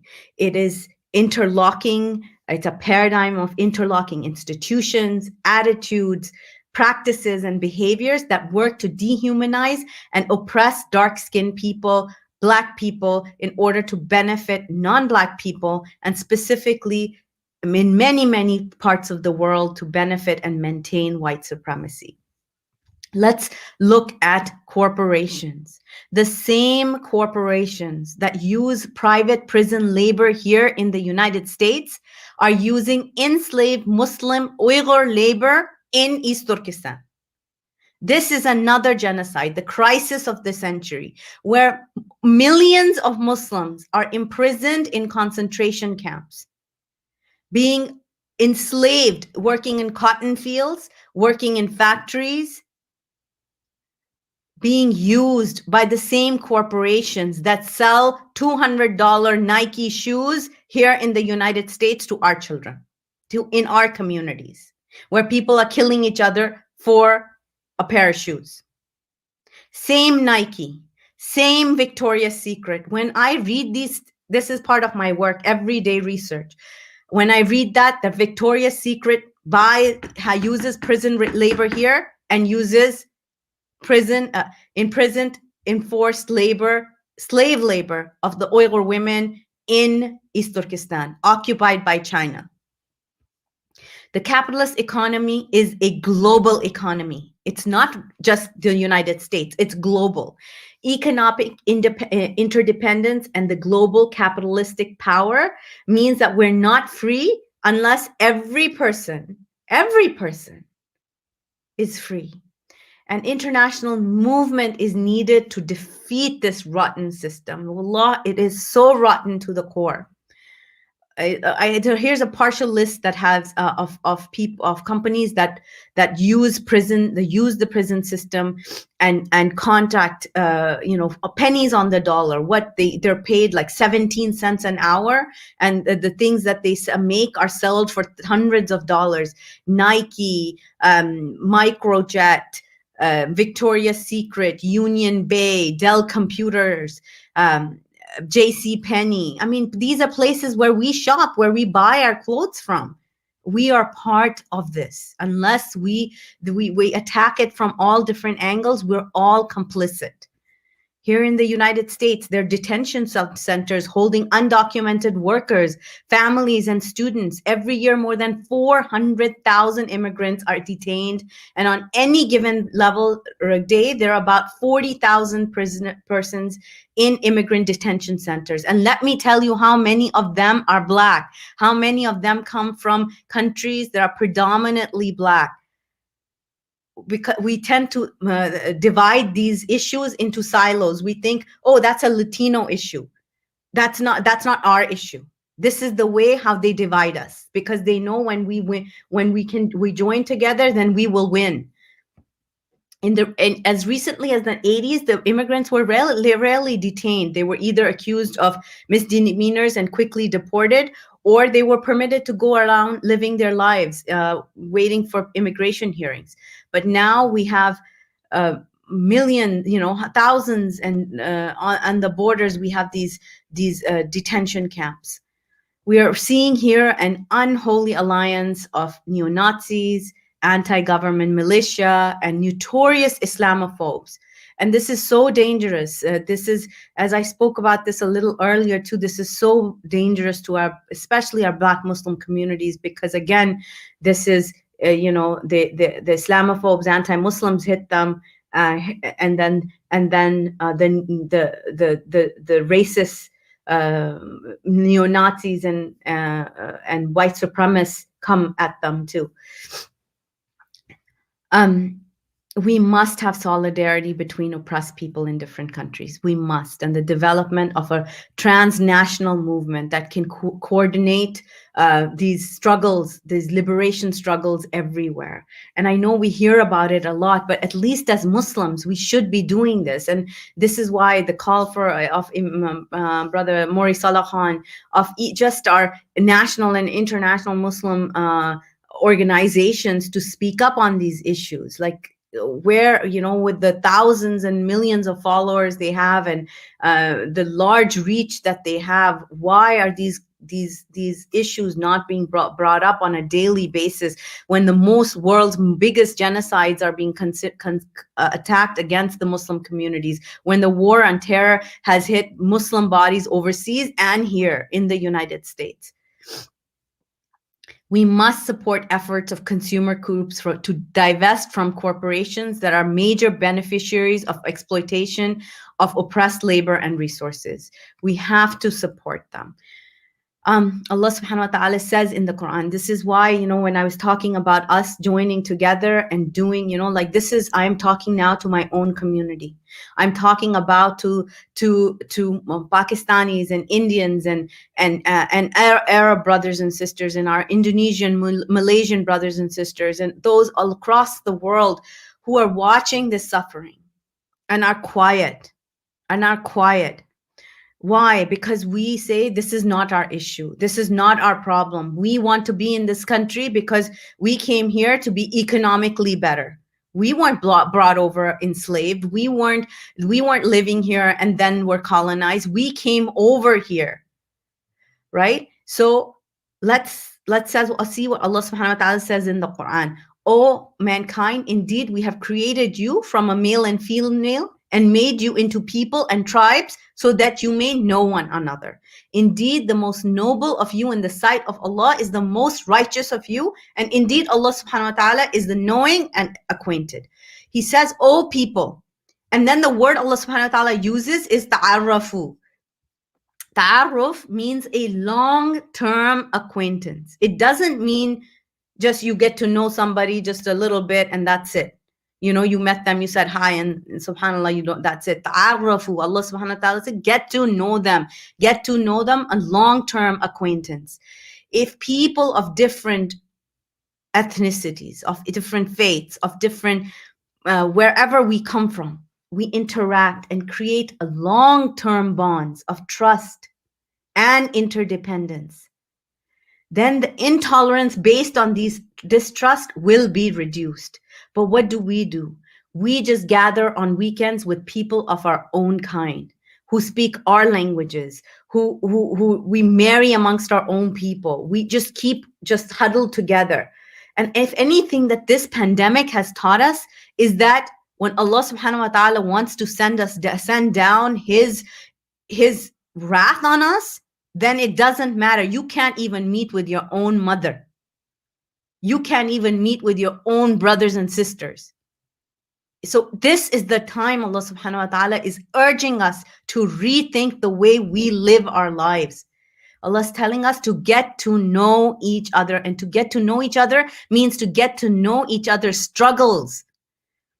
You know, ta'arrafu also means they smell one another.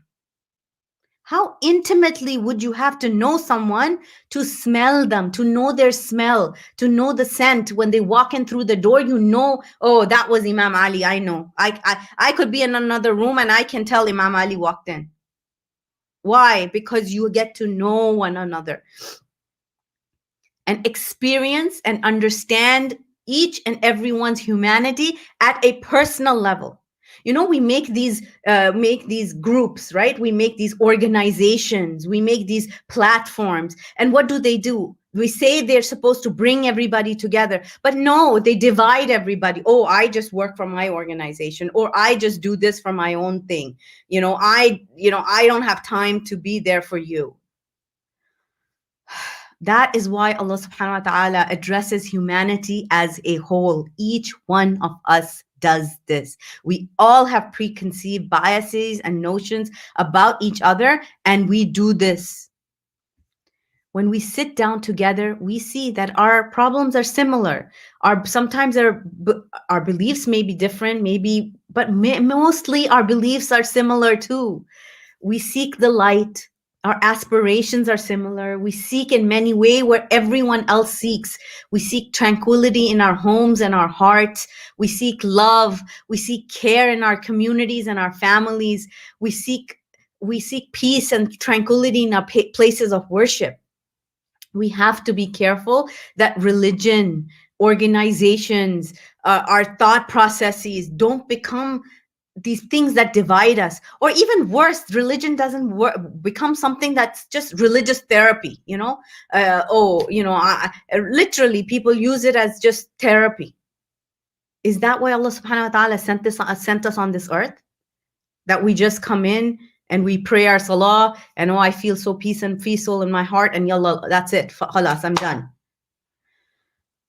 We may seek a peaceful life, but when our neighbors 40 houses this way and 40 houses this way, but when 40 houses this way and 40 houses, you don't know them. You don't know them. How many do you know? If they're not peaceful, their lives are not peaceful, then how do we seek a peaceful life? Most of us seek peace in the hereafter too. We seek justice for our communities. All of these are common things that we can work on together. I will just end a few, subhanallah, with just this reminder that we must make sure that if we want divine mercy to descend on each and every one of us and in each and every human being that was placed on this earth, we must do good work together.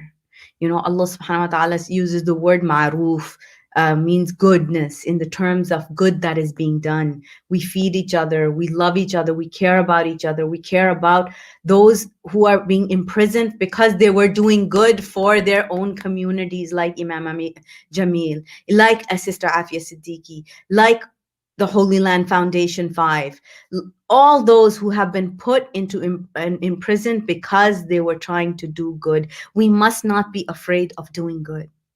It's so sad when human beings start becoming afraid of doing good. Then where are we? Where are we? If people join forces to do good, to end poverty, to promote peace, to work, to develop goodness, then these common goals will unite them as they work and tie them, and this becomes a common vision for everybody. Inshallah, I would just like to end, inshallah, that we center our return to Allah subhanahu wa ta'ala, return to God.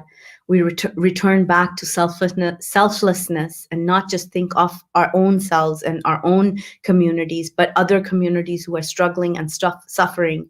And then we return back to the centrality of justice in our work, and make the niyyah that we are doing this to please Allah subhanahu wa ta'ala, because He is the creator of all of us. And if we cannot be fair to God, then we cannot be fair to ourselves. And we cannot be fair to others as well. Subhanallah.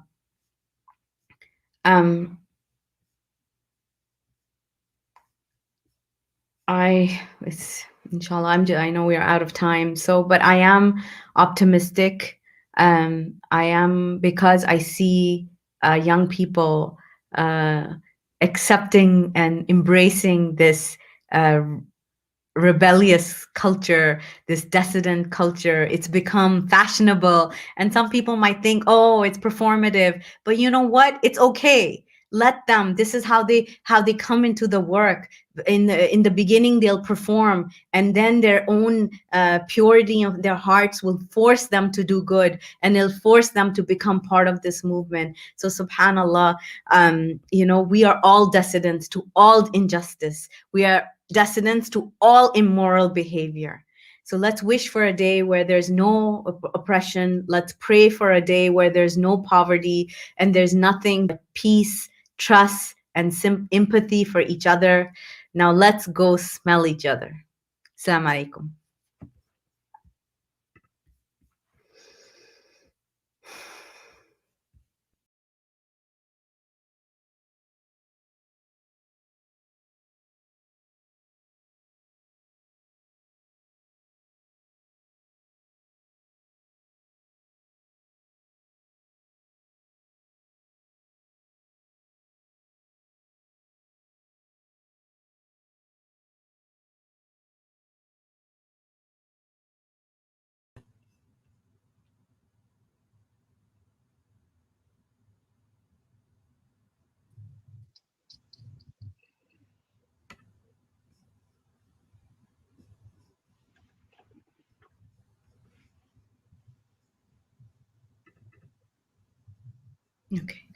Okay, assalamu alaikum. Now we're going to take questions and answers.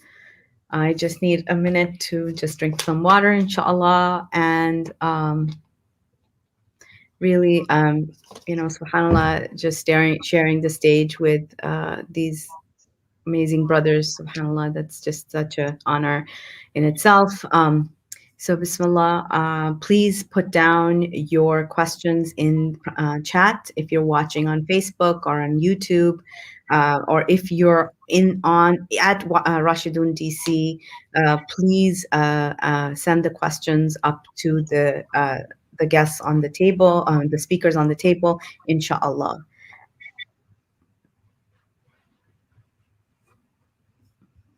Can I begin with a statement?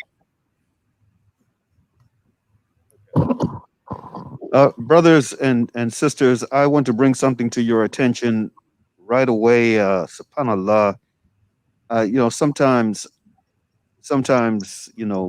Facebook really irritates me to the max.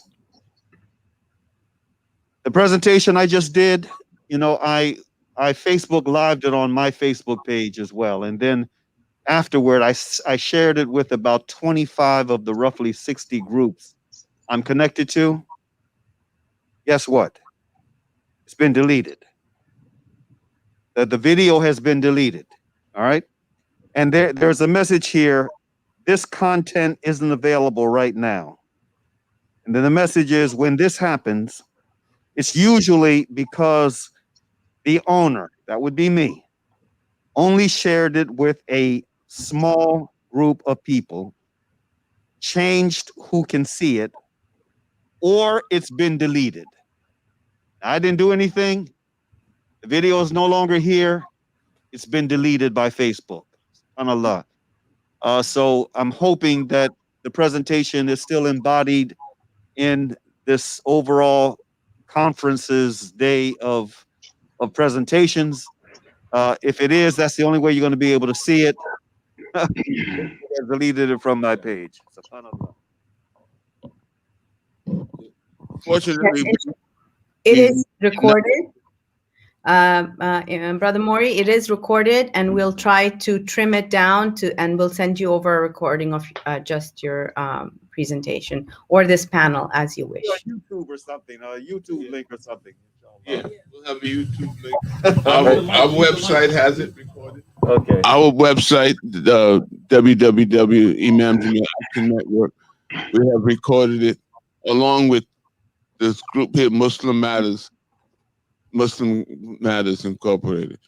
During the briefings and planning for this, we had our tech people get together and we were able to form an alliance, and so we can continue this work. If Facebook has had a part in sharing it, and YouTube has a part in helping us to wide stream it, we do in fact own it between Muslim Alliance and Imam Jamil Action Network, and we can continue to share it. Okay, Bismillah. The first question is Margaret Summers is asking Brother Jalil, what is the status of your so-called voter fraud case? Alhamdulillah. It's still pending over the top of my head. The district attorney Doherty still has me under 2 felonies and a misdemeanor, and they seem to be adamant about having me sent back to prison, although I've only been out 6 months. And as a result of my efforts trying to build a support base here in Rochester, which has been pretty strong for the most part, I'm hoping that the charges will be reduced and possibly reduced to a point where I will not have to face prison. The idea that I will be, and let me make this point explicitly clear, no one in the history of the state of New York has ever been charged with a felony or a misdemeanor for having mistakenly registered to vote. Not vote, just register to vote. No one. So this is in essence a selective prosecution. And a selective prosecution due to the fact of my own history as an organizer and being part of Black Panther Party, the Black Liberation Army, and my release from prison and back into engaging and organizing in the community. And so therefore, for one reason or another, quote unquote, white supremacy, they are trying to put me back in prison. Allah subhanahu wa ta'ala is the best of planners, and inshallah, they will be defeated, we will succeed, and I will continue to do the work. Thank you for asking that question. Yeah, Brother Abdul-Jalil, subhanAllah, man, when I first heard that this had happened to you, brother, the first thing that I did, I mean, I responded to the absurdity of it all, the vicious absurdity of it all, in my in the realms that I have a voice within. No. What I also did was I sent a message to our brothers and sisters, our African American brothers and sisters, our Muslim brothers and sisters, special emphasis on our Muslim brothers and sisters in New York. New York, especially those who have connections with, with government. Sure. They should make a major issue of this. They should make a major issue of this because the viciousness of it, the manipulation, the sinister manipulation around it is so evident that, given the fact that you have been a political prisoner for decades and subhanAllah, you just released, we should not let this happen to you without a communal fight. That's what I said then, and I'm repeating this again then, especially for our brothers and sisters throughout New York, but especially in New York City. And I know this is upstate New York, further upstate, but there are these connections. that we have, and you know, so we should make a major issue of it, inshallah. Alhamdulillah. And hopefully, Alhamdulillah. So I believe there's another brothers Jalil or Bilal. Please explain more details of the October Tribunal and how local struggles can be a part of it. Bilal, you want me to take it or you take it? Go ahead, you take it, Jalil. All right, assalamu alaikum. Let me put some history on this. The proposal for the developing of the International Tribunal became when I was in prison in 2018. I put out a call to re-establish the international jurors for them to come back to the United States and deal with the issues of political prisoners. The call was heard by the Jericho movement, and they began to organize it. It took about 3 years now for us to come to a point where in October 20th to 21st, October 20th to the 23rd, we'll be having a virtual and physical tribunal here in New York. We are asking individuals to go to Spirit of Nelson Mandela, the spiritofmandela.org to learn more about the campaign. Go to spiritofmandela.org to learn more about the campaign and to join. There will be a letter there for endorsement. We're asking organizations and individuals to endorse the campaign, to endorse this, the tribunal, and to also support this endorsement. We're asking for $25, minimum $25 as endorsement for the spiritofmandela.org information that we presented, and we are building a national and international campaign for this. We are reaching out to the international community and getting them on board. So far, I think we have 15 international jurors who's already committed to listen to our petition and to our argument. Sister NKECHI TAIFA will be the leading attorney to present these issues. They are varied in regards to environmental genocides or environmental conditions, all the way to mass incarceration and police murders. We're dealing with all those matters as well as the issues of political prisoners. And so we are bringing an entire gamut of issues confronting people of color, Black people, and indigenous people in the United States, dealing with the issues of white supremacy and the institution of white supremacy, as the sister ZUBERI had elegantly talked about the international dynamics of white supremacy and this incorporate institutionalization.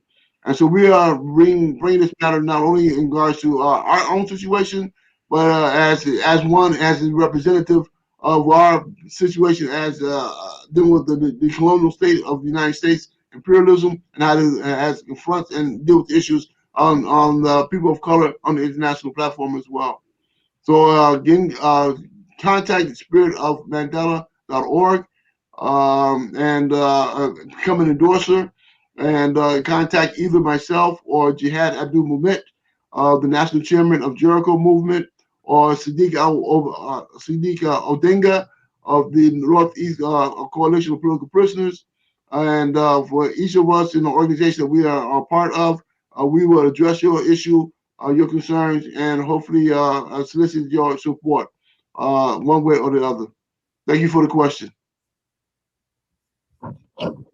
Also want to add that we want to merge with that tribunal the fact that there has been a history of other tribunals. One dealing with a tribunal on environmental justice, and we want to again address the issues of this tribunal, and another tribunal that was held called by workers, Black workers in the South, in the Black Belt South. And it's at this point where we want to combine these tribunals, so the understanding that it's genocide. What our political prisoners face is a part of what our whole entire nation faces.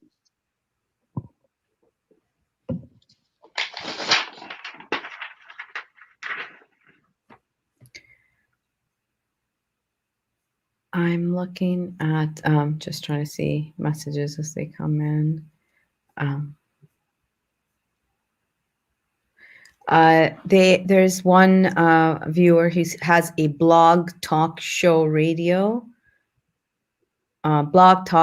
show who would like to contact. So they were asking if you all could share how they could get in touch with you to be guests on their show. Bilal? You can get in touch with the Imam. You can get in touch with the Imam Jamil Action Network. You can, in fact, you can call my number 470 470-451-8416, and you can also contact us through our website www.imamjamilactionnetwork.org. All right, for me, you can reach me at the following email address: MAURI, MAURI .SAALAKHAN, SAALAKHAN,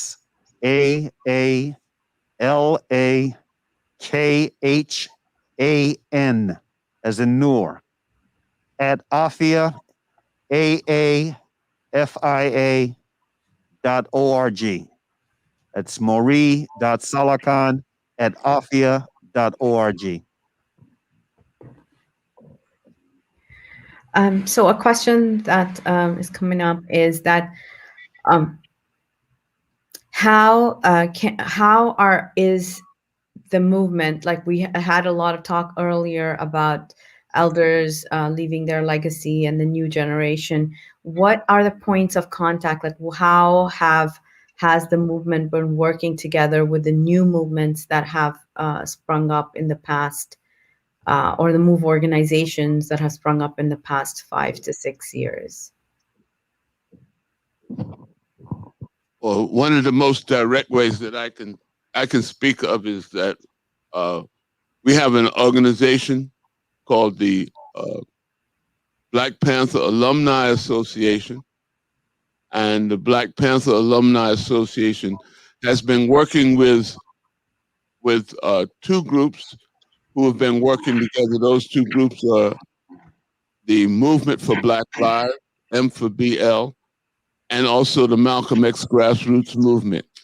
And we've been doing, as veteran organizers and veteran human rights workers, we've been doing trainings and overseeing trainings of new younger people who are joining the movement and who are joining these organizations which are currently functioning, the Malcolm X Grassroots Movement and the Movement for Black Lives. And we've been supervising their training. The training has been primarily around understanding what political prisoners are, how we became political prisoners, and the organizations that we developed that led many of us to become political prisoners through working in those organizations. And the other issue that we've been dealing with is developing community safety associations and to defund the police. It's a part of our right to self-determination to create our own safety apparatus. Just as we talked earlier, we infused ourselves into the system as much as possible, as just so that we could be effective and teach people. Like when we had Brother Amir Abdul-Samad on earlier, Khalid Abdul-Samad, talking about how he, as the assistant safety director of the city of Cleveland, worked to bring about much of the uniting of the different street organizations, not only in Cleveland, but throughout the country. And we've been working to unite this effort, and we've been helping the young organizations trained with them, and we even were on the phone with many of them during that period last summer when they were out in the streets, and there were attempts to encircle them by telling them there were times when police would tell people to get out of the street.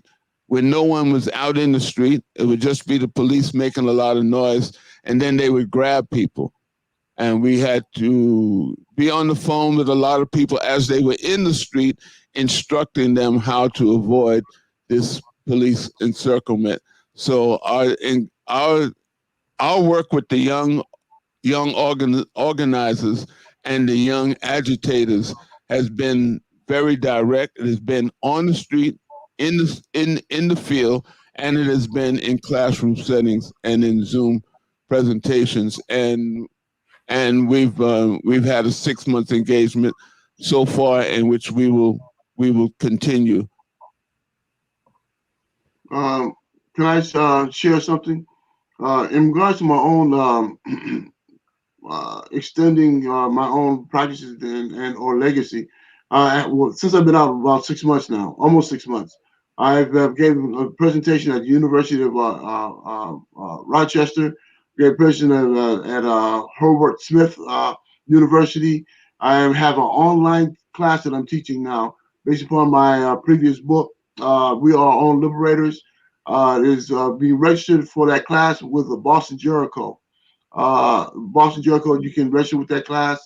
It's on Tuesdays and Thursday evenings, every other Tuesday and Thursday evenings, and that's one way that I'm trying to give back and actually trying to pass the baton to the younger generation. They need to learn the history. If without the history, you don't know where you stand right today, and you know have any idea where you're going in the future. And so what we're trying to do with this book is, and with my teaching these courses, is to present the history of our struggle and pass it to the young folks. And so that is extremely important for me, to ensure that the young people, the next generation, has a solid foundation of historical depth of our struggle in this country. And that's important. So, and also, since I've been released, I am now I work for Citizens Action.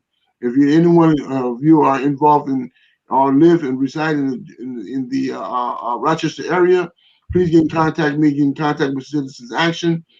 We are now in a major fight to restore full funding for the Rochester School District. Rochester School District school is the 5th worst in the country. And for me, stopping the school to prison pipeline is very much close to my heart. We need to end this mass incarceration. And one way you have to do so is ensure that these kids are getting the kind of resources that's necessary for them to succeed and be prosperous in our communities. And unfortunately, they are cutting all type of resources, particularly in schools. And in doing so, they have basically created a funnel by which, a spigot by which they can open and close whenever they want to ensure that these young people are being sent to prison in their judicial injustice system. And so for me, my engagement at this point in time is with Citizen Action and the Rochester chapter. And if anyone who wants to get in contact with me and support this campaign or this fight, then please do so.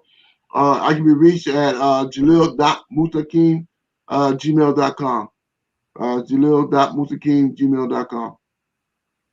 Okay, Jazakallah khair to all of you. Let me weigh in too, Sister Hena, on that question, because it's a very important one. Okay, Brother Maury, just want to let you guys know we've been going straight for 8 hours, so we're not streaming on Facebook anymore because it's been they cut off after 8 hours, but it is streaming to YouTube. Okay, great. That question is a very important one, and I have been very, very encouraged. I've been at times greatly inspired by what I've been seeing coming from young people in this country. We're in a very unique place right now in American history, in U.S. culture, a very unique place. The activism that we're seeing right now reminds me of the activism of the 60s, but on a whole different level. because, you know, the activism of the 60s was primarily rooted and emanated from the African American community, our struggle for human rights. What we're seeing today is really a rainbow of energy out in the public squares, you know, across this troubled land, and in other parts of the world, and that is a good thing. And it harkens back to an observation that I made during my presentation to some of my Muslim brethren, who I feel have been overly critical and needlessly so of the Black Lives Matter, quote unquote, movement or organization. We need to do as much as we possibly can to encourage our young to shoulder the responsibility they have to engage in struggles for positive change. You know, the great freedom fighter, you know, psychiatrist from Martinique, Frantz Fanon, he said in his book, Wretched of the Earth, each generation must, out of relative obscurity, discover its mission, fulfill it, or betray it. This is a responsibility of every generation. You know, and so we should be encouraging our young. As for our Muslim young, we should not be holding them back. We should be encouraging them to be as much a part of the struggle as they can within the limits of their Islamic principles.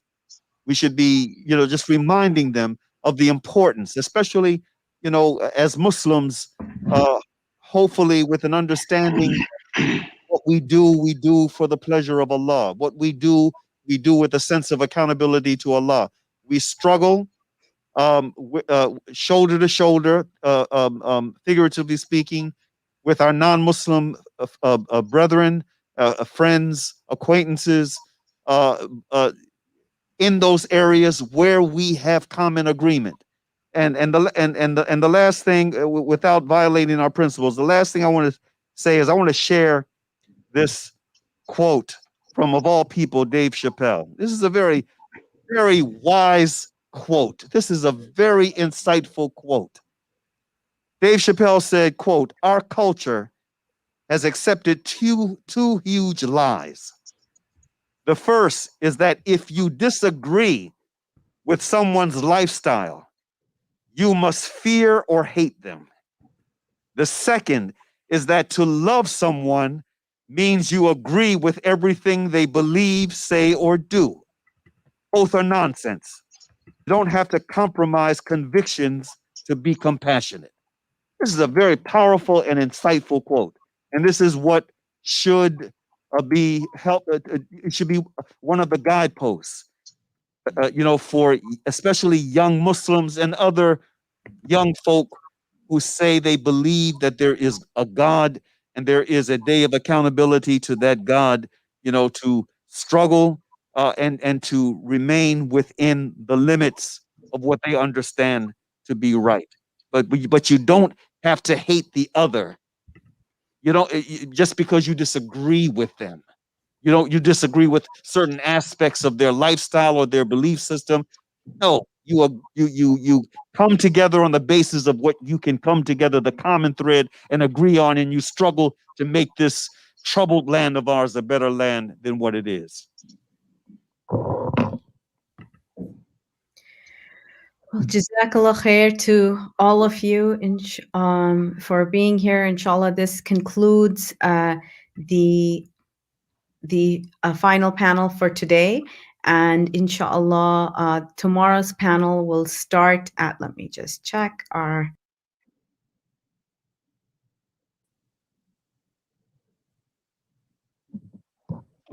1 o'clock, Sister Henna. And we will start with an update from KAIRI AL-AMIN. He will give us an update on the case, and then inshallah at 2 o'clock, we will have forgive me, please help me pronounce her name, NKECHI, TAIFA? Yes, Sister NKECHI. TAIFA, Attorney NKECHI TAIFA. And the update will be by Attorney Naji Mujahid. Brother KAIRI will not be able to make it, but Attorney Naji Mujahid is here with us, and he'll be doing the update tomorrow. Okay, inshallah. And then we'll have a panel on combating the genocide of our community and medical execution of our political prisoners by Dr. KOKAYI Patterson. And then the IGEN call to action will close it out at 4 o'clock, inshallah.